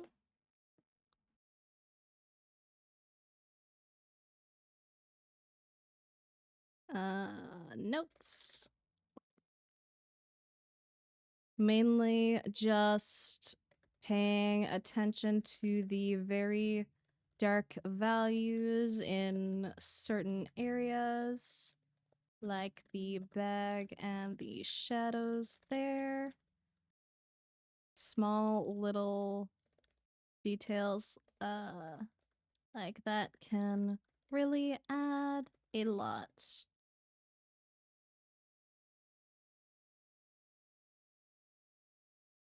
Not that fun to drawing hair, that's why your character have shorter. Oh, yeah, honestly, kind of. Like, I like drawing hair, but it's hard. It's hard. It's something I definitely do struggle with a lot. And long hair is very time consuming, so short hair is quicker and just easier. That's genuinely why I have short hair. It's much less to render. Though sometimes I like to draw long hair version too. Long hair version is fun. Okay. Let me get the last one, which is Utopias. Okay.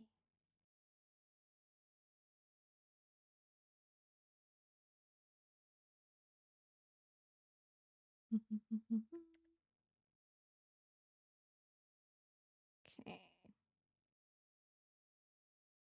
Okay, I don't think they're no, they're not the same size. Okay.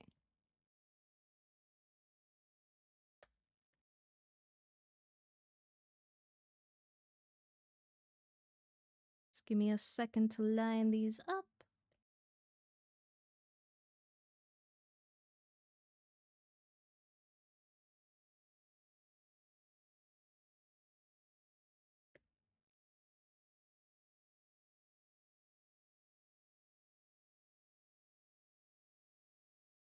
There we go.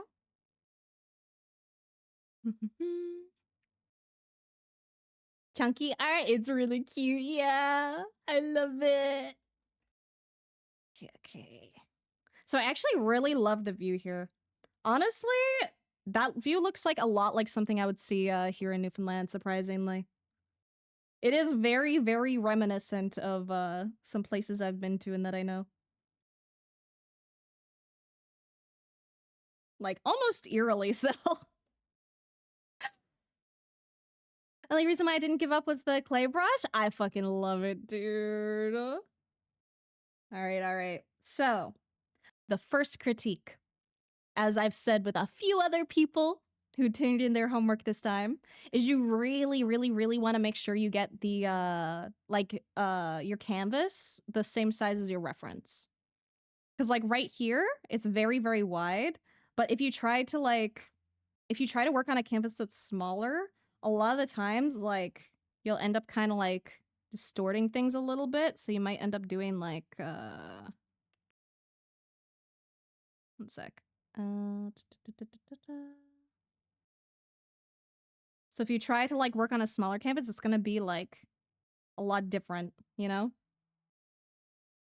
Because you can't like set up reference points as easily if it's differently sized. So that's the first thing I would make note of. Like it's not always mandatory, but it helps a lot if you're specifically trying to go like one for one with your reference. Okay. Second thing, I would pay attention to where your horizon line is, okay? So a horizon line is where how do I explain horizon line? Well, self-explanatory, it's where the horizon is. And basically where the horizon usually is where your eye level is, right? That's generally how the horizon line is like measured. So like, let me do a little doodle to emphasize what I mean. So let's say we have a cat here. Yay. They're loafing. Whiskers, yippee. But like, let's say we have a person, and let's say they're like, start off with like, regular height, right? So let's say they're like looking down at this cat, right? So like our horizon line is going to be level with like our eyes. So when we actually look at this cat, it's gonna be like the horizon's gonna be right here with our eye level. And then like the cat's gonna be like looking up at us. Right? So with our eye level here, it's like right here in like the center of the canvas. And then also alternatively, let me just duplicate this.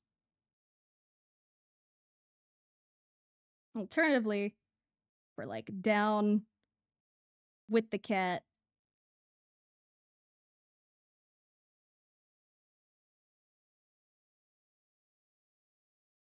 Then that makes our horizon line like on this level. So it ends up being like, if we're looking straight at the cat, it's like, yeah.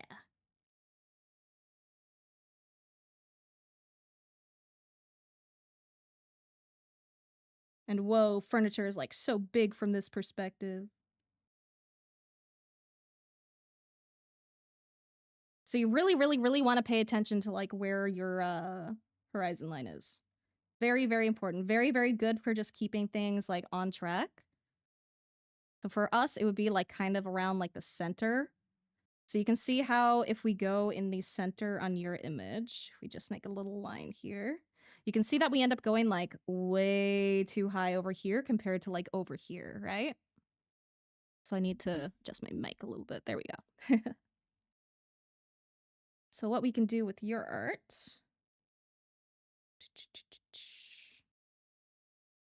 Going to do this. You actually did like get the path a little bit included here. It's just a little bit too high. So we're going to do this.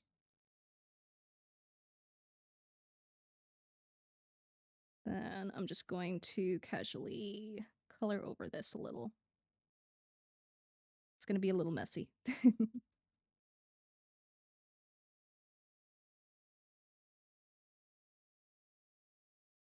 And then I'm also going to just distort this back up a little bit.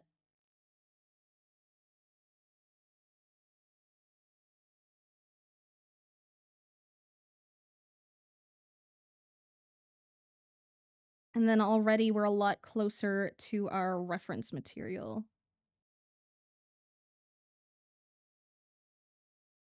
So basically you can think of like the horizon line as like not only like the line of the horizon, but basically kind of a guideline for the rest of your stuff, right?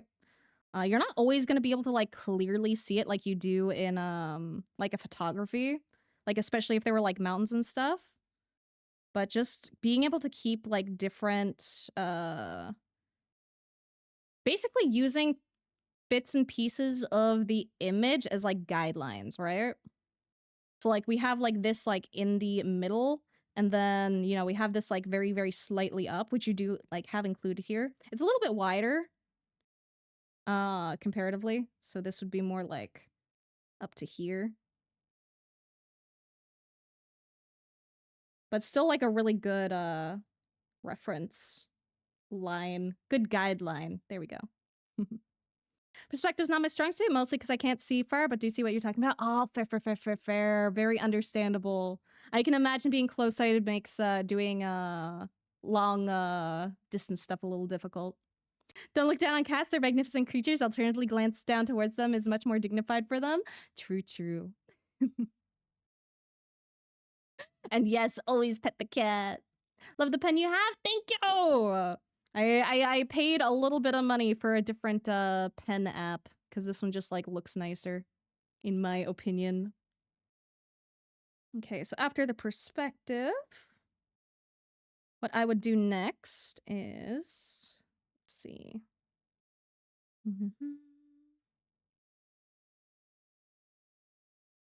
So what I would say next would be to focus on where things are exactly. Because right now, even without like my edits and stuff, we have some really big clouds here, right?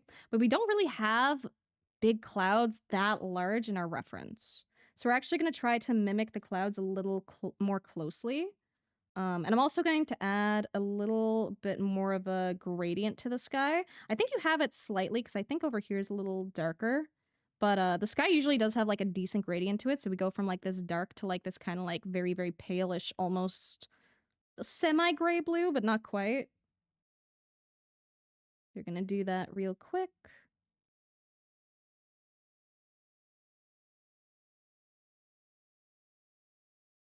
Just add a little bit of a soft gradient there. Da, da, da, da.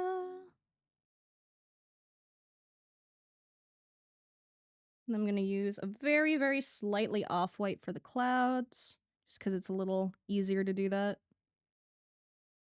Though clouds do tend to be, like, really fucking white. Like, they are insanely white. It's just a little bit of a habit to not use pure white except very minimally, depending on circumstances. But it's a guideline, not a rule. Because there are no rules when it comes to art. And art, you can just go ham.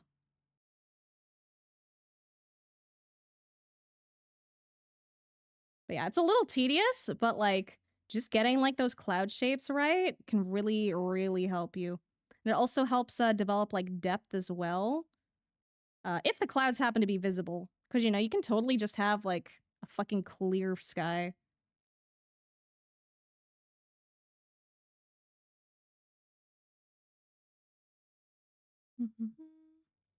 Also, again, the canvas isn't to scale. So some of these might be like a little bit off. That's fine. But like these little tiny itsy bitsy clouds you can see in the distance basically really help with building up depth. Because it gives you like an idea of like just how far away things are compared to like the more detailed clouds that we can see like up close.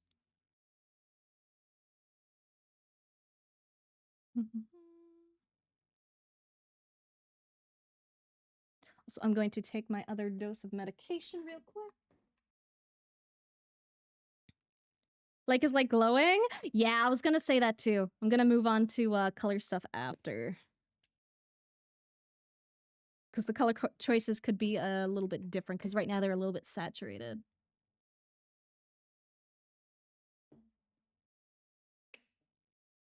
Can you tell I see everything brightly? In my eyes, this was the colors to me. Really? That's actually really interesting. Like got a lot of students with eye problems. That's something a lot of people like don't consider when it comes to art, honestly, is how like different people will legitimately just like perceive things very, very differently.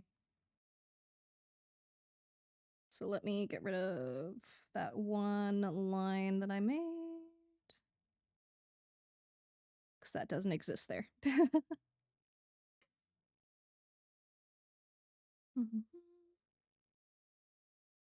Let me just fill in the clouds again. It's gonna do it very quick and kind of scribbly.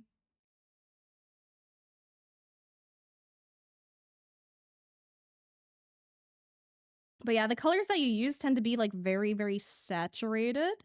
When in reality, things like you can find a lot of really saturated colors, but I find normally things aren't as saturated as you think they are. World had too nervous because we be too powerful at art. Fucking real, dude. Okay, and then when it comes to the greens here, like I said, we tend to be like really saturated. Like I'll bring over the color wheel really quick.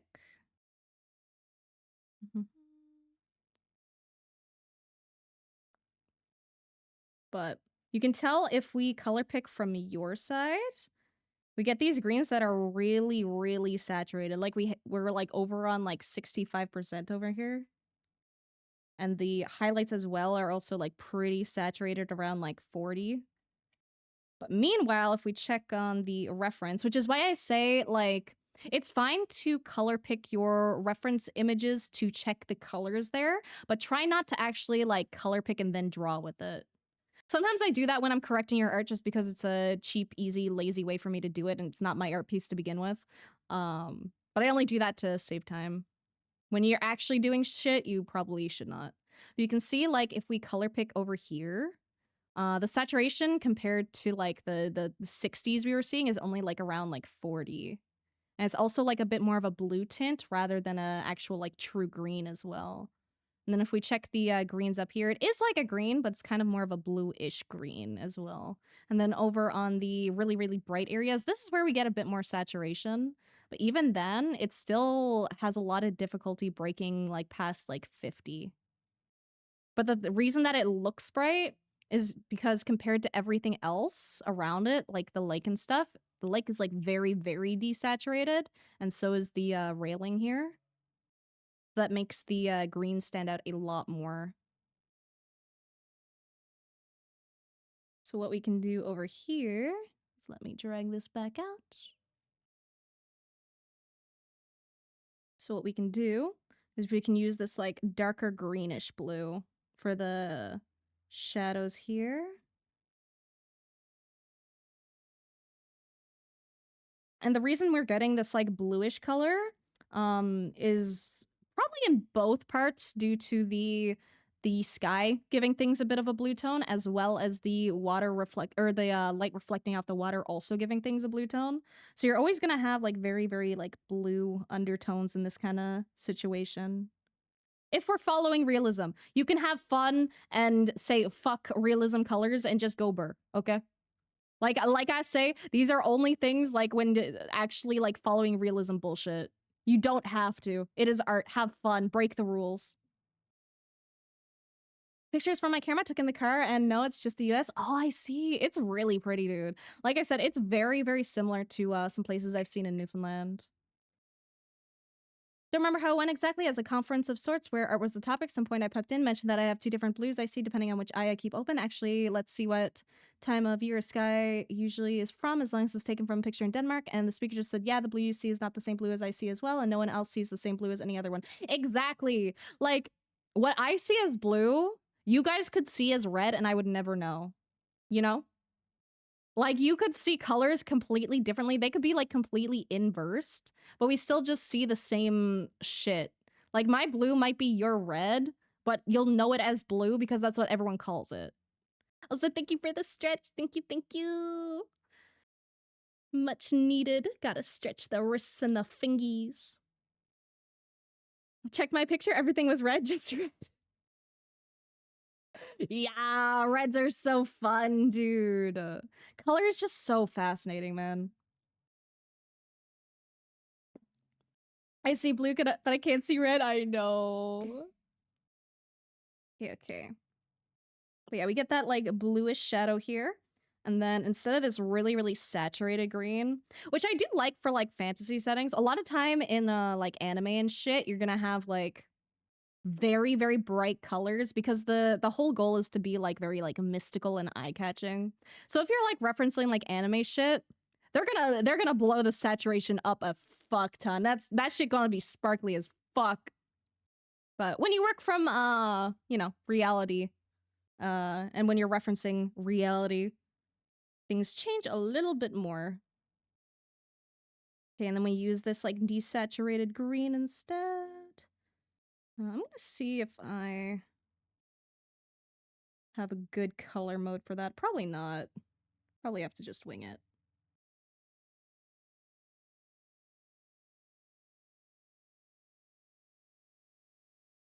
I am losing a lot of your texture work here, which I apologize for.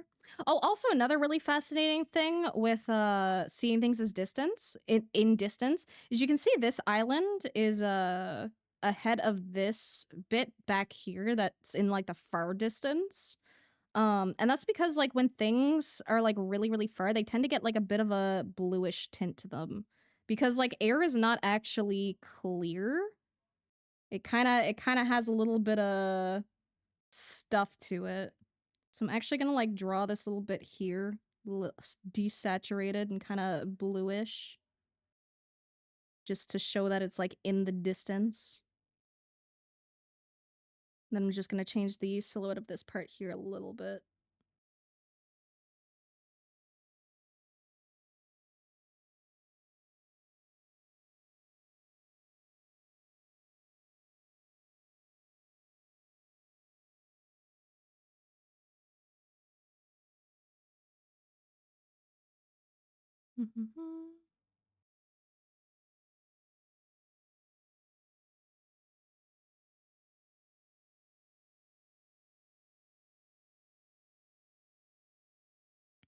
Not perfect, but that's fine.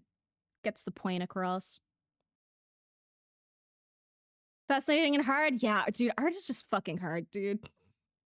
Don't need an existential crisis about color? I'm pretty sure Vsauce goes over it in more detail. I remember seeing a video long ago from them. I remember grabbing my medication. I don't remember actually taking my medication. I think I did. I think I did. I'm gonna assume I did. Oh god, memory go burr, man. Like has a Damn That's 50 Years Old. It's very popular in the summer. Ooh, I remember there's kind of there's this one bridge that's like super old that I always like seeing whenever I happen to pass by it with my family. Put Batcat there, they'll be drowning. Do not drown the Batcat. Would not recommend. Batcat has a little bit of a thing for vengeance. They will come back to haunt you for it. Okay, and then let's see. Oh yeah, the other thing is that the lake is really, really, really bright compared to the reference. You can see the reference color on the bottom there. It's significantly more desaturated and not as nearly as like bright. But the thing is, you can still, again, you can still totally draw water this bright. It is totally fine to do that, especially like for like illustration stuff. It just like looks good and fun and pretty. But when working from reference, it's good to like try to keep the colors a little realistic. So I'm just gonna desaturate this with the color layer just to get a good starting color that's a little less. And you can also see we have like bits of like yellowish green in here. We have like a little bit greener over there too. We actually get like a little bit more of a brighter blue in the distance. So let me just...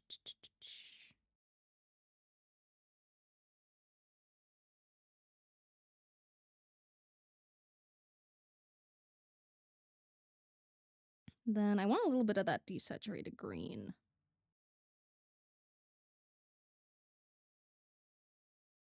It's almost like a desaturated greenish yellow almost. Which is funny because when I actually like color it, like look at the color, it's actually kind of a blue. It's weird. Color theory is fucking weird, man. And we also have like this greenish shadow from the island. Or I don't know if it's an island, it could just be a little bit of a earth sticking out. But just paying like very, very special attention to very tiny things. And then you actually got the shape down here like pretty good actually. We're missing like a couple little bits that go up, but like you get the idea. And the color again should probably be like more of a yellowish green instead. So I'm just gonna do a color layer with yellow to get that slightly closer. It's not perfect, but that's fine.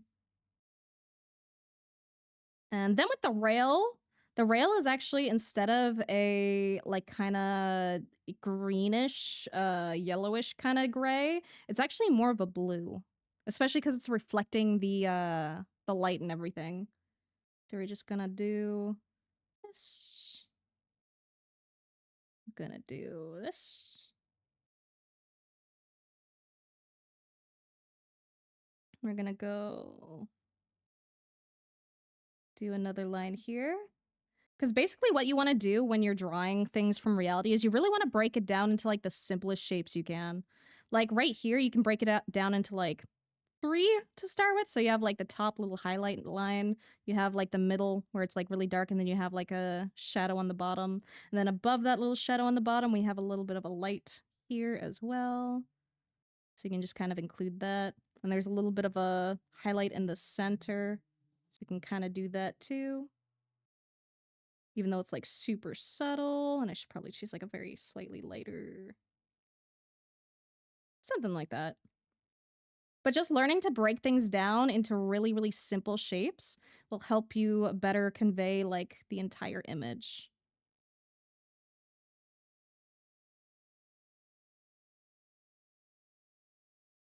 Then there we go. Oh, and you can include like the tiny like details, like the little like fucking nails in there or whatever. They're not nails, but you know what I'm talking about. We also have like a tiny, tiny spot of rust. And I've said it like a million times this stream, but the devil really is in the details. It is the tiny shit that'll make the biggest difference. Then I'll just blend this a little bit so it doesn't look too solid. And then there we go.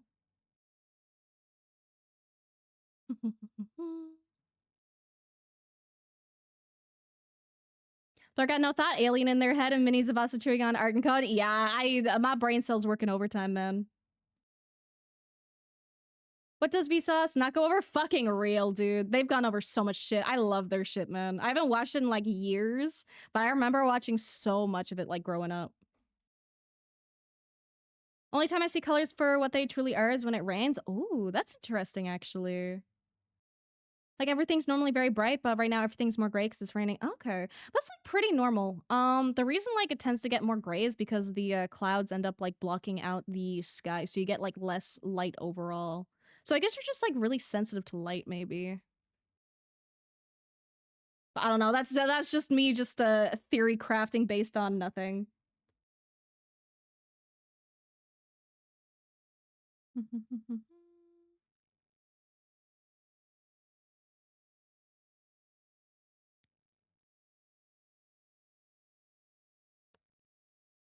Okay, let me merge this to a new layer.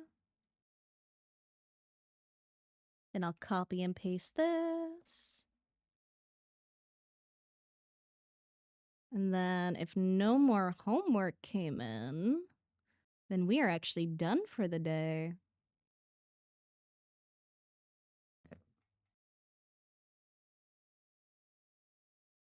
Let me type up the notes for yours. One moment. Okay, notes. Pay attention to where the horizon line is. It will help you place everything accordingly. Using a canvas that's the same dimensions as your reference will also help keep things to scale and help you place stuff. Colors are a little on the highly saturated side, so dialing back the saturation will help keep a little more realism. I think that's mainly it. I think those are the main points. Also attention to very small details will no,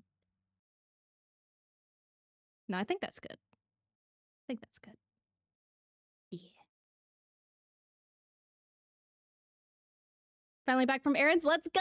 Welcome back from errands. Probably some sensitive to light would make sense at the eye doctor. Hate when they put the flashlight in my eye. Literally, that one cat literally flashbang. Oh no!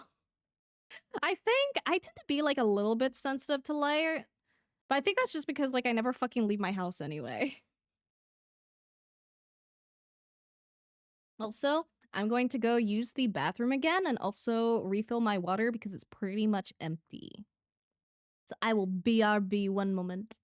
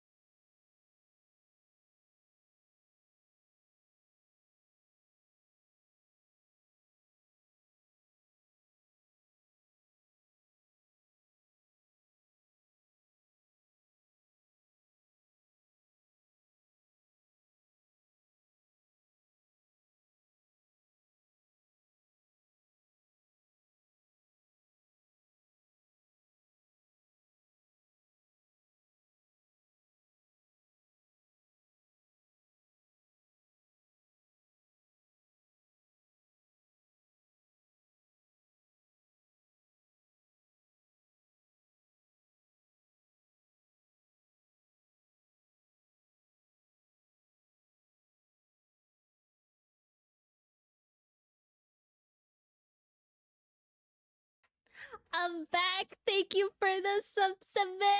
Thank you. I appreciate it so much. Da, da, da, da. All right, all right. What the fuck do we do for the next like 30 minutes? I still need to do my daily art. I don't know what the fuck I'm gonna make today. Because we're all done with the homework. We got through all the goods. Also, dude, I know I said I don't touch grass, but I did touch grass and I'm so fucking sore. I did like a lot of walking this week and then I also donated blood and shit. So like my body is so sore. It hurts to stand. But my arm is totally fine. Oh, though I tried to ask about donating plasma. And apparently my veins are too fucking small for it. The nurse was like, I don't know about that. Your veins are like really small. And I'm like, okay, man. Something in the homework inspire you? Why not make that the daily bear? Ooh, I could. The thing is, I get like inspiration from like everywhere.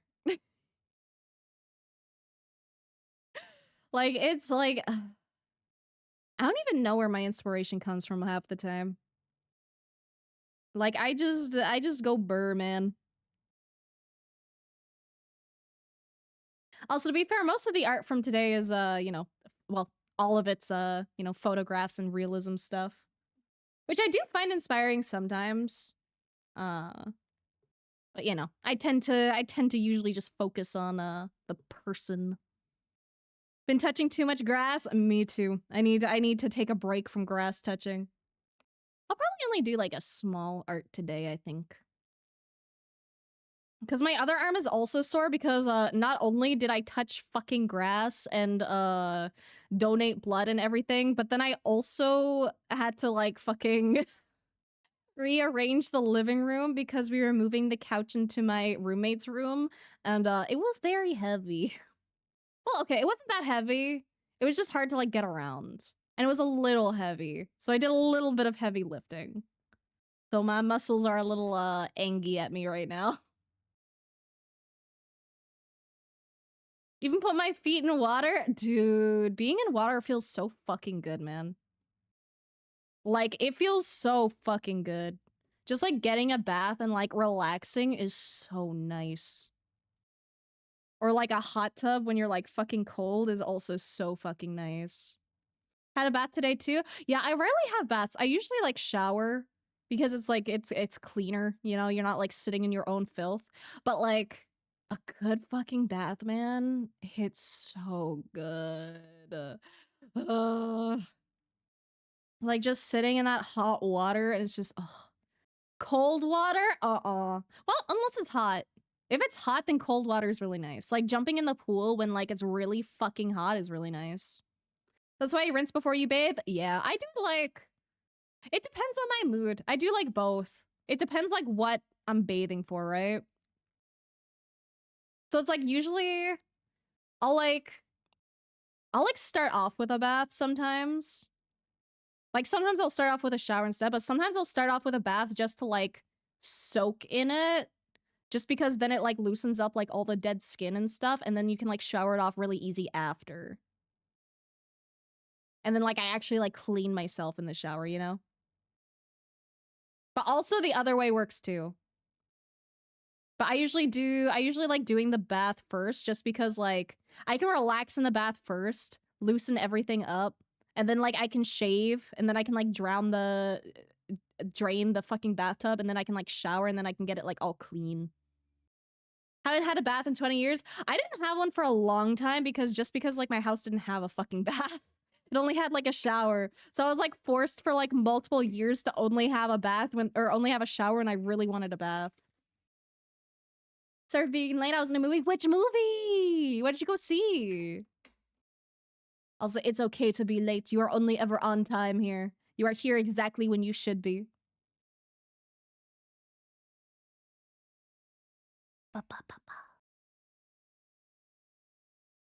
Let's see. What to art?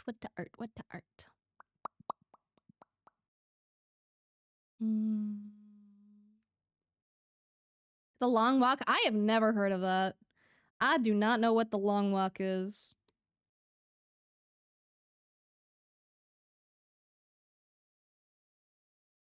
I'm really bad at staying up to date with like movies and shit.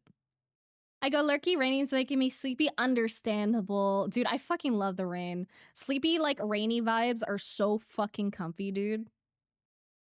I hope you have a very good rest.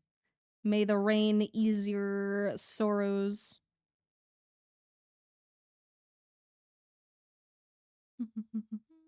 Good ass movie? Without like spoiling anything, like actually like plot related, like can you give like a quick sentence of what it's about?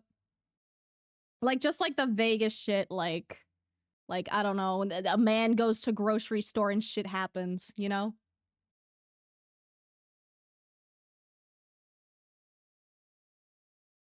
Because again, I don't think I've heard of that movie. I'm really bad at staying on top of new movies and shit.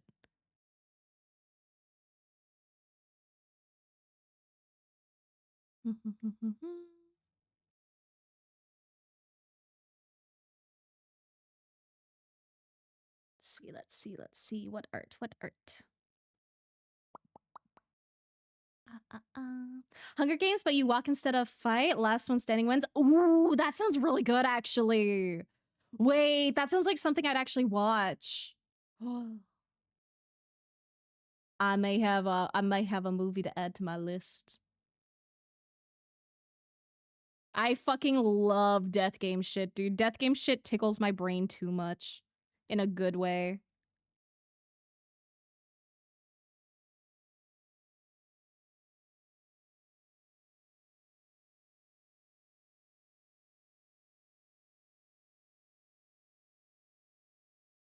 We usually agree with rainy vibe is a nice sleepy vibe, but it rained one of the nights when I was in that tent. That was not nice, and then went from rain to heavy winds, and that was even less night, and I was half awake for most of that night, just keeping an eye on the tent. Yeah, fair. When you're camping, it's a little less sleepy vibe. It's mainly sleepy when you're in like a nice warm house, and you don't have to worry about your tent flooding or anything. It is so stressful when you get like bad weather while camping.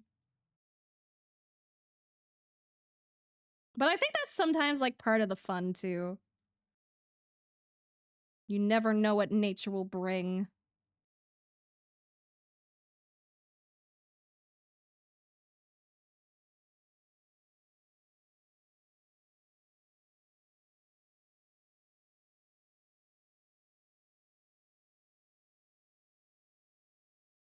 Also, I know exactly what the fuck I'm gonna get up to after stream.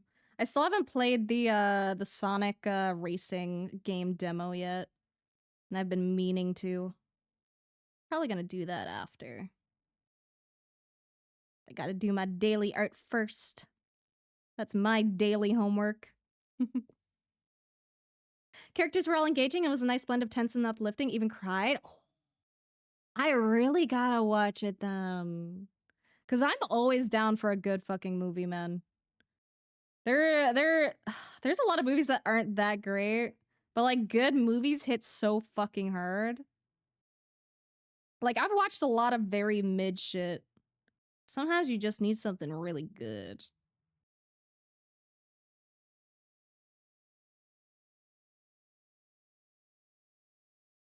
Oh, here's a fun question. What's the worst movie you've ever watched? Like, what's the worst movie you booted up and it was like painful to fucking sit through? Like, it was just so boring to you. Because people always ask about the favorites, but they never ask about the fucking ones you can't stand.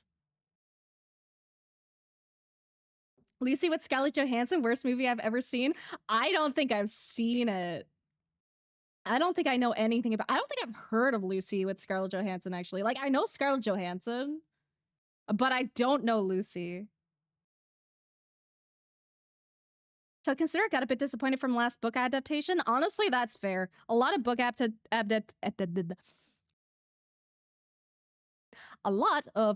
adaptations are honestly pretty shit.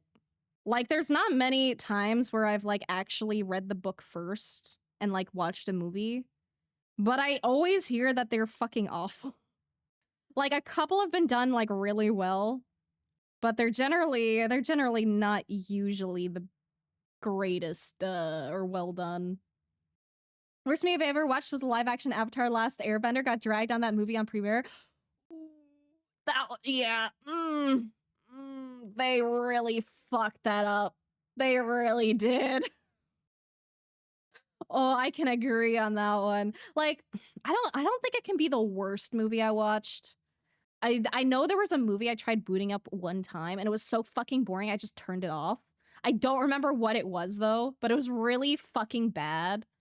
But I do agree that they could have done Avatar: The Last Airbender so much better. Like it is a bad adaptation more so than a bad movie, but it still wasn't the greatest movie ever, in my opinion. It's also been a while since I watched it, but I remember they changed like a metric fuck ton of shit for the movie, and it was really annoying. And it's like, why the fuck did they do that? Why did they do that other thing? What the fuck? So I can definitely, I can sympathize with that one. One that was really bad was a FNAF copycat, killer animatronics in an abandoned restaurant. It had Nicolas Cage and he did not have a single line. Really? I haven't heard of that one actually. See, now I kind of want to watch it because it's dog shit. I like, I feel like with movies, there comes a point where like it's so bad that it's like comically kind of good, you know? But then there's like some other movies that are just so bad, like you can't even sit through it.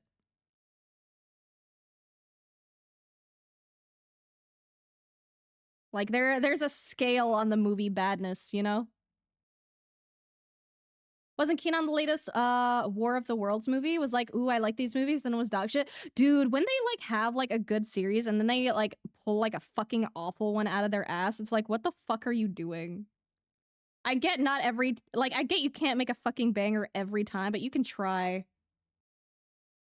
And sometimes the decisions they make for like certain movies is just like, why? Why did you do that?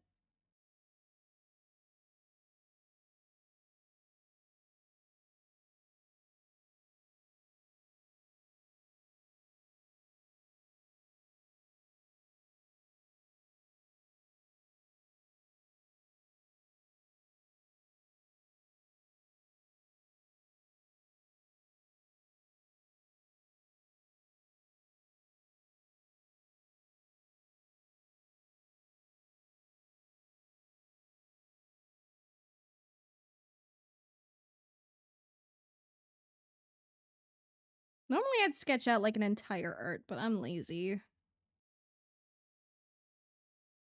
So we just take it as we get there.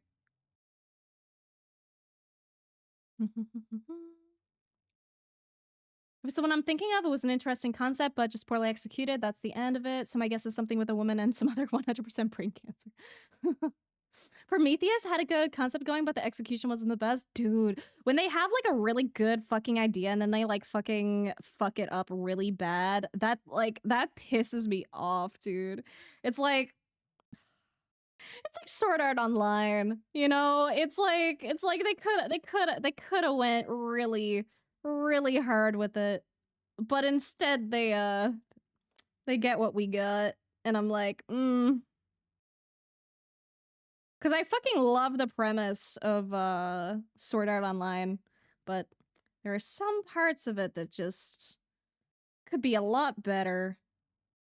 But it's kind of good like junk food. It's a good junk food anime. You watch it and you know it's like kind of shit, but it's also fun. Also, thank you for the follow pay. Thank you, thank you. I hope you're having a great day today. Welcome to Purgatory. If you care about Discord or Twitter or Blue Sky or Patreon, I have all those. If you don't care about either of those, it's also a-okay, but welcome, welcome. Second worst movie was Batman vs. Superman. Really? Hated the plot, saw it in theater, but the movie itself was so dark I couldn't see what was going on half the time. Oh, dude, that's valid too. I fucking hate when like I can't see shit in a fucking movie. Like I know they want it to be like dark for like atmosphere, but I need to actually see shit, dude. If I can't see shit, I can't tell what's going on, man. Willy's Wonderland was a fun movie, nothing to take serious, but a good goofy movie. A good goofy movie is fun. Like, I fucked with the Minecraft movie, dude. It was so fucking dumb and silly. It was just good. Like I have a high appreciation for like the shit post movies, you know, where it's like they know it's silly, they know there's no way they can make it like actually serious without it like getting that weird, funny, uncanny vibe. So they just like fucking roll with it and own it, and I'm so here for that. Uncanny Valley of good scale can be worse than just bad. Yeah, absolutely. New War of Worlds movie actually had live war footage from recent times, and they just comped in aliens. What the fuck? I don't know how I don't think I like that. I don't think you should include live war footage in a fucking movie unless it's like a documentary. I feel like that's a little fucked. What was that movie where they had Wolverine and they had Deadpool, but Deadpool had no mouth? I don't know if I saw that one.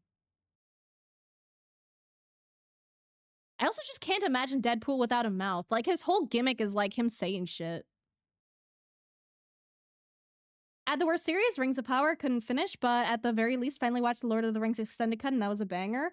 I know I watched like the original Lord of the Rings. I don't know if I watched like the director's cut or anything, but I know I at least watched Lord of the Rings. I didn't watch like The Hobbit or anything though, and I never read like the books. I was told that if I tried to read the books, I would probably give up and hate it by someone who like knew me pretty well. So I trust their judgment on that. I'm very, very picky with the kind of books I read.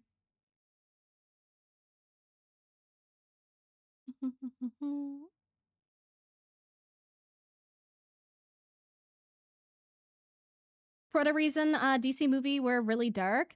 Yeah, dude, like, I really fucking hate when I can't see shit. It's the same thing in, like, video games. Like, whenever they have, like, the slider, you know, you have, like, the little, like, fucking janky-ass setup where it's, like...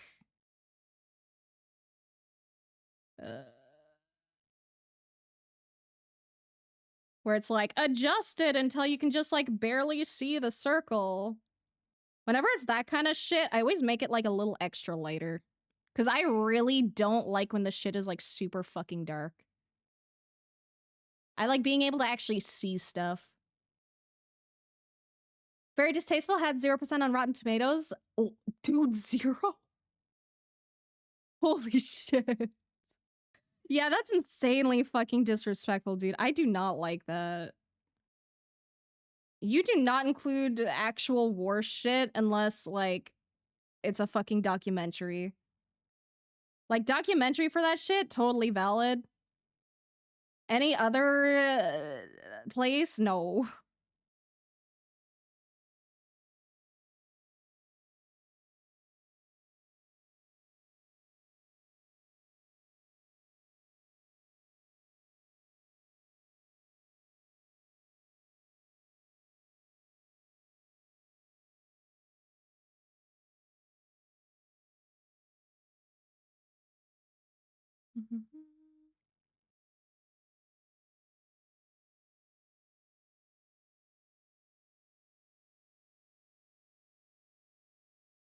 Just locking in for the hair for a sec.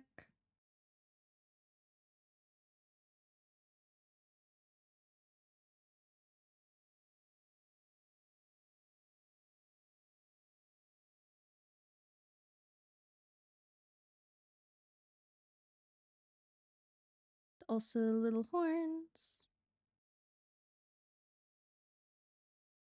Thank you for the follow, Midnight Shift. Thank you, thank you, thank you. Welcome, welcome. Welcome to Purgatory. If you care about Discord or Twitter or Blue Sky or Patreon, I have all of those. If you don't care about either of those, it's also A-okay, but welcome, welcome. Hope you're having a great day today.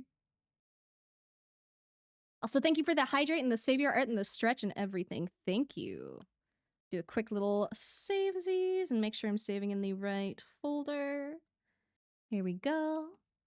Then I'll do a little stretch while I hydrate and catch up on chat. I'm so good on the second Deadpool movie that Deadpool himself went back in time to fix that rendition. Really? Wait, that's actually crazy. That's so good. JoJo Senki, the light novels were really good. I do not read as much as I should. I should get back into reading, honestly. I really, really should. If you like the concept of Sword Art Online, want to show that kind of nailed that Log Horizon is a good option in different many ways, have a really good execution in my opinion. At least I'm still hoping for a new season of it, and I'm probably going to pick up some of the source material at some point. I've never heard of Log Horizon. I may have to check into that because I did really like the Sword Art Online prompts. Okay, finish up my stretches.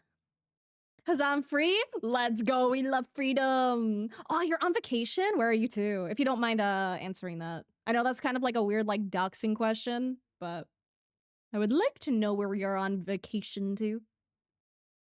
Cause there's so many fucking cool places you can go, dude. Like Horizon was way better than Sword Art Online, but urgency is a bit different. Oh, okay, okay. I will have to check it out then.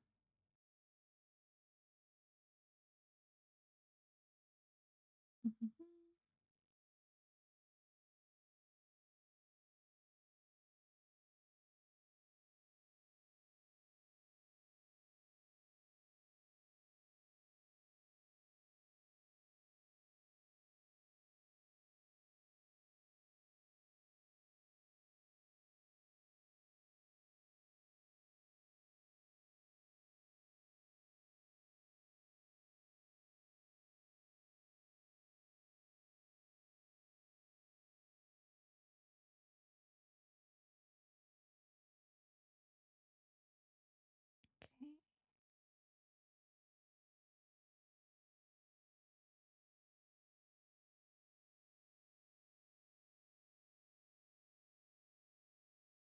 So gonna totally cheese this with long sleeves because I can.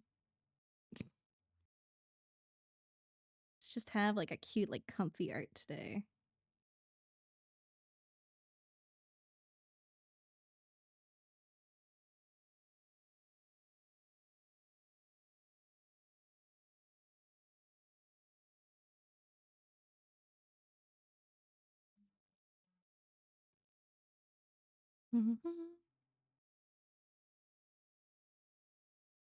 Some days you just do not want to draw hands. I could draw hands. I don't want to. I'm in my anti-hand mood. Think I've earned it.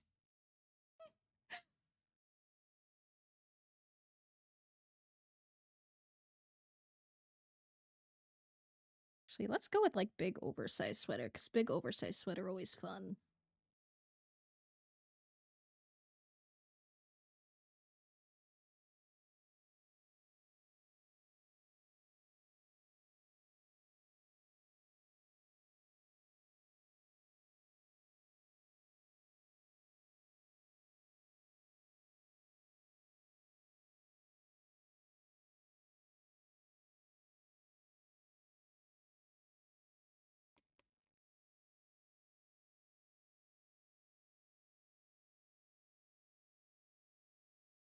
And then I probably don't even have to include all of that. I can probably just do like that kind of crop.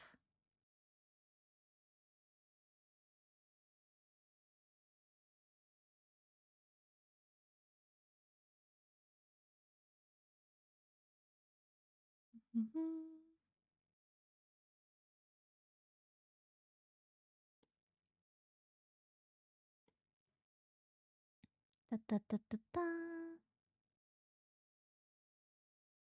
Last movie I watched is The Thursday Murder Club. Kind of flat and uninteresting movie. I have the book lying there in my book list. See how it is. Eventually, I'm kind of behind on my read list.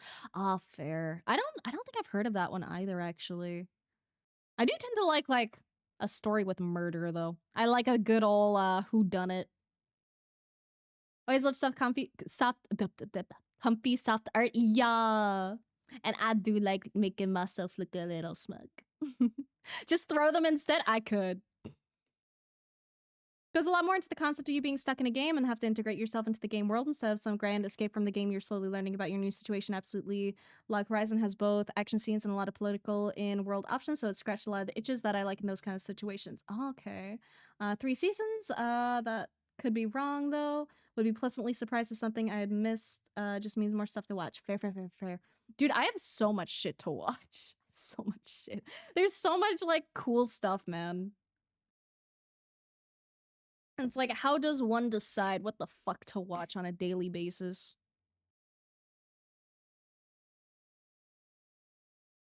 I'm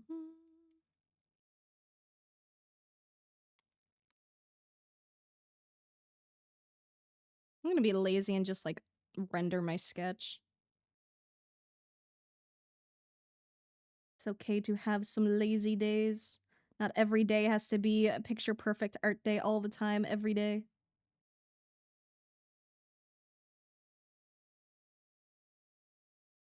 Also, fuck line art. Line art is great. I love line art, but fuck line art. Fuck line art when I just wanna chill and vibe.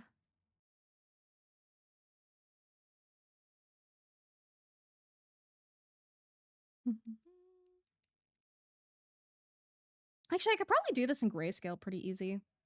Let's see.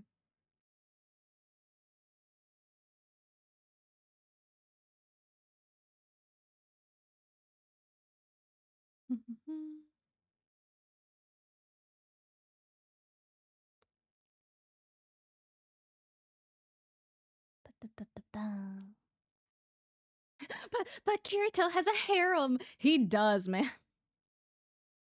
Kirito has like such a fucking harem, dude. Did you watch the new Superman movie? Currently my movie of the year. I haven't. I've heard it's really good.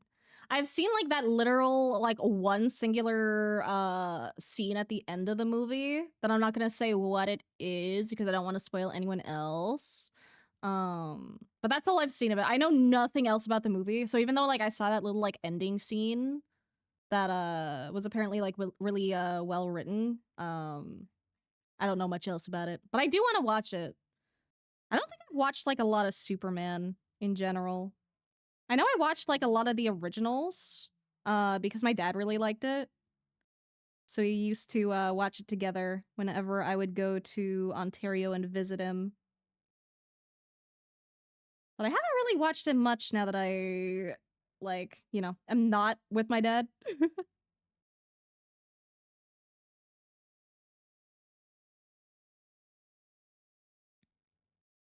I would not be surprised if my dad has watched it, though.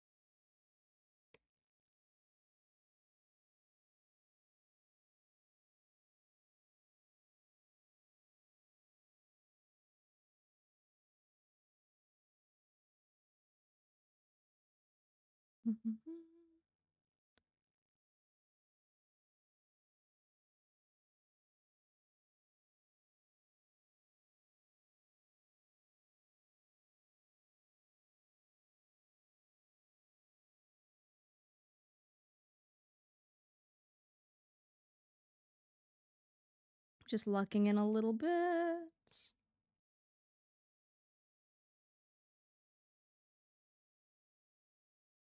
I have a habit of going really dark with my values. That's a big struggle of mine. Like, it's good to go dark with values, but it's very easy for me to go, like, too dark. Which is funny, because it used to be the opposite. It used to be that I'd, like, never fucking use dark values, and that was my problem. And then nowadays I have, like, the reverse problem. Which I find is something that's, like, really easy, that happens with art sometimes. Like, sometimes you'll get, like, a little tip, and then you'll end up, like, incorporating that tip into everything, and then it's like, you take it too far. But I think that's really normal. You gotta experiment with, like, both sides of the coin to figure out, like, which side is the side you wanna go for. Like, you gotta figure out the sweet spot. So you'll go, like, too light for things, and then you go, like, too dark for things, and then you go too light for things just a little bit and a little too dark again. Kinda bounce back and forth.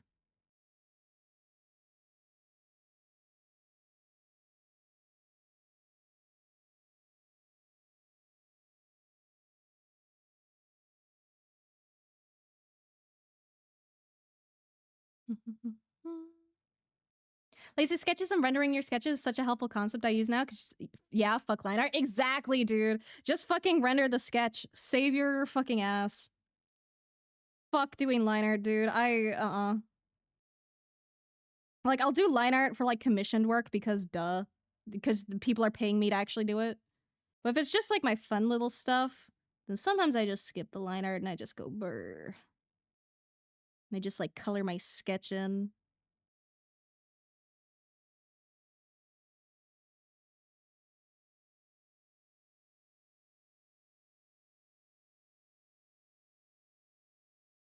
Also, dude, I'm getting like such a big fucking itch to play Stardew Valley because I heard my roommate playing Stardew Valley from like outside their room the other day, and I'm like, man, now I want to play. And like, I would have asked my roommate to play with me because we actually haven't played anything together before. And I would have asked them to play with me, but they're on PlayStation, so I couldn't. And I'm like, damn it. But yeah, on that one, I have a very long list of shows I've noted down, almost certain that a good chunk of them are trash and would rather not get invested in a bad show, even just for a few episodes and miss it on a good show. I have no way of knowing unless I watch them, hence my list keeps getting longer. Fair, dude, me too. Very happy that I could sit on this stream today and yap with you. This is a good evening for me. Only thing I need to make sure I do now before midnight is finish my Duolingo, since I actually managed to get back into my German lessons, so excuse me for a moment while I try to butcher your German language. Go for it! I still need to do my Spanish today. I need to do my Spanish Duolingo. Like, I fucking hate Duolingo, but I'm like in it for so long at this point that it's like sunk cost fallacy. So I might as well just stick with it. Besides, it's a good thing encouraging me to practice a little bit of Spanish every day. It's not necessarily the best way to learn Spanish, but it's still better than like absolutely nothing.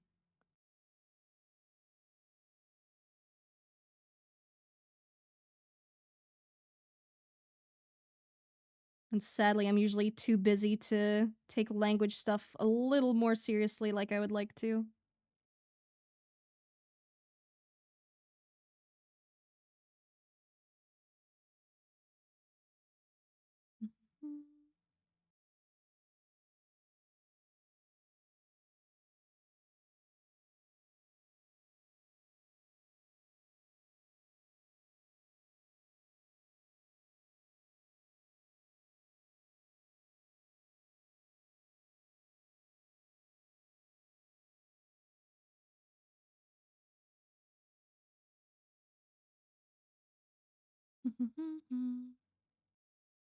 But I usually don't use enough midtones. Yeah, me too. That tends to be my struggle a lot too.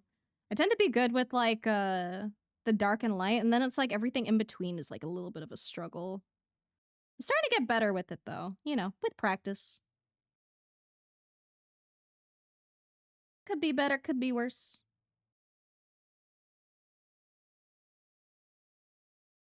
And the more you practice, the easier it does get. It's still not easy, mind you. Art is never fucking easy, but it gets easier.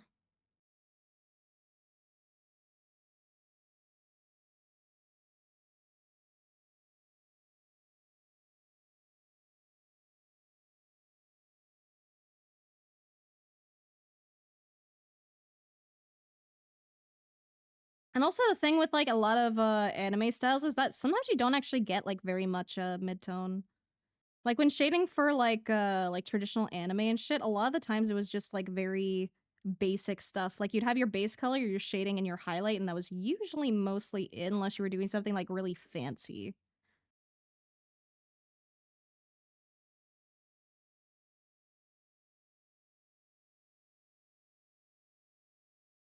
So you actually don't need a whole lot of midtone depending on your style.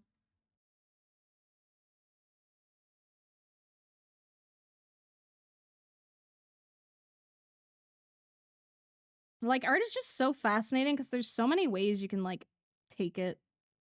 You can go in so many different directions and so many different approaches. And it's all fucking valid.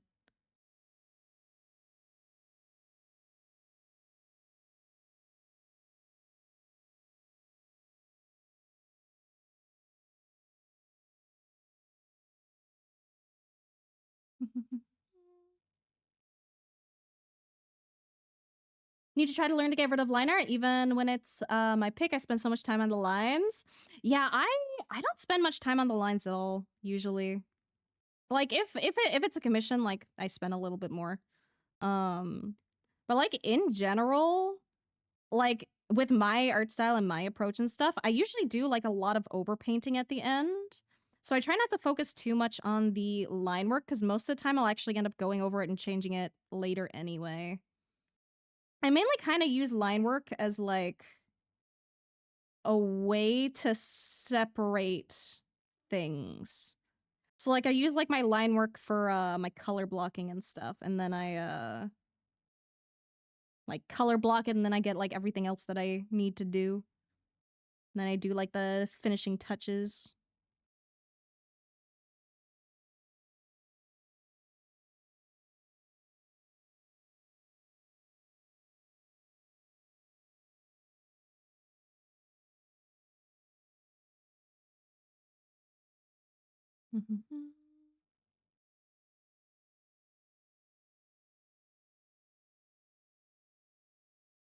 I also totally should have done this on separate layers, but I didn't, and that's okay. Fuck it, we ball.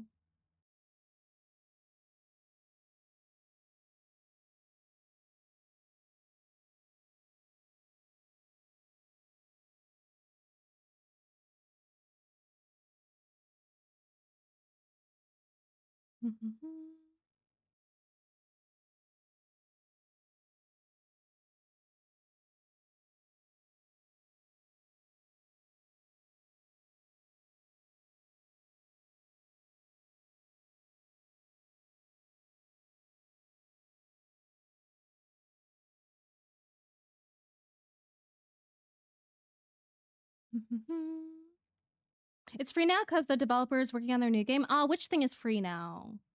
I like free things. Oh, unless you mean Stardew? Getting into Stardew is like getting into drugs, but good. Real. Dude, I've played it so many times. There's so much in Stardew that I have not experienced because I always end up restarting it or like playing with other people and then they end up like quitting. But I have more fun playing with other people and it's also easier with other people, so it's like, damn. Also, hello, Des. Hello, hello. What's up? What's up? We're just doing some quick little sketchies for the day. Like the concept and it's very British per se. The plot revolves around a club in a retirement home where the members gather and try to solve unsolved murders till one happens very close and they decide to solve it for real. Characters are there: composed therapist, nurse who's a little bit too into it, the forever young rabble rouser who used to work for a union, and the miserable fourth member who has connections to get to the case files. Movie just couldn't get the interest. Fair. That sounds like a really good concept though. It's a shame that they didn't do it quite right.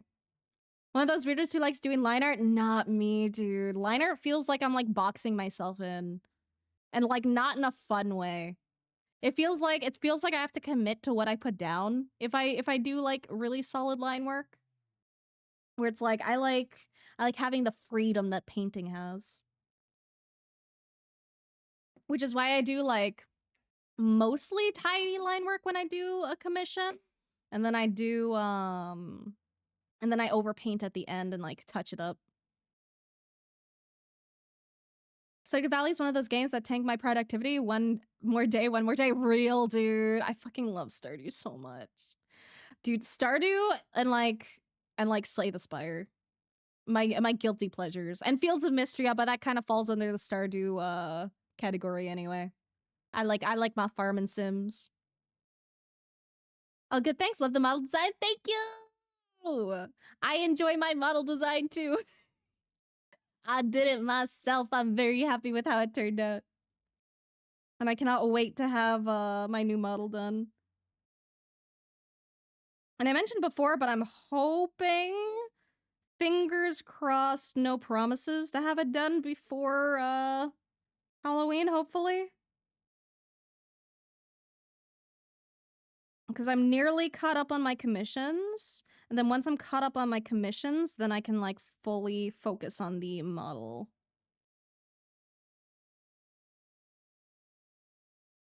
Just just have a little bit of com work to do first. Which I'm really excited to do. I have like a couple of ones that have like some very, very interesting compositions, and I'm very hyped for them.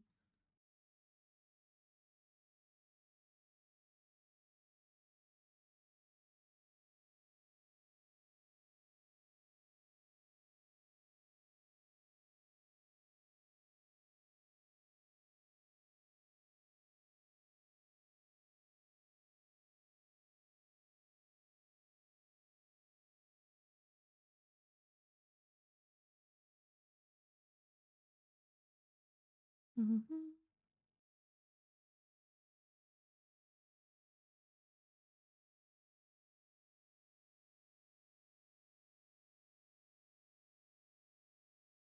Dude, I just love how simple black and white shit is. Like, I will add color after, but I love not having to worry about it until after. It's just so relaxing, like, working in grayscale.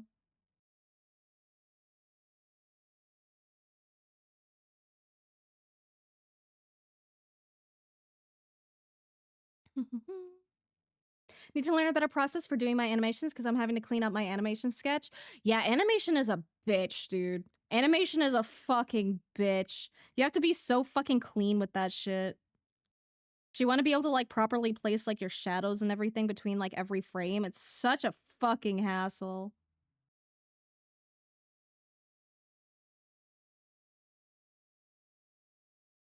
Like animation is one time when like you just really want things to be well thought out and well placed and well planned. And having like a really good like workflow for that can like help a lot.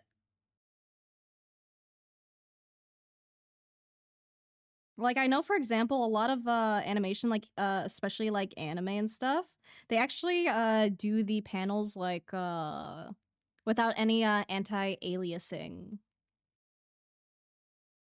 So then they can like they don't have to worry about like transparent pixels that way. And then they actually get rid of the aliasing like later on. It's really interesting.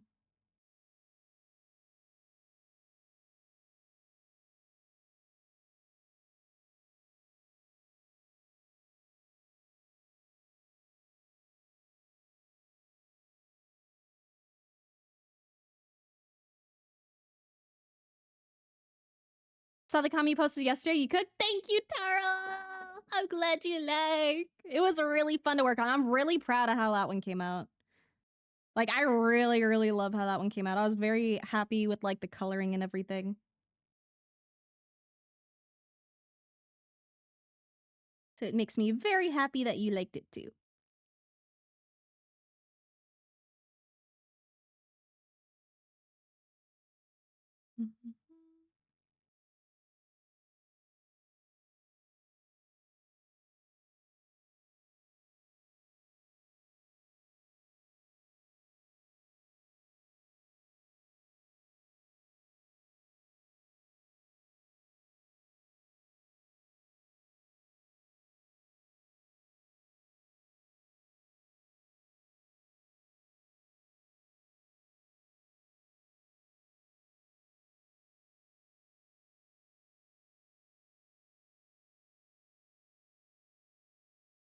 I'm gonna make his eyes go upwards instead.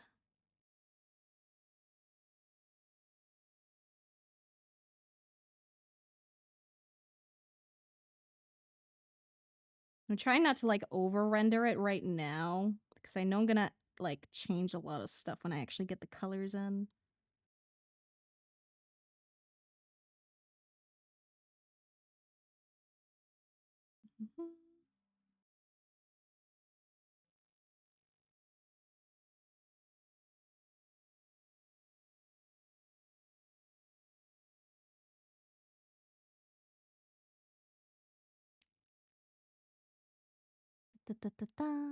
Don't get me wrong, some artists have such beautiful line work. They do, dude.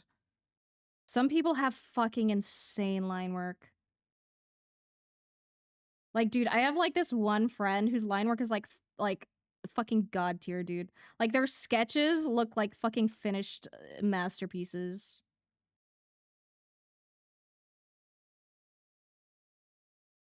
Like let me, oh gosh. Let me see if I can find an example of their art.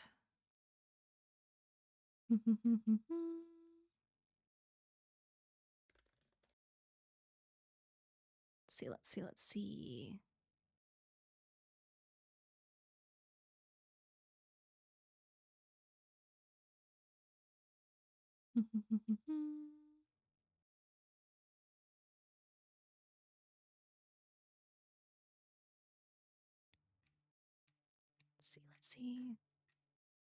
Take some time to find people's stuff sometimes.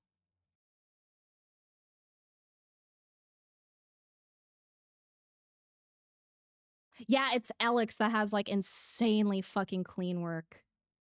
Let me get their Twitter and stuff.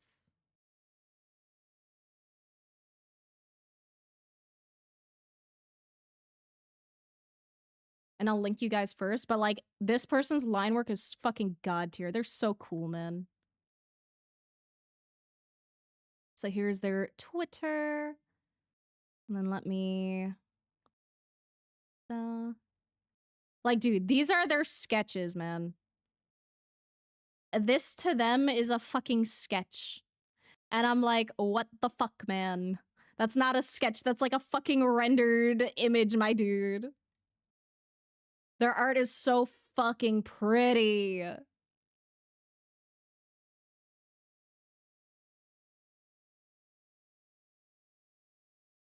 And then let me see if I can make sure to, whatchamacallit. Let me get their username for Twitch. Because I think, do they stream? I think they stream. Or maybe they don't. Because I don't see their Twitch. No, they do stream. Duh, they stream. Think. I know they have their model and everything. Are they the same? Are they the same username on their thing? I'm so bad at keeping up with like everyone's usernames on shit. I know so many fucking people. Oh god.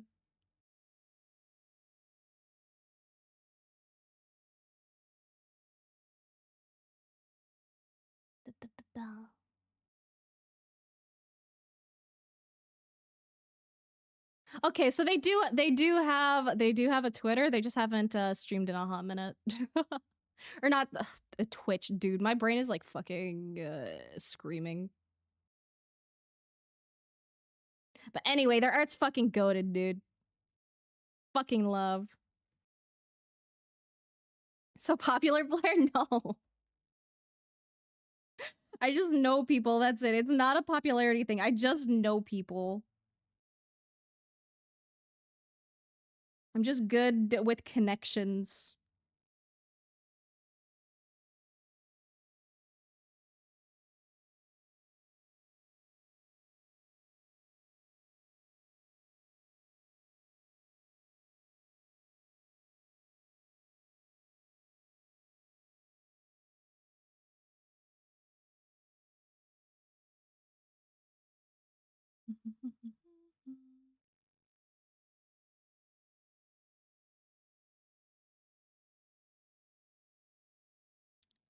Let's see, make some fucking folds for the hoodie.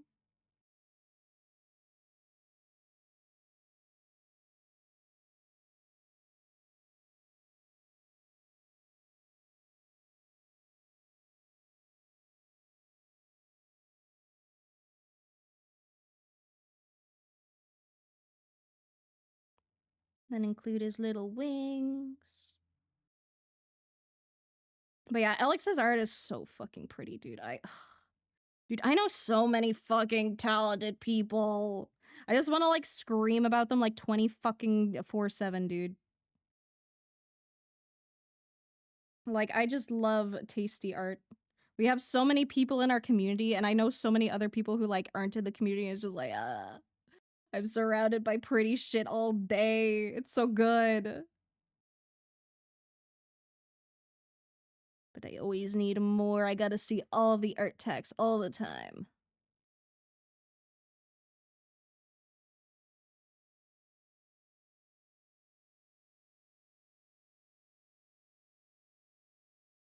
I am never satiated.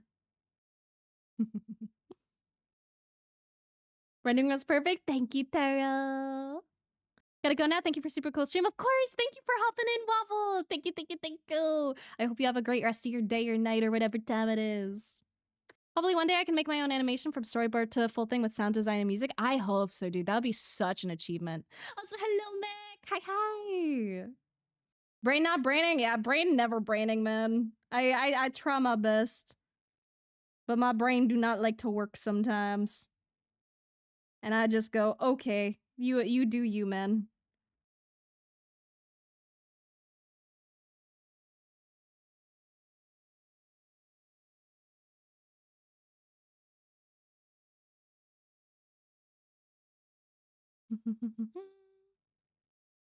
Muto, I wish I was better at making friends. Know so many artists, but barely interact with any. I have a weird thing where like I consider people friends even if we don't really like talk that much, and that's specifically because I just don't talk much. Like I really don't. I really don't DM people that often. Most of my DMs, like 99% of the time, are just like work related. So it's like commission DMs or like figuring like merch shit out, for example, or like talking about like collabs. And it's like that's what most of my messages are. I'm really not a good person for yapping with. Like I'll have my moments like very rarely where I'll talk like a lot. And then like I just kind of go back to the abyss after. So it's like whenever like someone DMs me like, "Hey, I'd love to be friends." I'm like sure, but also like don't expect me to talk very much because I just don't, and it's not a you thing, it is specifically a me thing.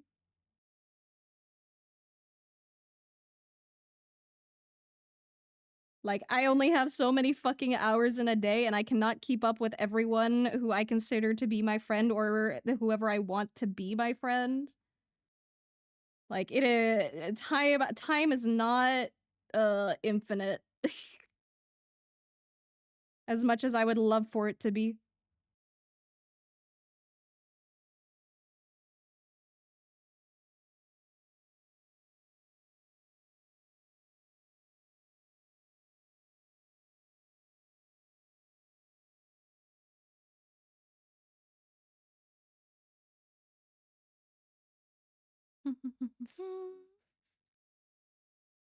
Get everyone into the community? Yes. I can't stay, but wanted to say hi. I appreciate it, fair weather. Hi, hi. I hope you have a good day today. Thank you for dropping by. We must eat their art. We must eat all the art we come across. My friend's calling the just a sketch thing the felt cute, might delete it later, but for artists, really though. Fucking real, dude. Like, I know sometimes I kind of do like the same shit, but like Alex's sketches are like on a whole other level, bro. Like, I know I can put down a lot into like a tiny little sketch, but Alex just goes crazy. If my company makes me do scab work one more time, I'm cracking the Planet Edition. Fucking rip, dude. No air tags for me at the moment because I've been playing Tokyo Extreme Racer instead of arting. Understandable! Honestly, playing games is a good break from like art. Even I need to take little break days. Like, I still do my daily art, but sometimes after I do my daily art, I just kind of like vibe for that while. And just kind of like take it easy.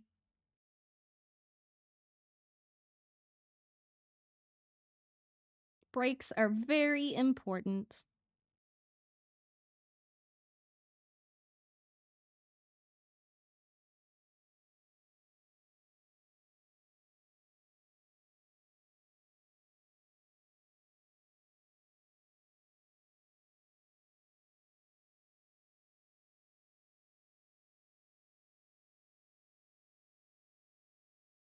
Thank you for the follow, Country Cryptid. Thank you, thank you, thank you. Welcome, welcome. I hope you're having a great day today. Welcome to Purgatory. If you care about Discord or Twitter or Blue Sky or Patreon, I have all those. If you don't care about either of those, that's also a-okay, but welcome, welcome. Da, da, da, da,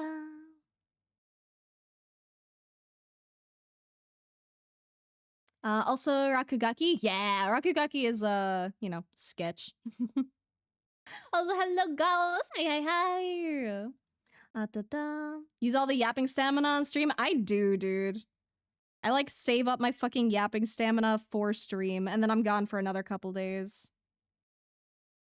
I have a very limited social battery. Like, I would love to have the energy to do shit with people more often, but I don't. Like, I'm either lacking on time or energy or both. Do you consider people friends if we interacted a bit? But I def struggle with keeping those up or reaching out to meet moods. Same. And like I said, for me, like there's not really much of a reason for me to reach out to a lot of people. Like unless I'm like actually like planning something. Like I did plan like a little art trade thing a while back, like the little art style challenge thing. And that was fun. But like otherwise, I don't usually reach out to people unless like I have a reason to. Which can sound like kind of mean, but like I just that's just how it be, man. That's just how it be. Like I personally find there's nothing wrong with like only reaching out to people when you need them, but like not like using them, you know? It's like, hey, I know this person is good at like XYZ. Maybe I can ask for their input on XYZ because I know they're fucking goated at that thing.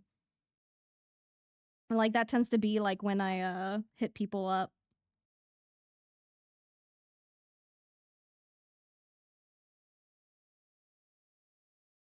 Because it is good to network. It's good to have people who are good at a thing. It's good to hashtag know a guy, you know? Like, oh, you need help on this? I know someone who's great at that. Hold up. And I feel like that's like a totally fine thing to do. I think that's like very fair. Especially like in like a like creative thing with like content creation or any of that stuff. Because like at the end of the day, we all just want to make some neat shit. And I think most people have like no problem helping out someone else if they have a little bit of time and can do so.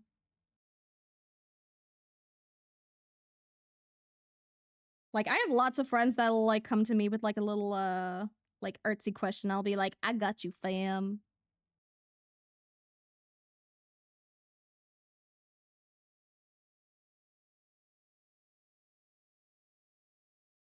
I don't know. I just really like how supportive the art community can be in general.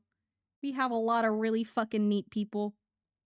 And insanely fucking skilled people, like Jesus Christ.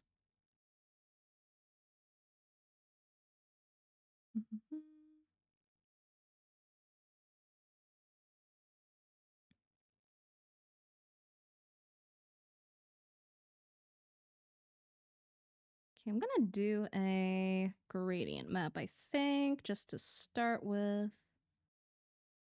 Not that gradient map. Let me also move it over.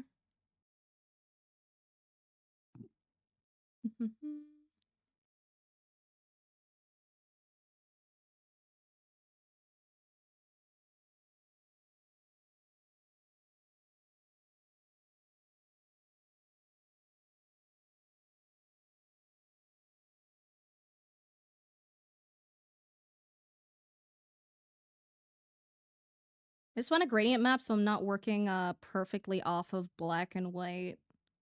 So then that'll kind of like make things a little meh. Like kind of wash out the colors.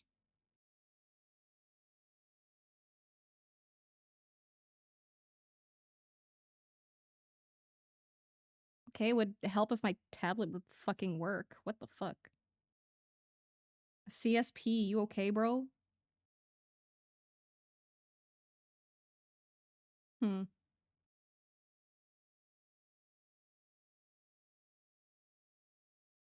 I can move my gradient map, but I can't click OK. Okay, there we go. Now I can't. Part of it was like hiding one of the options. I was like, why the fuck isn't it working? It always works.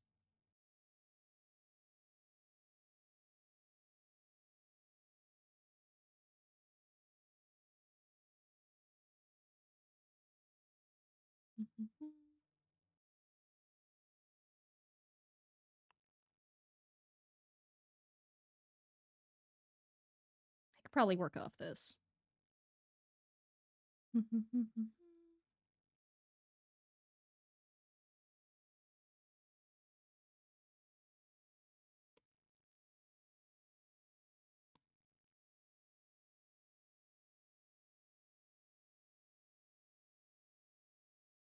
see.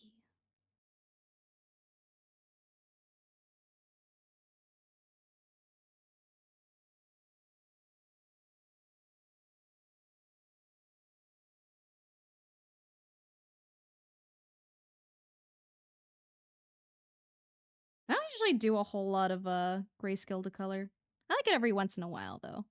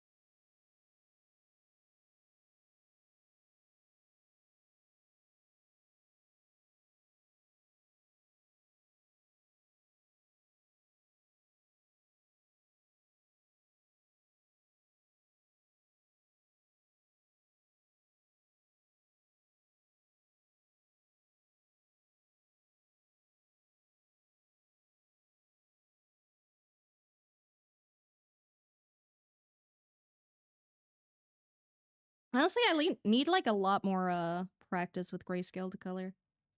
It is not my forte by any means.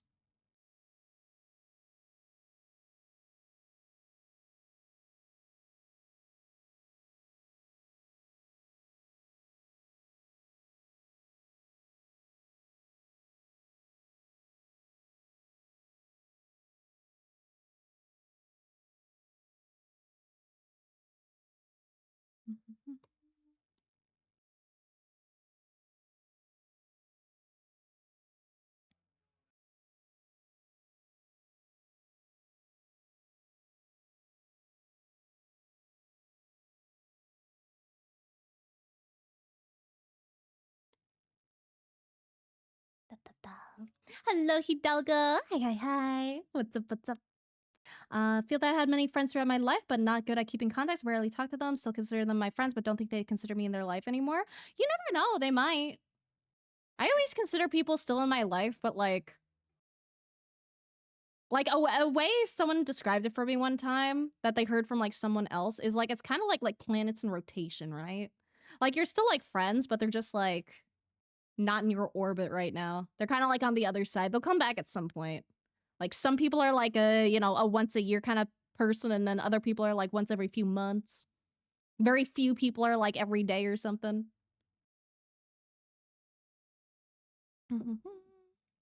Good that everyone has lots of friends. Don't think I've had anything above acquaintances. Even family as acquaintances who are family for me. Really?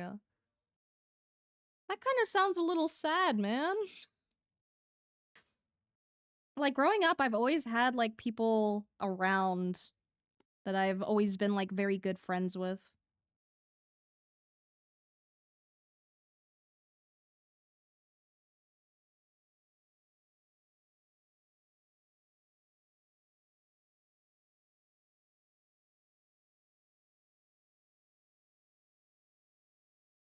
Like I definitely like nowadays I don't do as many things with my friends as I used to. I used to do like a lot more. Like I know I used to like hang out at like my best friend's house all the time like growing up. And I don't even remember the last time I talked to them. I feel like the last time I talked to them was maybe like 2023. And like we went to uni together as well for part of it until I dropped out.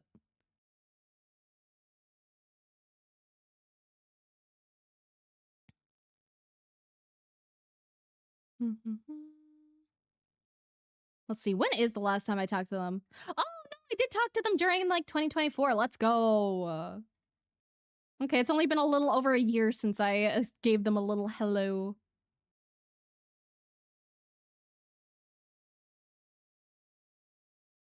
Speaking of all the stuff I wanted to make, is right now very much on hold till after New Year. Going into my busy season, learning Blender and making your own fan art and all that's currently on hold till further notice. But do feel like this community is such a nice one to be in, so I consider this. Hey, you want some nice vibes? Go here, yeah, dude. I'm so happy people like the vibes here. Like genuinely, it makes me so fucking happy because I just want to have like a place where we vibe, man. I just want to have good times.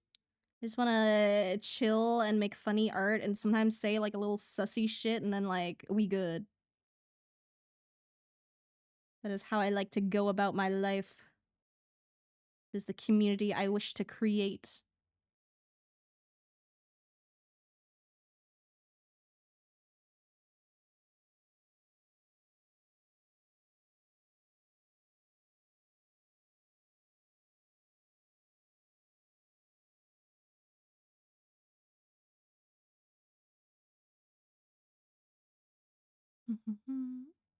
If I ever get more consistent in streaming myself, kind of a vibe I want my own community to be like at some point. You and your chat is such a nice hangout spot. That makes me so happy. That's so sweet, dude. Like I said, it really, really, really makes me so happy that you guys like actually like participate and chat with me and everything. Like I'm sure anyone who's ever streamed before knows exactly what I'm talking about, but like it is such a drag when you first like start out streaming and you're like fucking talking to yourself. It sucks, man. It is so much more fun when people are like actually like interacting and like when you start like building a community and like you have like your little inside jokes and stuff, and it's so fun and I appreciate you guys a lot. Like I appreciate it so much more than you can like possibly imagine.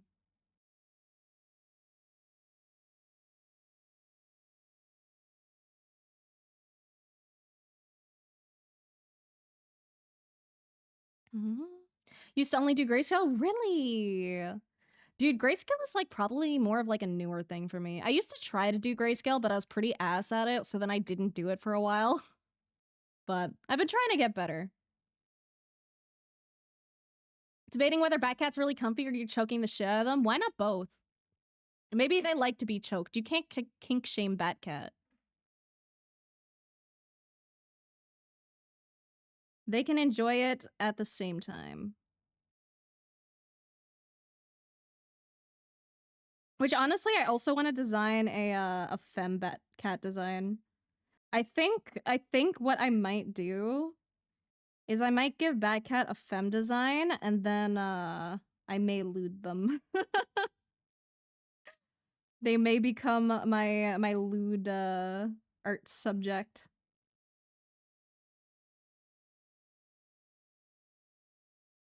You can draw a Batcat doing whatever the fuck you want.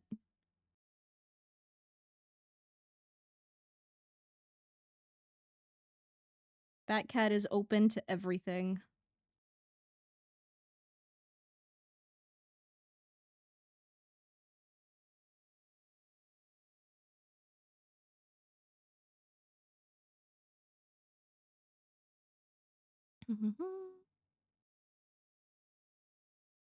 Me and my friend who I only meet once a year to go to the cinema. That's so cute, though. Dude, I really need to meet up with my old friend. Like, we said we were gonna meet up, like, 3 years ago, and then we didn't. I was like, hey, man, you should, like, come over sometime. And they're like, hell yeah, I should. And then we just didn't do it. So it's on both of us for that. Though, honestly, to be fair, my last place was, like, a bitch for them to get into, even if they wanted to. Because, they have a little bit of mobility issues. And I had a lot of wobbly stairs outside my apartment. So it would not have been very ideal for them to drop by. And I don't really like their family, so I didn't really want to drop by their place. So we were kind of at a little like standstill. But my new place doesn't have really fucked up stairs. And actually, my new place is like a lot closer, actually. Maybe I should invite them over soon. We shall see. Or I should hit them up and be like, hey, you want to hang out one of these days, brother? It's been like literal years. And we spent, how many years of school together? I think I met them in grade 1. So I think it was like at least 12 years and then 1 year of university. So we knew each other for a long time. Old friend group fell apart due to drama. Still miss them sometimes. Dude, I had a big falling out with like my main friend group a while back, and that sucked. It really sucked, dude. Like losing your main friend group due to drama shit is awful. A 0 out of 10 would not recommend. Though honestly, I think I ended up like a better person for it. And the funny thing is like I'm not on bad terms with any of the people. We just don't talk as much. We've went our separate directions. But I do still miss them a lot. Sometimes I talk to them every now and then. Always someone wants to woo someone else and everything goes sour. Yeah, that does happen a lot, huh? Bit hard to start combos with people in general. Tend to talk about personal experience, ends up being too conscious that I'm centering the conversation around myself too much. Ask me about any interest and I'll start the TED Talk. Fair. For me, I find like a good way to like talk to people is to like ask them about themselves. People like to talk about themselves. I like to talk about me. You guys like to talk about you. I like to learn about you. That's usually like my go-to. Like I was like I mentioned before, I was donating blood the other day. So like, you know, obviously I'm sitting in a chair for a hot minute while a fucking nurse is like right by my side for the entirety. So I'm just sitting there like, what the fuck do I talk about? So I just turn over and I'm like, hey, what's your favorite part of the job? And then honestly, you ask one question and it just goes, man. It just goes. Unless someone like really doesn't want to talk and they give like a 2 like word reply, in which case that's usually a sign of a fuck off, leave me alone.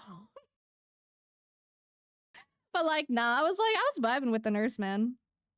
I was like, what's your favorite part of the work and stuff? And she was like, well, you know, I technically like retired a while back, so now I'm doing like blood donation services for like, you know, to pass the time. I'm like volunteering and stuff. And she's like, it's a lot nicer than like working in the hospital because like in the hospital, you know, people come in sick. They're not in a, you know, good place. But when people like come in to donate, it's like, you know, they're there willingly. They want to be there, yada yada. So that's why she really likes the blood clinic a lot. And also she likes going on the like mobile blood clinic stuff too. So she gets to like travel around a little bit. And she was like super sweet, dude. She was very nice. And she told me my veins were tiny and that I cannot donate plasma. So one of you guys should give up your plasma instead. Donate on my behalf, please. Places always need plasma. And if you can't donate plasma, donate some blood. You have a lot of it, especially if you're in like a country that pays you for that shit. Dude, do you know how much money I would make fucking donating blood if I got paid for that shit? Like I wanna start donating regularly, even though it's like fucking free in Canada. But I wish we got paid, dude. I would not refuse some good old money. Though we did have snackies. We did have snackies there. They gave me some chips and popcorn and some orange juice.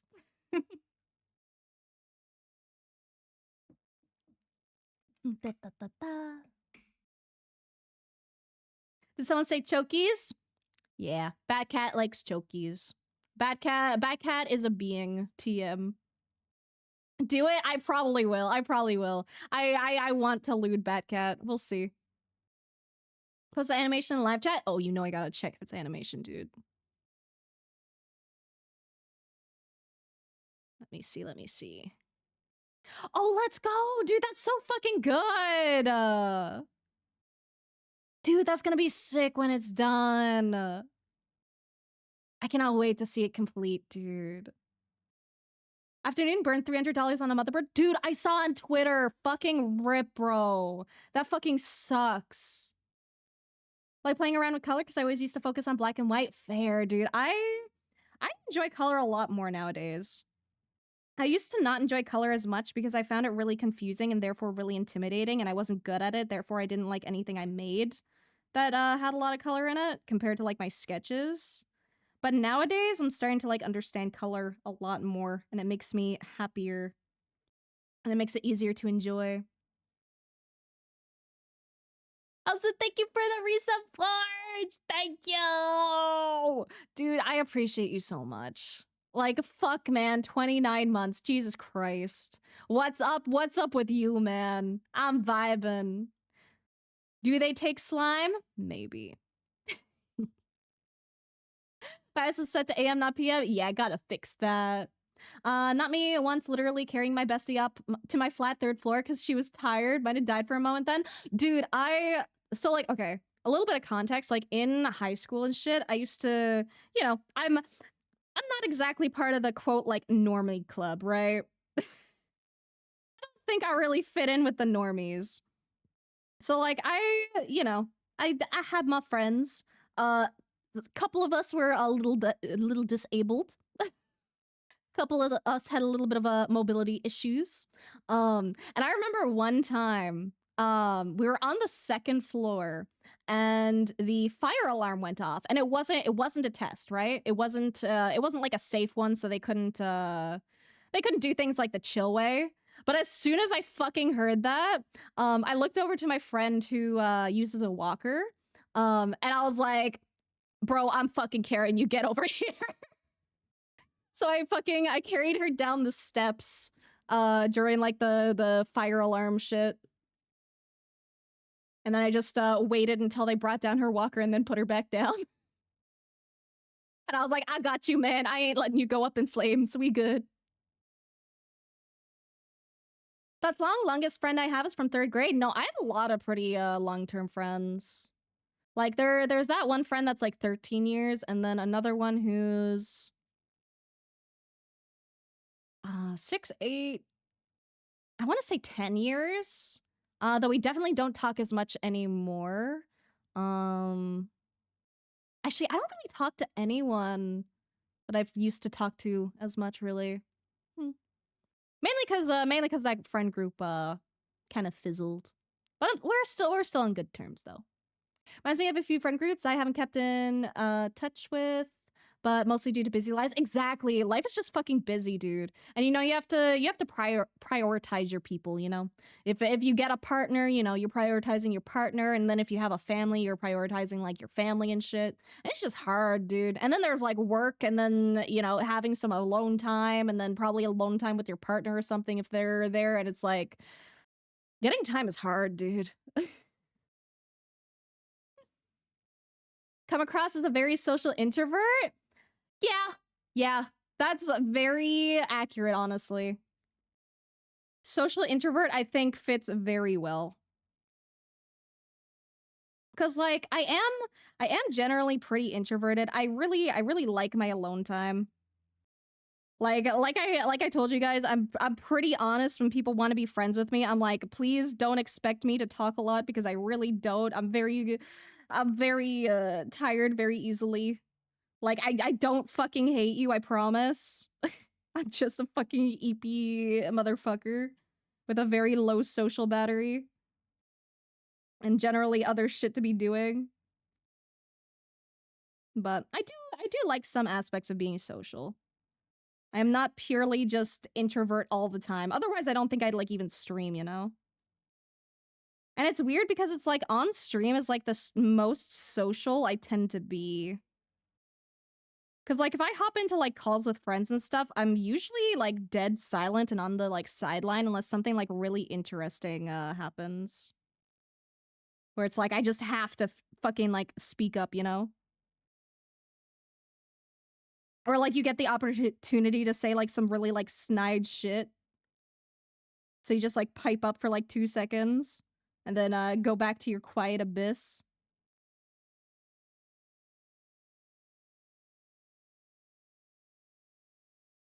But I like some aspects of socializing. I like having friends. I like doing things with people on occasion.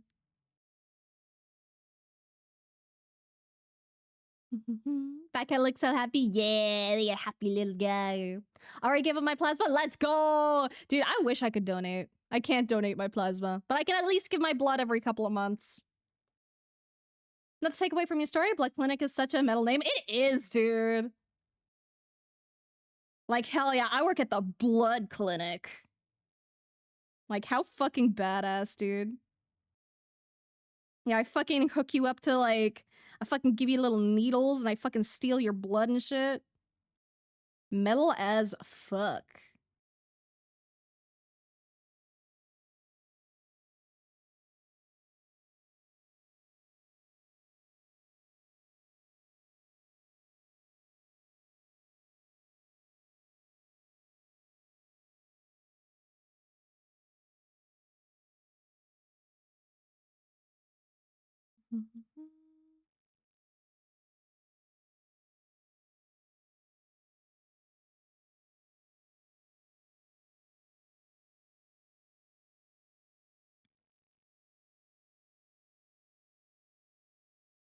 Da, da, da, da, da. Had like 3 friend groups disband for different reasons. Now I find it hard to be close to people, but I'm getting out of my shell more, talking in some servers like yours. That makes me so happy. Dude, I'm really bad at participating in people's servers. I do not participate in people's servers. There's like maybe 1 or 2 I'm like a little bit active in. One is just like an artist server. So there's like a couple of other artists in there that you know, we just talk a little bit. It's not like super active all the time, but if someone has like a fun little art idea, then you know, they share it and we see if anyone wants to do it and yada yada. Or we give some like feedback if anyone needs it or like help out, yada yada.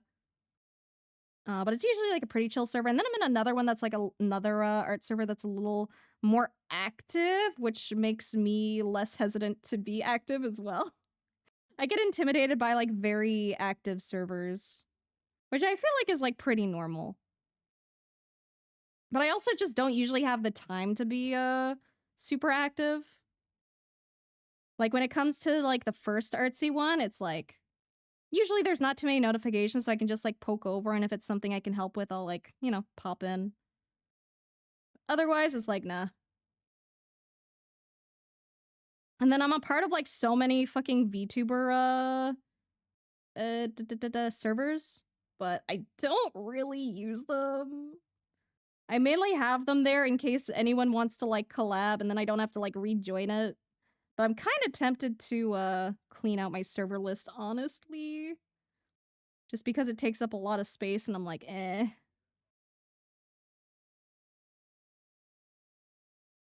Like, I have so many fucking servers I'm not active in. But I still just, I don't have the heart to get rid of them, man. Glad you're here. Appreciate you as well. All the best arts for years and chill chatting. Thank you. Ah. That's like 4 years. I know, dude. It'll be like it'll start to get to 3 years because that would be like what 48 months. So we're still a little bit off, but we're almost at the 3. Normal's overrated? Exactly. Fuck being normal, dude. Being normal's boring. Unless you like that kind of thing, in which case, like, I'm not judging. If you like normal, fair enough. But not my thing. I like my people quirky. I like them with a little bit of that mental illness, you know? Adds a little bit of spice to their personality. Don't think I've even been conscious for 29 months. Fucking real, dude. Me either. I'm just fucking dissociated 24/7. I just go about life. I don't keep track of how long things take. Pretty much everyone's gone from my life. Sounds like you need to incorporate some people into your life, if you want to. I don't know if you're like happy, you know, having people gone from your life. Because, you know, some people are more social, some people aren't, so it's like totally up to you. But if you do want like more people, you should try to, you know, socialize a little. Though honestly, making friends as an adult is a fucking bitch, dude. It like I've made so many like friends through the like VTuber community specifically. But like if I wasn't part of the fucking VTuber community, I don't fucking know how I'd make friends. Like I'd say in general, the easiest way is to like find a shared like common interest and then like go off that and make some friends that also do that thing. I usually find that's like a pretty good starting area. But shit's hard as an adult. Like especially if you're like a 9 to 5 working adult. That shit ain't fucking easy. Like you usually end up having to like join like little like fucking like clubs and shit to actually like interact with people. Or like you just happen to have like a really good like coworker who you like fuck with and you're like, hell yeah, man.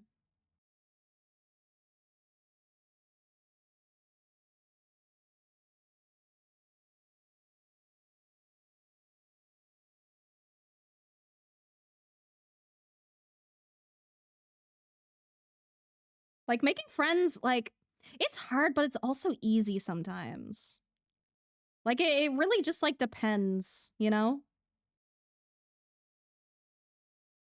Cause like sometimes all you really genuinely have to do is just say like a quick hello and then like sometimes people just kind of like latch onto you. Then other times it's like really difficult.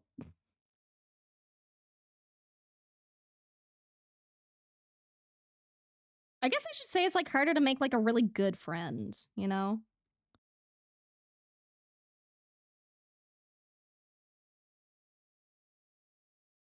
Like making really, really, really good friends that like you can like fucking trust completely. That shit's hard. That shit takes a lot of time and like a lot of trust.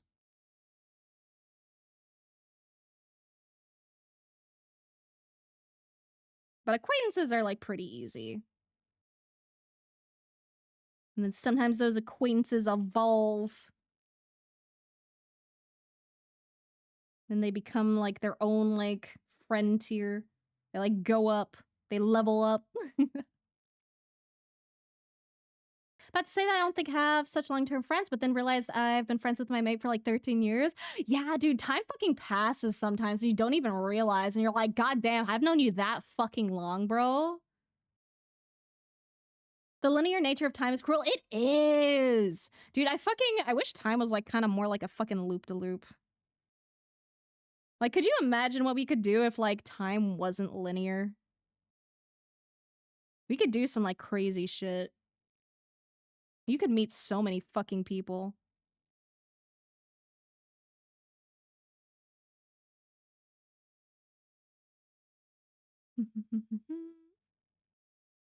Sometimes procrastinate answering messages back and outright forget it. Me too! I need to message someone after stream and I have to make sure I don't forget to do that. Realized I had a couple friends for 24 years. Jesus! Dude, I would have to have a friend at like 3 years old for that, dude. I don't even remember being alive at 3. I think I got conscious at like 5. Everything before 5 is just black. It doesn't exist to me. That's me silent till something needs to be said. Yeah. Me too, man. Feel like a demon trying to convince me to donate blood might be some sort of scheme. But it's a scheme you should listen to. It benefits the greater good. It'll help save someone's life. Do you want to be a fucking hero? Huh? You want to save someone's life? You want someone to be eternally grateful to you forever, even though they probably don't know who the fuck you are, because I don't feel like people ask like who donated their blood. But you want to be a fucking hero? Donate some fucking blood and plasma. Only been active in 2 servers for the past couple years, but lately been trying to be more active in more. Yeah, I used to be kind of active like before VTubing shit. Specifically because I was like heavy into DeviantArt and shit. And like closed species and stuff. If anyone knows what that is, if you don't, it's a thing. But I used to be like pretty active in those kind of servers. But nowadays I'm really not. I'm really, really not. And it's like, I would love to be, I just don't have the time or energy. So many servers as well. Yeah, dude, they add up so fucking fast, dude. Like, anytime I try to clear them out, I always get overloaded with, like, more, and I'm like, okay, man. I tried.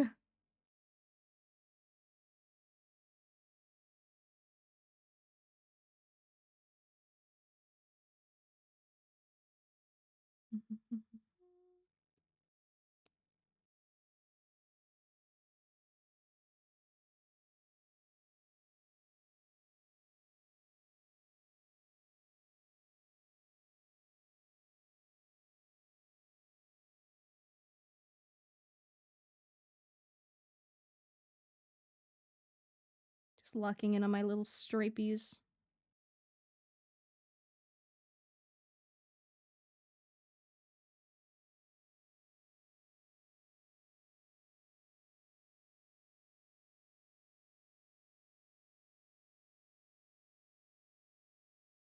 Might tone these down a little bit.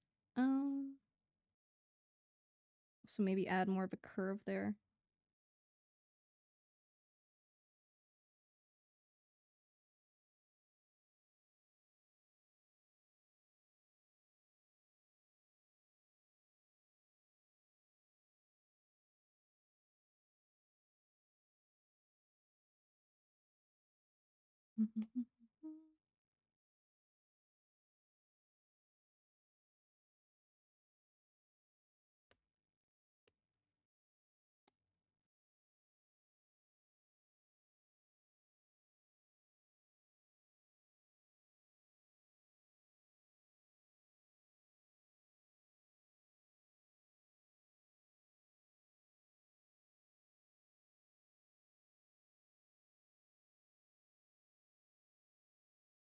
Sorry, I'm just like locking the fuck in real quick.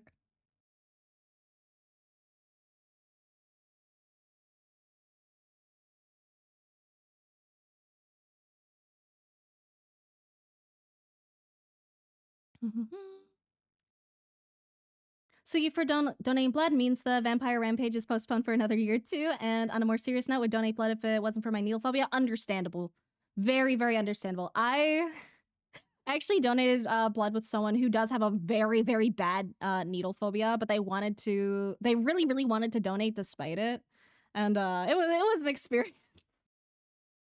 They did manage to do it, but there were a lot of aspects they really did not like. But props to them for doing it. I'm very proud of them.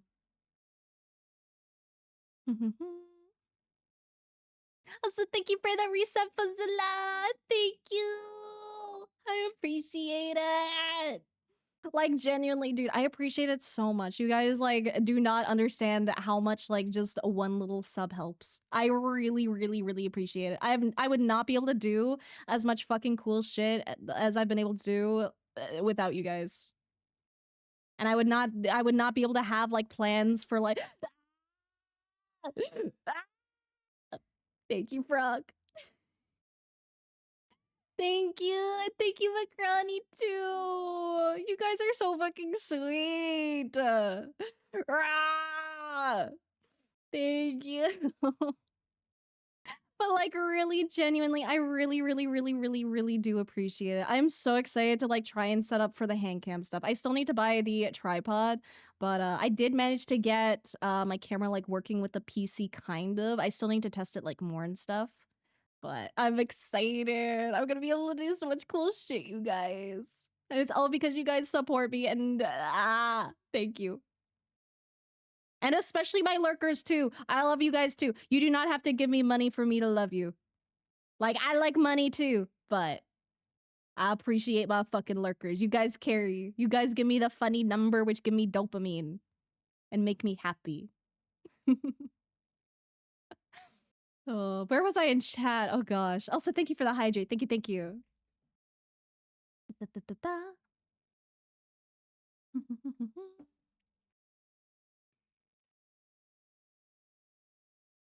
Active in only 2 servers for the past couple years. Lately, trying to be active in more.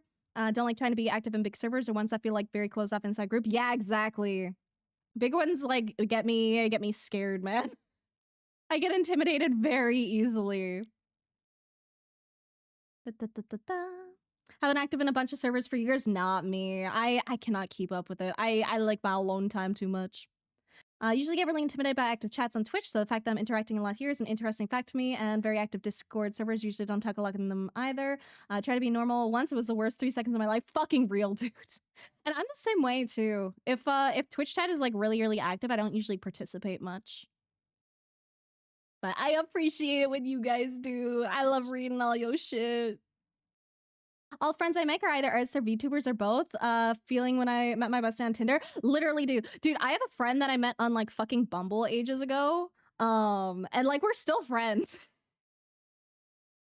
Like we just didn't end up like working out in like the romance sense, but like they're fucking cool and they make music and they were like, and you make art, and I'm like, yeah. So we just two artsy little beings, and we meet up every now and then. It's insane how you can meet some people sometimes, man. Going back in time just to point at 10-year-old me, go haha nerd and disappear. Dude, that'd be base. Can you imagine the fucking mind games that would like play on you? Dude, my 10-year-old also wouldn't recognize me. Dude, 10-year-old me would be like fucking appalled. I do not look like remotely where I saw myself when I was like 10, you know? Have to fight me for this blood? Come here. We'll fight it out. We'll duke it out. Would donate if I could. Very fair. Should donate blood sometime. Dad used to, and here you get a day off for it. Oh, and you get chocolate. I want chocolate for donating. I got chips and pop. To be fair, it was like the good popcorn. It was like the white cheddar one in the like little bag, the really like good one. But I want chocolate, man. Big fan of whatever this is. Thank you, thank you. Larry giving back at the Heimlich. Honestly, that kind of works. Don't mind needles going in, but needles going out feels gross. Dude, I hate... Dude, when they had to take the needle out from when I was donating, that part was like the worst part. That part sucked more than like any other part of it. Going in and having it there, fine. But like when she was like taking out, she had to like... It was like angled really weird, so it was like really uncomfortable in my arm for a second, and I'm like, don't like that. But then it was out, and then, you know, a mild burn for a second or two, and then you're good to go. Get love, nerd. Thank you. I appreciate the love. Take lurking very seriously. Thank you, thank you. Like, dude, like, genuinely, I fucking love my lurkers so much. I really, really do. I appreciate you guys so much. And I know it's, like, so easy to say that, but, like, I really do. I, like, never imagined in my life I would actually be able to, like, live off my art and doing artsy shit. And yet, here I am, and it is all because of you guys.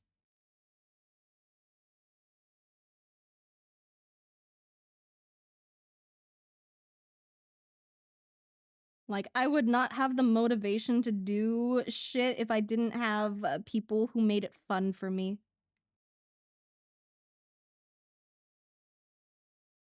Because, like, I love creating art for myself. And, like, I do create a lot of art for myself. But, like, it just feels good when other people like the shit you make, too. You know? Or, like, if other people just like hanging out with you while you make shit.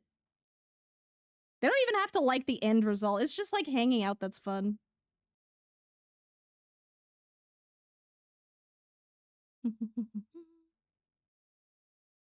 But I need this little guy. Very fair. Too many servers feel bad whenever I leave ones I'm not active in. Me too. That's why I haven't left any of my friends' servers, dude. I'd feel bad. They would never notice, but I'd feel fucking bad.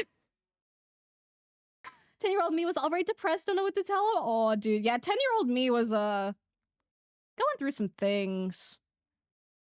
I had a weird fucking childhood, man. Like, I'm not gonna go into detail because that's just like trauma dumping and not shit I actually even want to think about. But I had like a fucking weird ass childhood, dude. Like, I don't even know. I don't even know. Like, when I think about how I grew up, it feels like a fucking fever dream. That's like the weird thing about like trauma and shit, is like it doesn't feel real sometimes. And then you think and you're like, oh yeah, I've been through some stuff, huh?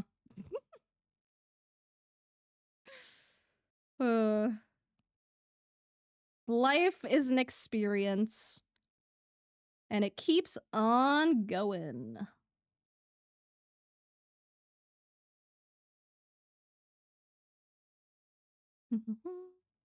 Wiggling the needle sucks. It does. It's so uncomfy, dude.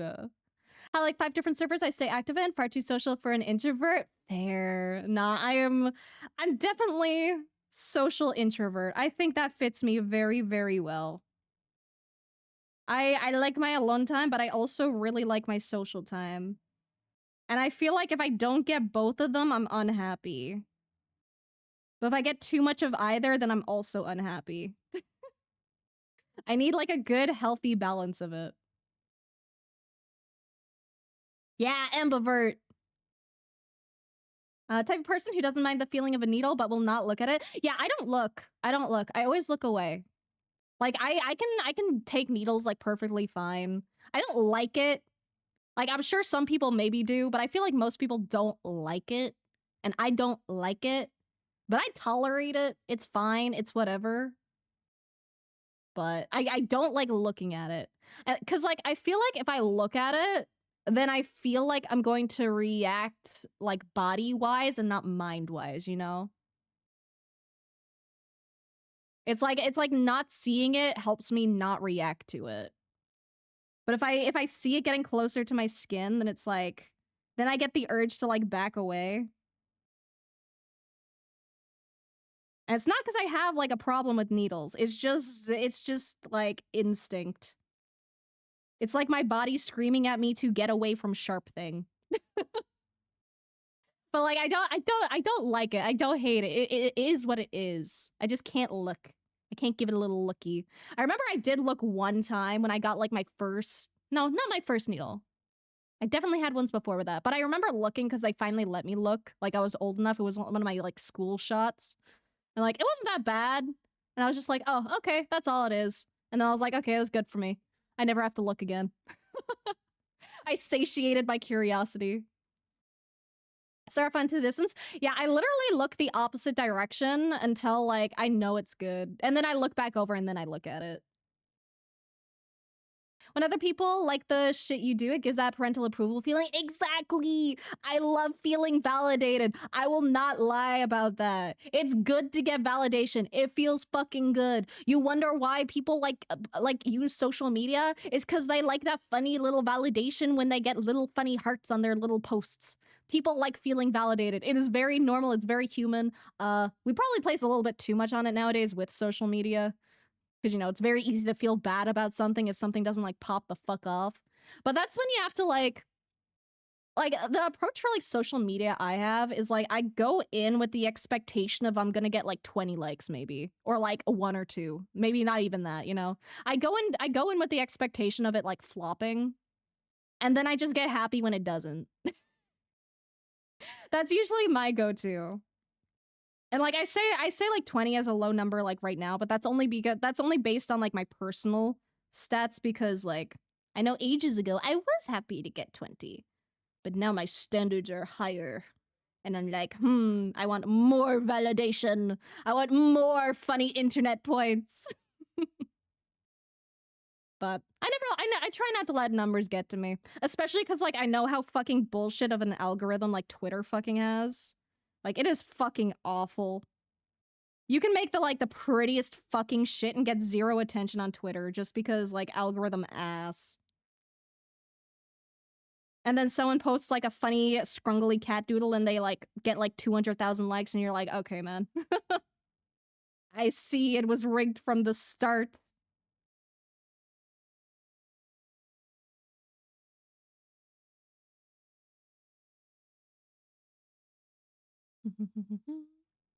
Same though. I'm glad you agree, Bunger. Fuck the needles, man.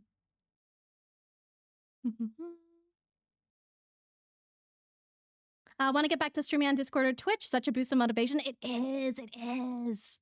Like, streaming can take, like, a lot of energy, which I'm always open with you guys that, like, it does, like, kind of exhaust me a little bit. which is why I usually stream like every third day because I need a little bit of time to recharge. Sometimes I can handle like a little back to back, especially if my brain is like going on a fucking like special interest like train ride, like Fields of Mystria kind of shit. But otherwise, I usually need a little bit of time to myself to recharge. Messed up childhood gang, yeah, let's go.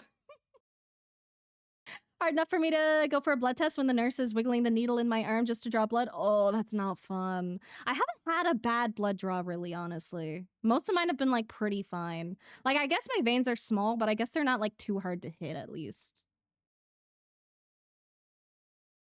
And the weirdo that looks at it the entire time and asks questions, honestly, fair. Like, feeling like I made other people feel happy and seen. Yeah! Dude, I fucking love that feeling, too. It's such a good feeling. When it comes to needles, had the doctor and I chat and give me the shot when I'm not expecting it. Yeah, that's what I had to do for my friend that had needle phobia. Cause like I've gone to the hospital a couple times with like friends and stuff when they've like needed it. It's like I don't really want to, but you know, if you need the support and it gets you fucking seen, then like yeah, sure, I'll like fucking hang out with you for a few hours, man. Um, but like I have, there was one friend that like really could not do needles.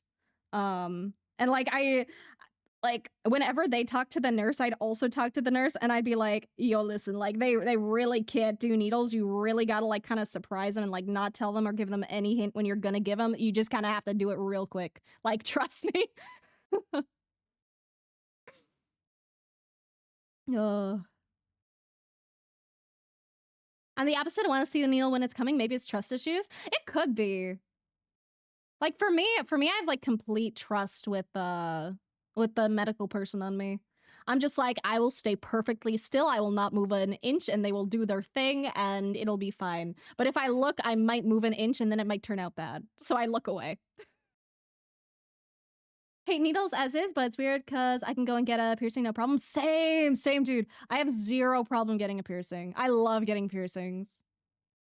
Used to be in hospitals quite a bit as a kid. Often had those little needle pipe thingies just to take blood for tests. Left them in me for a while, and they would always freak me out. I hate those, dude. There was one time where I was having it was like a weird like chest pain, but it was also like kind of in my head. It was weird. Okay, it was something I didn't experience before, which is why I was so concerned and why I did go to the hospital for it.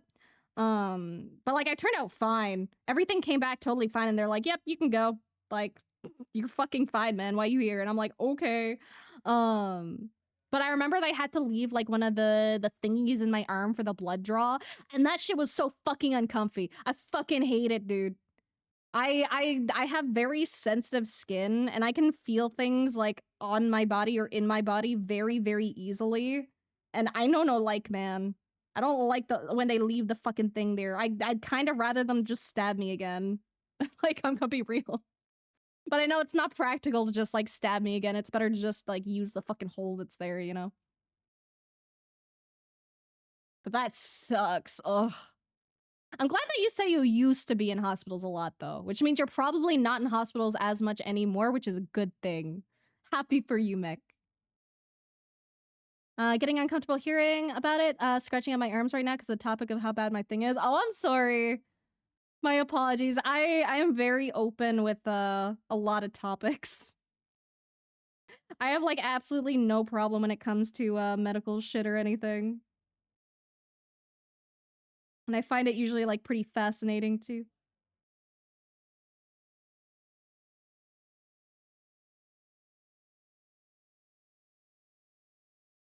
Like if it wasn't for like a million and one factors, I would love to be like a doctor and stuff, but the lifestyle and shit would not work for me. I would not be a happy camper. But I like medical stuff in general. I think it's really cool. Very fascinating.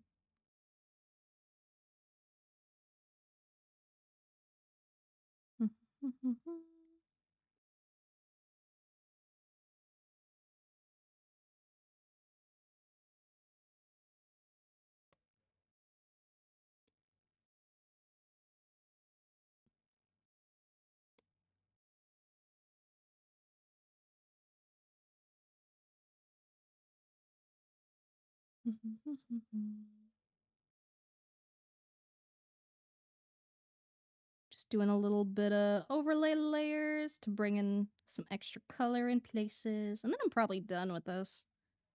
Doesn't need to be super pug amazing every day.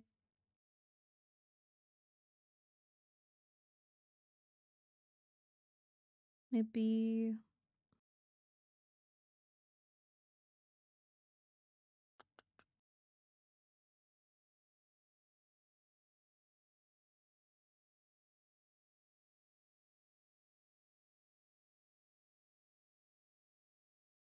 and maybe this. Maybe merge and then a little tonal correction.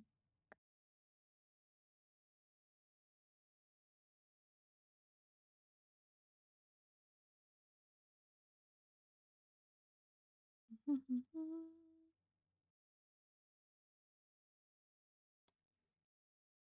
we go.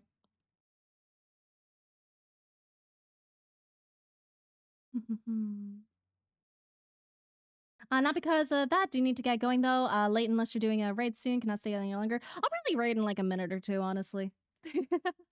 Love how this is coming out. Thank you. I could probably keep rendering it further, but I think I'm done for the day.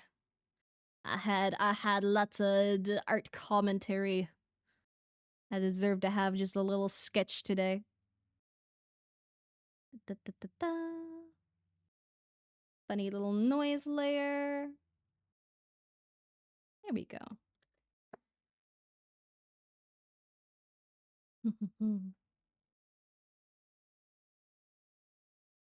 Hey, Get My Blood Taken, but don't have an issue seeing it. Yeah, I have no problem seeing it or anything. Seeing it is like totally fine for me. Well, I mean, like after, like other than the need of like going in. After, I'm fine. But I need to look away when it goes in at least. Gotta slap the algorithm. We do. Fuck the fucking algorithm, man. If I'm feeling healthy, I can go 7 hours easy. 7 hours is so much. Ugh. Like, I'm usually good at going like 4 hours. Beyond 4 hours, it's like hit or miss. Sometimes I can do it, but I have to be like really in the mood. Da, da, da. I mean, that's more just human nature of haha silly. True. When you post a full piece you spent a week on and then post an early whip sketch and it gets 3 times as many likes, mildly miffed. Yeah, dude, that's the thing, man. I fucking hate when I spend a lot of time on something and then like something I did not spend as much time on like it fucking goes crazy and I'm like, okay, man, okay, I get it.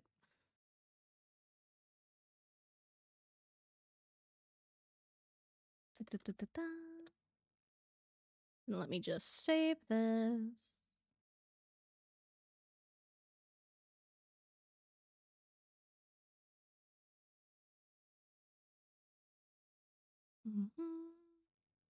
Trying to cut off at least a couple of hours for streaming. Always end up drawing either for homework or other stuff. I'll get the time one day. You could always stream your homework. You could always do that. 2 birds, 1 stone. My veins are really easy to find and tap, but my skin is hard to pierce for the nurse. Really? I haven't heard of that, actually.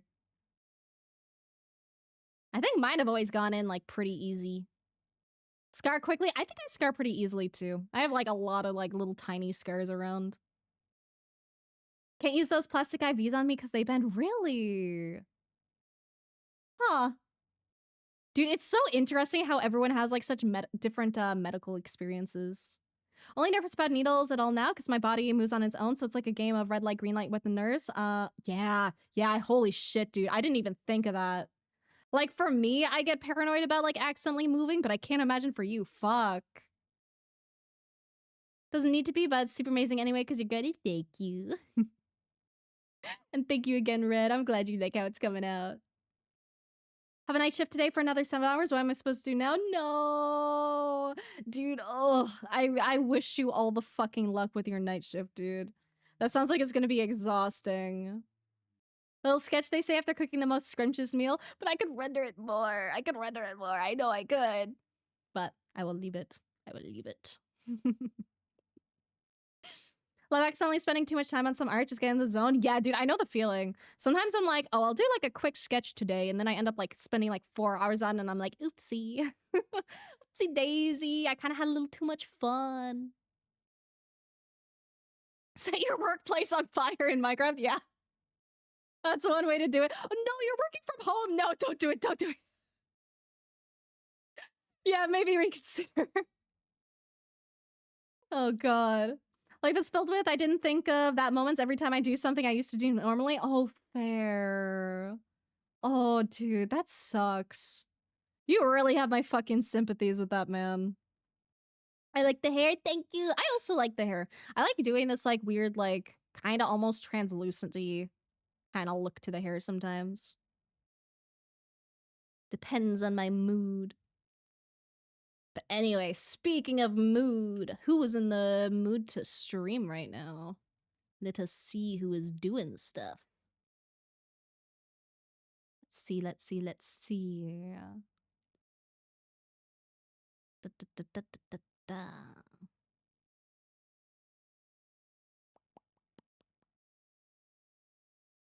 Dude, it's so hard picking people to fucking raid. Everyone that makes such cool shit. Let's see, let's see.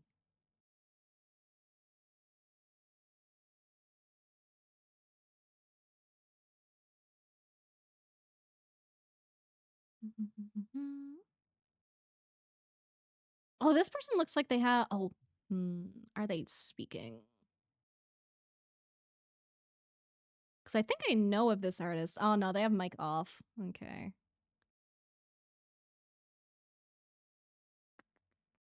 Eeny, meeny, miny, mo. Oh, this is some cute art. Maybe I'll raid them. I don't think I've rated them before. I also think they're yapping, so I think they're a perfect match for us. Let's go.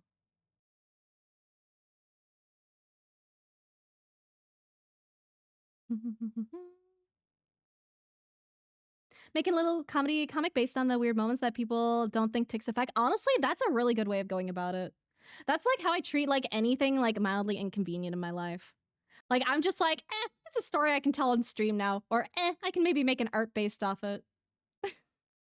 Like I just don't let like weird little funny little moments get to me anymore. I'm just like, hell yeah, more hashtag content. Let's go. Last time I was on, had the nurse to go into the basement of the hospital to find a metal IV, and all they had were 22 G8. Ooh, ow. Jesus Christ. Embrace the chaos that we do. All right. Let me get this raid set up so we can raid in. I've never raided them before. I do not know them, but they were drawing some really cute stuff, and their model looks really cute too, and very like soft, and I like their colors and stuff. But thank you guys so much for joining me today. I had so much fun. Thank you everyone who gave me homework to correct. It really does make me happy when you guys actually do it, regardless of how many of you do it, because I know sometimes it's a lot to ask, and I know not everyone has the time and stuff. And thank you everyone who subbed today and subs any other day. And thank you everyone who lurks and just supports my streams in general, because I really, really, really appreciate it. And thank you everyone who also participates in chat, because I don't know what the fuck I would talk about without you guys. Remember to drink lots of water and eat lots of tasty food, and to do something nice for yourself or something nice for someone else. And I hope you have a great rest of your day, night, evening, etc. Whatever fucking time it is. Let's go raid after I do a quick little hydrate from Lily. There we go, hydration done.